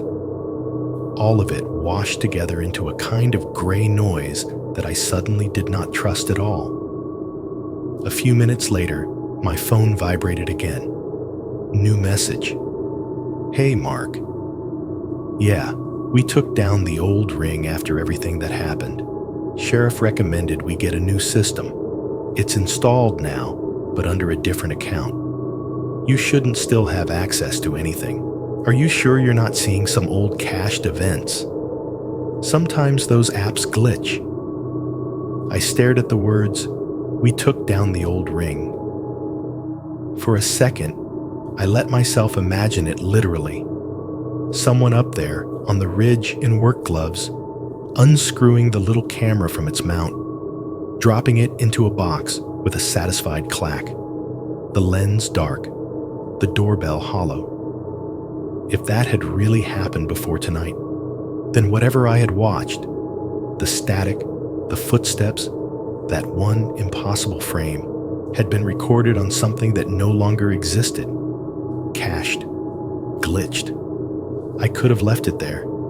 I could have said, "Yeah, you're probably right," and gone back to pretending my brain was just remixing old fear. Instead, I scrolled down, snapped a screenshot of the event list on the Ring site before I closed the tab. The timestamps, the dates clearly after my stay, the yellow warning triangle about the new login. I sent it to the host.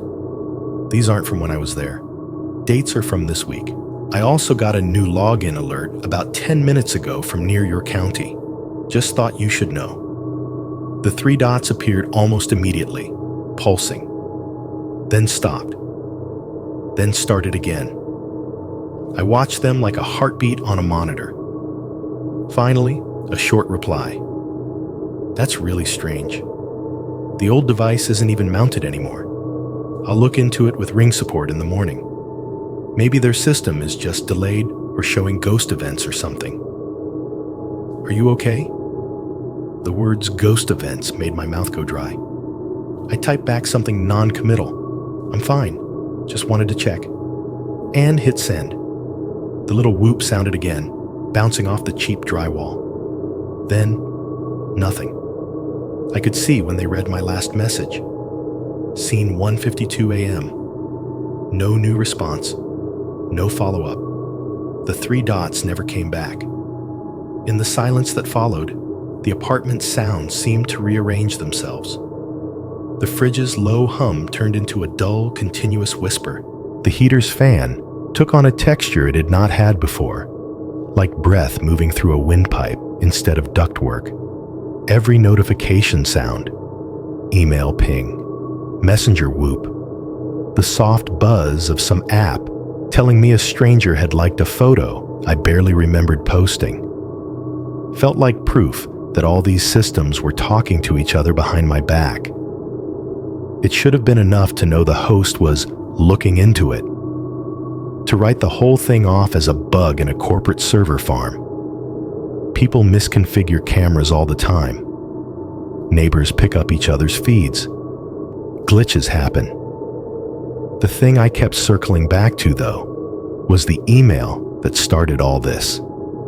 New login to your Ring account from a new device. The video might have been corrupted, yes. The frame I thought I saw might have been a hallucination born of insomnia and paranoia. But the login alert had nothing to do with my imagination. That came from Ring. From whatever back-end watched for strange activity. And even before I deleted the account, I had clicked Account and then Authorized Devices, more out of reflex than anything else. I had been too focused on changing the password and hitting Sign Out of All Devices to really let it sink in. Now, sitting on the edge of my bed with the host's non-answer hanging in the air, I opened the browser history and pulled the page back up in my mind. It had listed my phone by model and name. My old tablet, which I had used once to log into the account from my couch.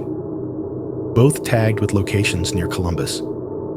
And then there had been one more.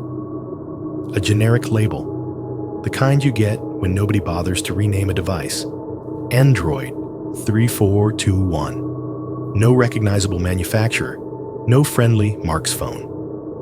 Just that blocky placeholder, sitting there in the list like a stranger in a group photo. The location ring had marked for it was approximate, just like in the email. The little map pin hovered over a blank patch of green and gray in West Virginia, not far from the squiggle of road I knew led up to the ridge. No street address, no apartment complex, just trees. At the time, I had told myself it was the host's phone. Maybe they had logged in once from up there while talking to the sheriff.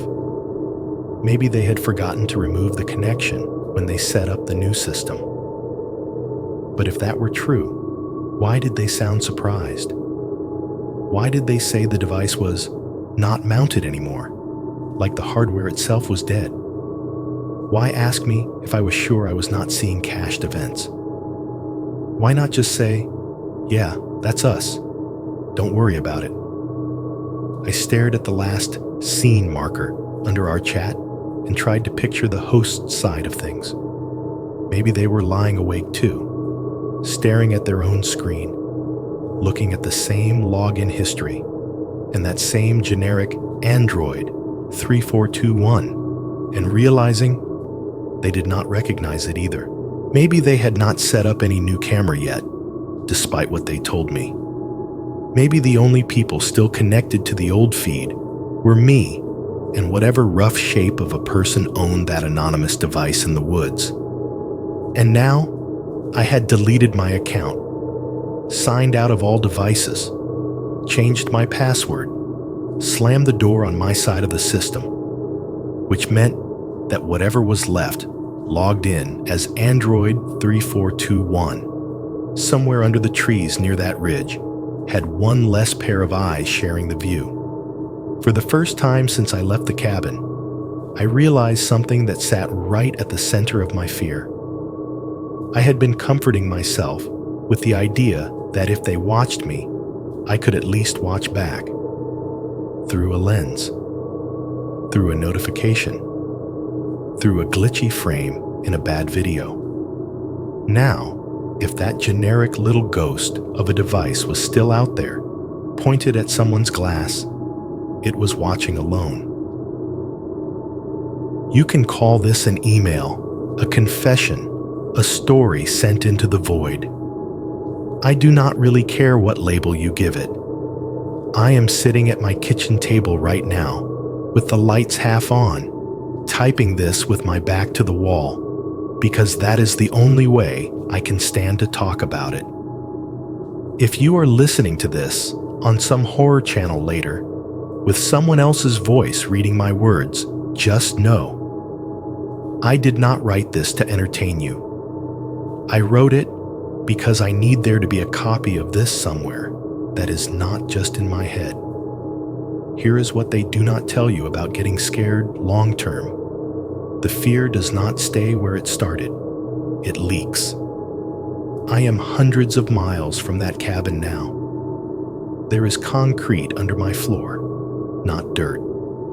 There is a parking lot outside my window instead of a tree line. There are neighbors stacked above, below, and beside me, every one of them making their own little mess of noise. By all accounts, this should be the safest place I have ever lived. And yet, when the fridge hums to life in the middle of the night, I still hear it wrong. I hear the way the cabin's fridge used to kick on, harder, sudden, jerking me out of whatever thought I was having. I hear the way the heater there would click, tick, and then breathe. Whoosh. And for a second, my apartment's HVAC is not an apartment's HVAC anymore. It is a glass box in the woods, remembering how to inhale. I know what you are thinking. That sounds like trauma talking. And you are right. It is. That is the point. During the day, I can move through the world like a normal person. I go to work. I answer emails about invoices and project deadlines. I make coffee in a chipped mug that is not the one they stole from that crawl space. I talk to my therapist about the car accident and nod when she tells me about coping mechanisms and survivor's guilt. At night, I keep a different list. I know exactly how many steps it is from my bed to the front door. I know which floorboard near the couch gives just a little under my weight and makes a dry, hollow sound. I know what my upstairs neighbor weighs roughly, just from the density of their footsteps overhead. I know the timing of the street light outside, the tiny flicker before it settles, like a blink. And I know, in my bones, the difference between a sound that belongs to this building and a sound that does not. I am guessing you might be listening to this in one of a few places. Maybe you are in a bedroom in a suburb somewhere, the kind of room where the window looks out over a cul-de-sac and a line of hedges. You have your phone on the nightstand, AC vent humming somewhere over your head, the fan of your laptop blowing soft, warm air at your arm. Maybe you are in a small apartment like mine, with a parking lot instead of a backyard, a fridge that rattles a little too much, a neighbor who comes home late and slams their car door harder than necessary, a stairwell that echoes every set of footsteps up and down. Maybe you rented a place for the weekend, a cabin, a cottage, something with wood and a deck and a pretty view. Maybe you told yourself you just needed to get away, breathe different air, hear fewer sirens for a couple of nights. Wherever you are, I am willing to bet you have your own catalog of noises. The safe ones, the ones you do not even hear until they stop. That is how it gets you, by the way. In the quiet, under the normal. I do things now that would have embarrassed me a couple of years ago. I do not travel alone to out-of-the-way rentals. If a listing has secluded in the description, I swipe past it. I do not sleep in rooms with big panes of glass unless the blinds are down and there is something heavy in front of the door. I check closets, even the stupid shallow ones that could not hide anything larger than a broom. I crouch to look under beds in hotel rooms. I glance up into the dark metal mouths of coin laundry rooms before I step inside. When I park in the garage at work, I do a sweep with my eyes. Corners, pillars, the space under the stairwell. If I hear footsteps in the stairwell of my building, I stop where I am and wait to see who appears before I commit to going up or down. I know it is ridiculous. I know most of those people are just neighbors in hoodies, tired and carrying groceries. I do not care. Sometimes, when I walk up the communal stairs, I hear something that makes my blood go cold all over again. It is not the steps themselves. It is the way they seem to answer mine. I will put my foot down. 1, 2, 3.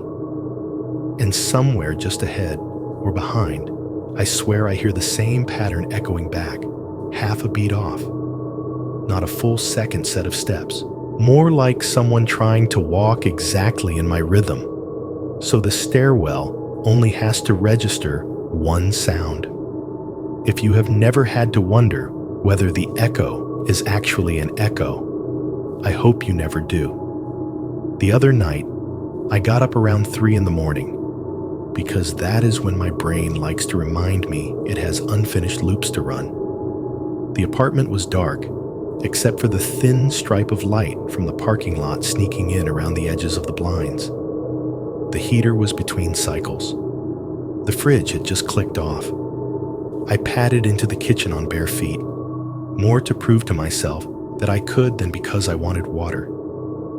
The linoleum was cold under my skin, tacky in some spots, where the cheap tiles had peeled and been glued back down. The window over the sink looks out across the lot. During the day, it is ugly. Patchy asphalt, oil stains, a line of dented cars.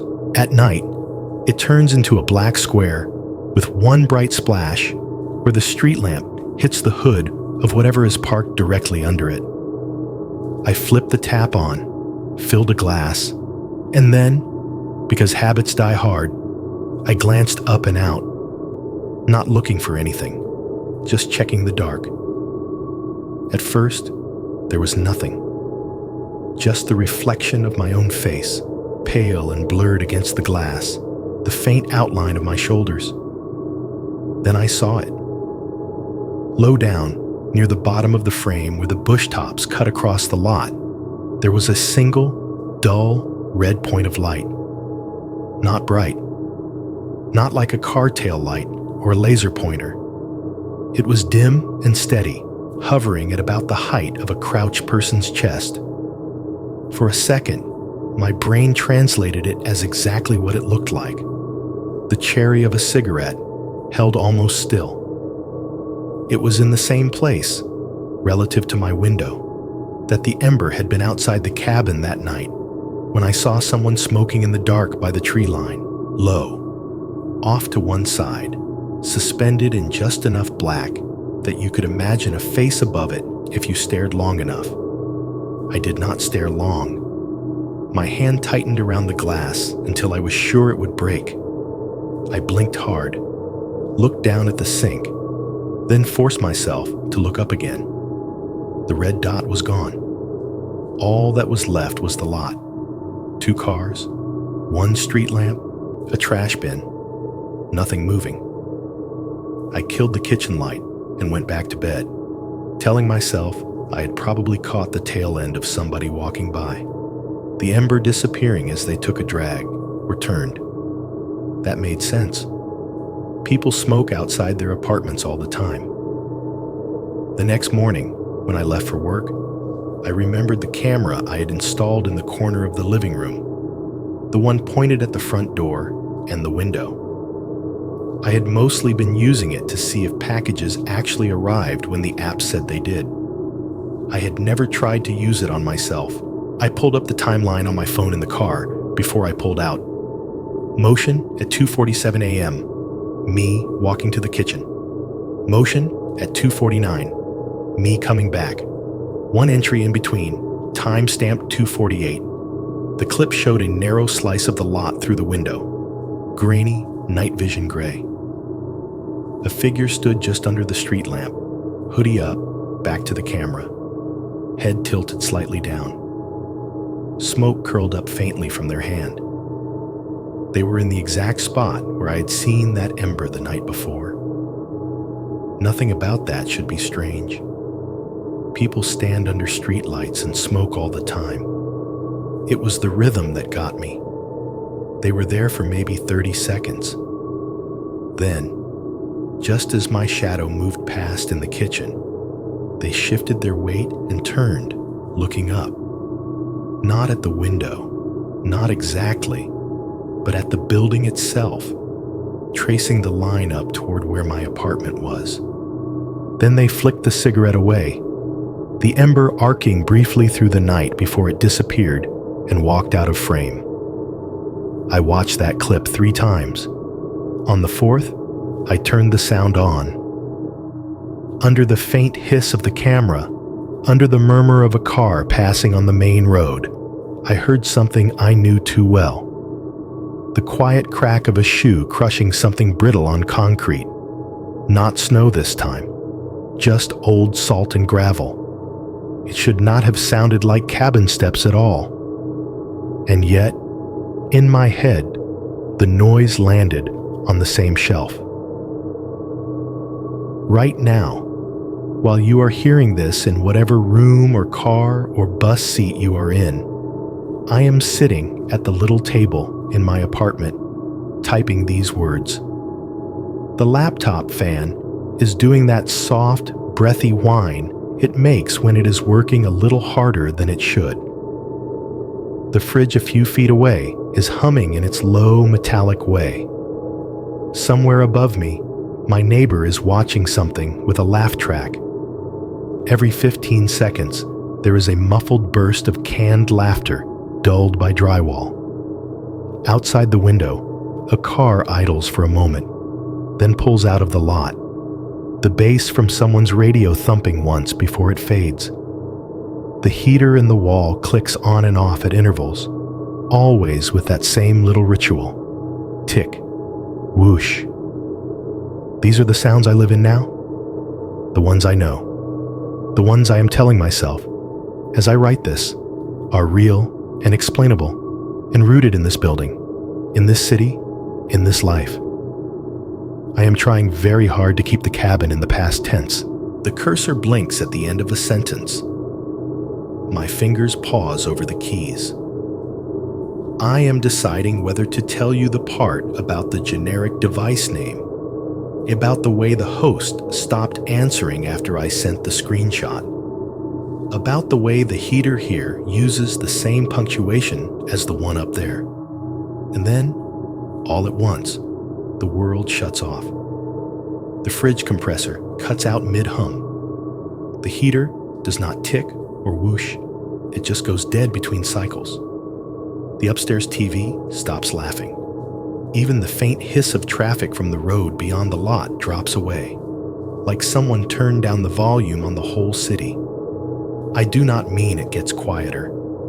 I mean there is a second, one clean, surgical second, where everything is gone.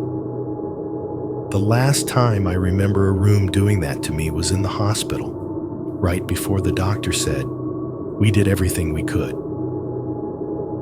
There was a breath between the words "we" and "did," a too-still moment where the machines stopped chiming, and my own heartbeat drowned out everything else.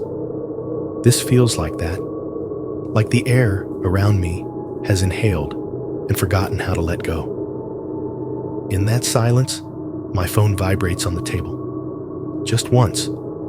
A short, sharp bzzz that makes it skid a fraction of an inch across the wood, leaving a tiny arc in the condensation ring from my glass. The sound is so clean in the dead space that it might as well be a gunshot. The lights do not flicker. The laptop does not crash. The heater kicks back, and a second later, the fridge clears its throat and starts up again. Upstairs, laughter swells like someone unmuted it. Traffic noise seeps through the walls. Life resumes. But the notification is still there, glowing on the face of my phone. For a moment, I just look at the rectangle without picking it up. I can see enough to read the first line. Motion detected. Cabin front door. Every rational thing I have done. Deleting the app, nuking the account, changing the password, signing out of all devices, falls sideways in my head like cardboard cutouts. I should not be getting this. There should be no account to notify, no camera to send anything, no me connected to that feed in any way. My hand does not feel like part of my body when I reach out and pick up the phone. The notification expands at the touch of my thumb, filling the screen. There is the Ring logo. There is the same wording as that night I first saw the man in the hoodie on the porch. Motion detected. Ridge cabin front. 12:23 a.m. East. Look at the time in the corner of your screen right now, if you have one. It will mean nothing to you. To me, sitting here at this table, it matches the time on my laptop exactly. 00:23. I should not be able to open anything. That is what I tell myself as my thumb hovers over the alert. I should get an error message or a login prompt that goes nowhere because the account is gone. Instead, when I tap, the world narrows into a familiar blue-gray interface, and the little spinner in the middle starts turning. Connecting to live view flashes for a second, then disappears. And there it is, the porch. Not a cloud of static, not a corrupt block of pixels, an actual image this time. It looks exactly the way it did the first night I arrived. The boards, the railing, the slope of snow just beyond the steps. The light over the door casts that same warm sodium yellow glow, making the snow look almost dirty at the edges. It is snowing. Thin flakes drift sideways through the frame, caught in the cone of light. Not a blizzard. Just that lazy, constant fall that eats the edges of the world an inch at a time. For the first 10 seconds of the clip, nothing moves but the snow. No shapes at the tree line, no shadows crossing the boards, just the hiss of wind leaking through the tiny camera microphone, the faint creak of the porch settling in the cold. I realize I am holding my breath. I let it out slowly, a thin stream that fogs the phone's screen for a second. The heater behind me thrums softly. The laptop fan spins. The fridge hums. All the apartment sounds layer over the porch audio, and for one disorienting moment, I cannot tell which belongs to which. Then the image shudders. Not much, just a little tilt, like somebody bumped the mount. The left edge of the frame dips a degree, then rights itself. The wind noise spikes, crackles, then settles back. That movement hits me harder than if someone had walked right up the stairs. It means there is weight up there. Hands, flesh on wood, something close enough to the camera to touch it. I force myself not to look away. The seconds crawl. The timestamp in the corner ticks. Silvero 23:07. Silver 8. Soko 9. No figure appears at the far edge of the porch. No hooded shape steps into the light. It is almost worse this way, watching empty space with the knowledge that empty space has already been touched.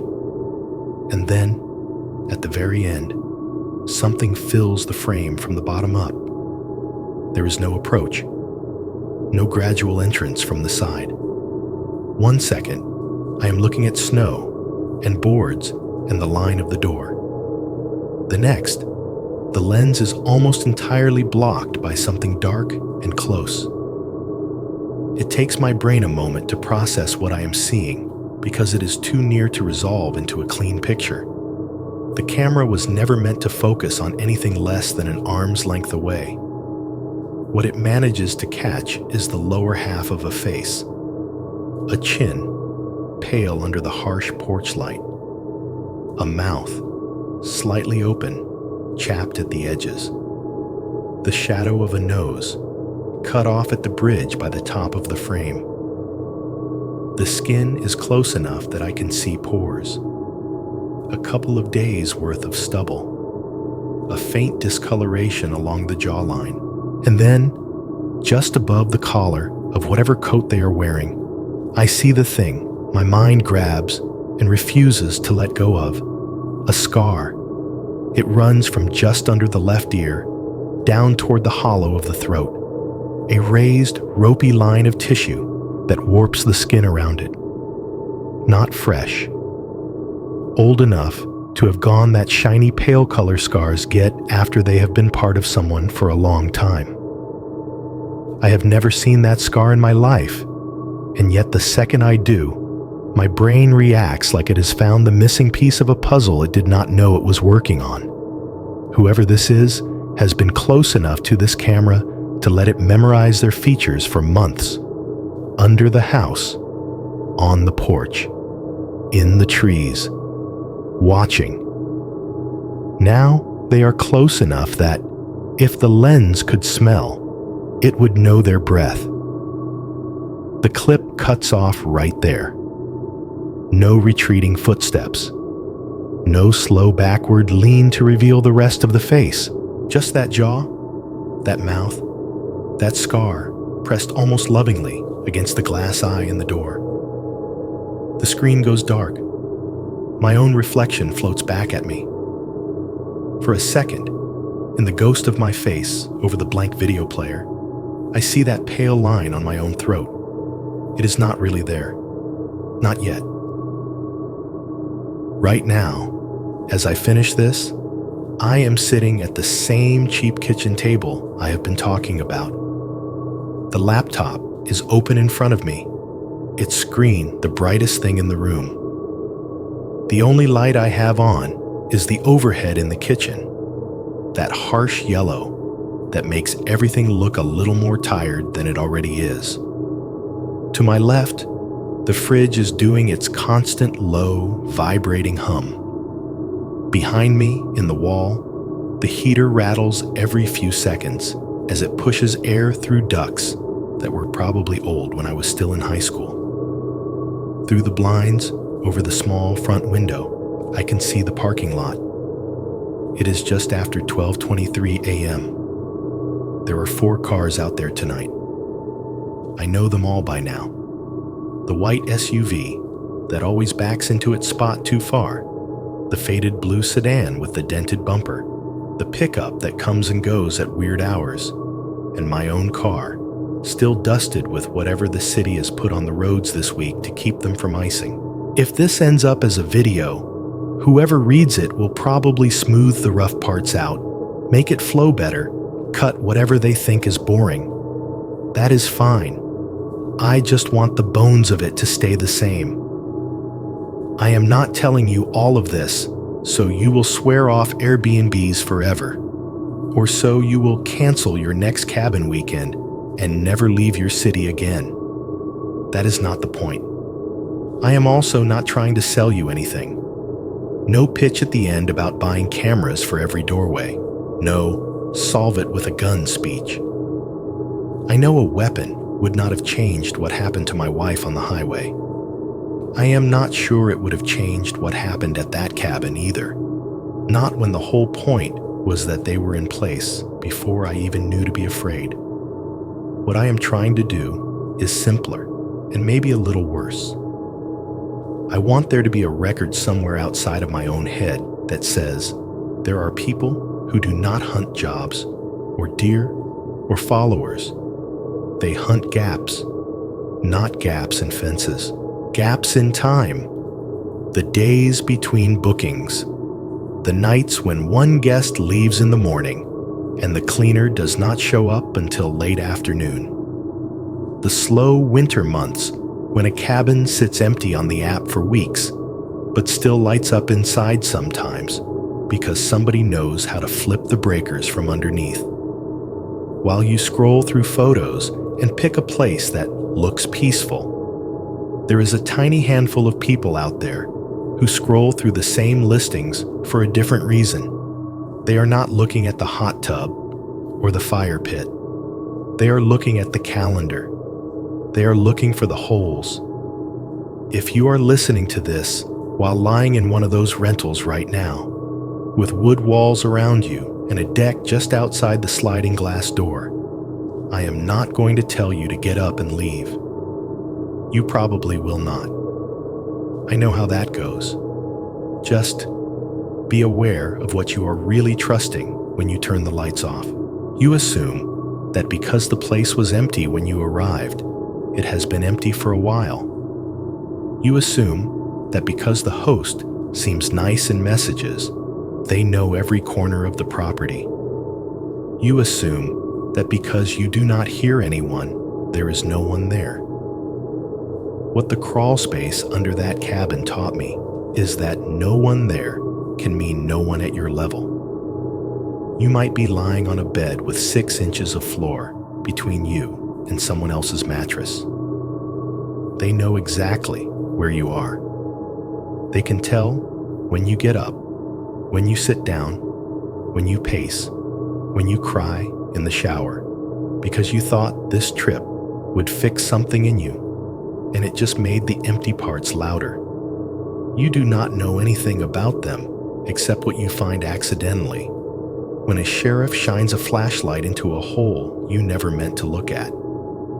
This part is for you specifically if you are watching this from a house you own, not a rental. Somewhere with a crawl space you have never opened, a basement corner you have never bothered to clear out, a storage unit behind your building where the lights do not work right. I am not saying there is someone under your floor. I am saying I do not know is not the same as it is impossible. Cameras and smart locks and secure entry systems make people feel better because they put the focus on the door and the windows. They make you forget there are whole parts of your home you treat like the black part of a stage behind a closed curtain. Spaces that do not count until they suddenly do. Those two men, or three, or however many have been rotating through that crawl space, did not need to smash a window to terrify me. They did not need to pick a lock. The only thing they needed to do was live under my feet long enough to learn my patterns and wait for the moment I ignored my own fear. And I did. I ignored the light that would not stay on, the footprints that did not match my boots, the cigarette ember hanging in the dark, the weird ring notification that I told myself was probably a glitch. I am not special. I am just somebody who wanted a quiet weekend and trusted that quiet. If you are the kind of person who leaves the TV on for background noise or sets a podcast playing so your place will feel less empty, I am not telling you to stop.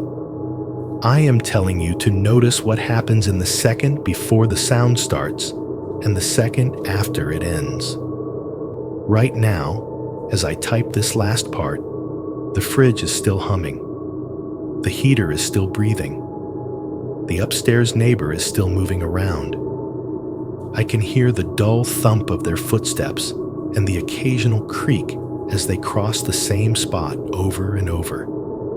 My fingers are hovering over the keyboard because I know I am almost done. When I hit send, this leaves my laptop and goes wherever it goes, into some channel's inbox, into a submission form, into a folder marked stories. After that, it will live on drives and servers I will never see. People like you will hear it in rooms I will never be in. What I am about to say is the only thing that really matters, and I have been circling it this whole time. Sometimes, right before something important locks into place, the world takes that one clean breath. As I finish this sentence, the fridge cuts out. Half a second later, the heater clicks off mid-cycle. The upstairs neighbor, not just their TV, but all their noise, goes still, like they froze halfway between the bed and the bathroom. Even the steady hiss of tires from the main road outside seems to drop away. For one perfect second, my apartment is as quiet as that cabin was. No hum, no rattle, no laugh track bleeding through the wall. In that slice of silence, I hear it, a small, almost polite creak from somewhere directly under my feet. Not the floorboard I know that always gives, not the usual building shift. A new sound, a board accepting weight that was not on it a moment ago. I look down at the laminate. I cannot see anything, obviously. That is not how floors work. Then I look up, past the laptop screen, to the little black eye of the camera I installed in the corner months ago. The one that is supposed to be watching the door for me. The one I am suddenly not entirely sure I am the only one watching through. If this ends up on your channel, and you are playing my voice months from now while you lie in your bed or sink into your couch or sit in your car outside some all-night store, do me a favor. When you hit pause, just listen to what stops around you. Some of that silence belongs to you, and some of it might not.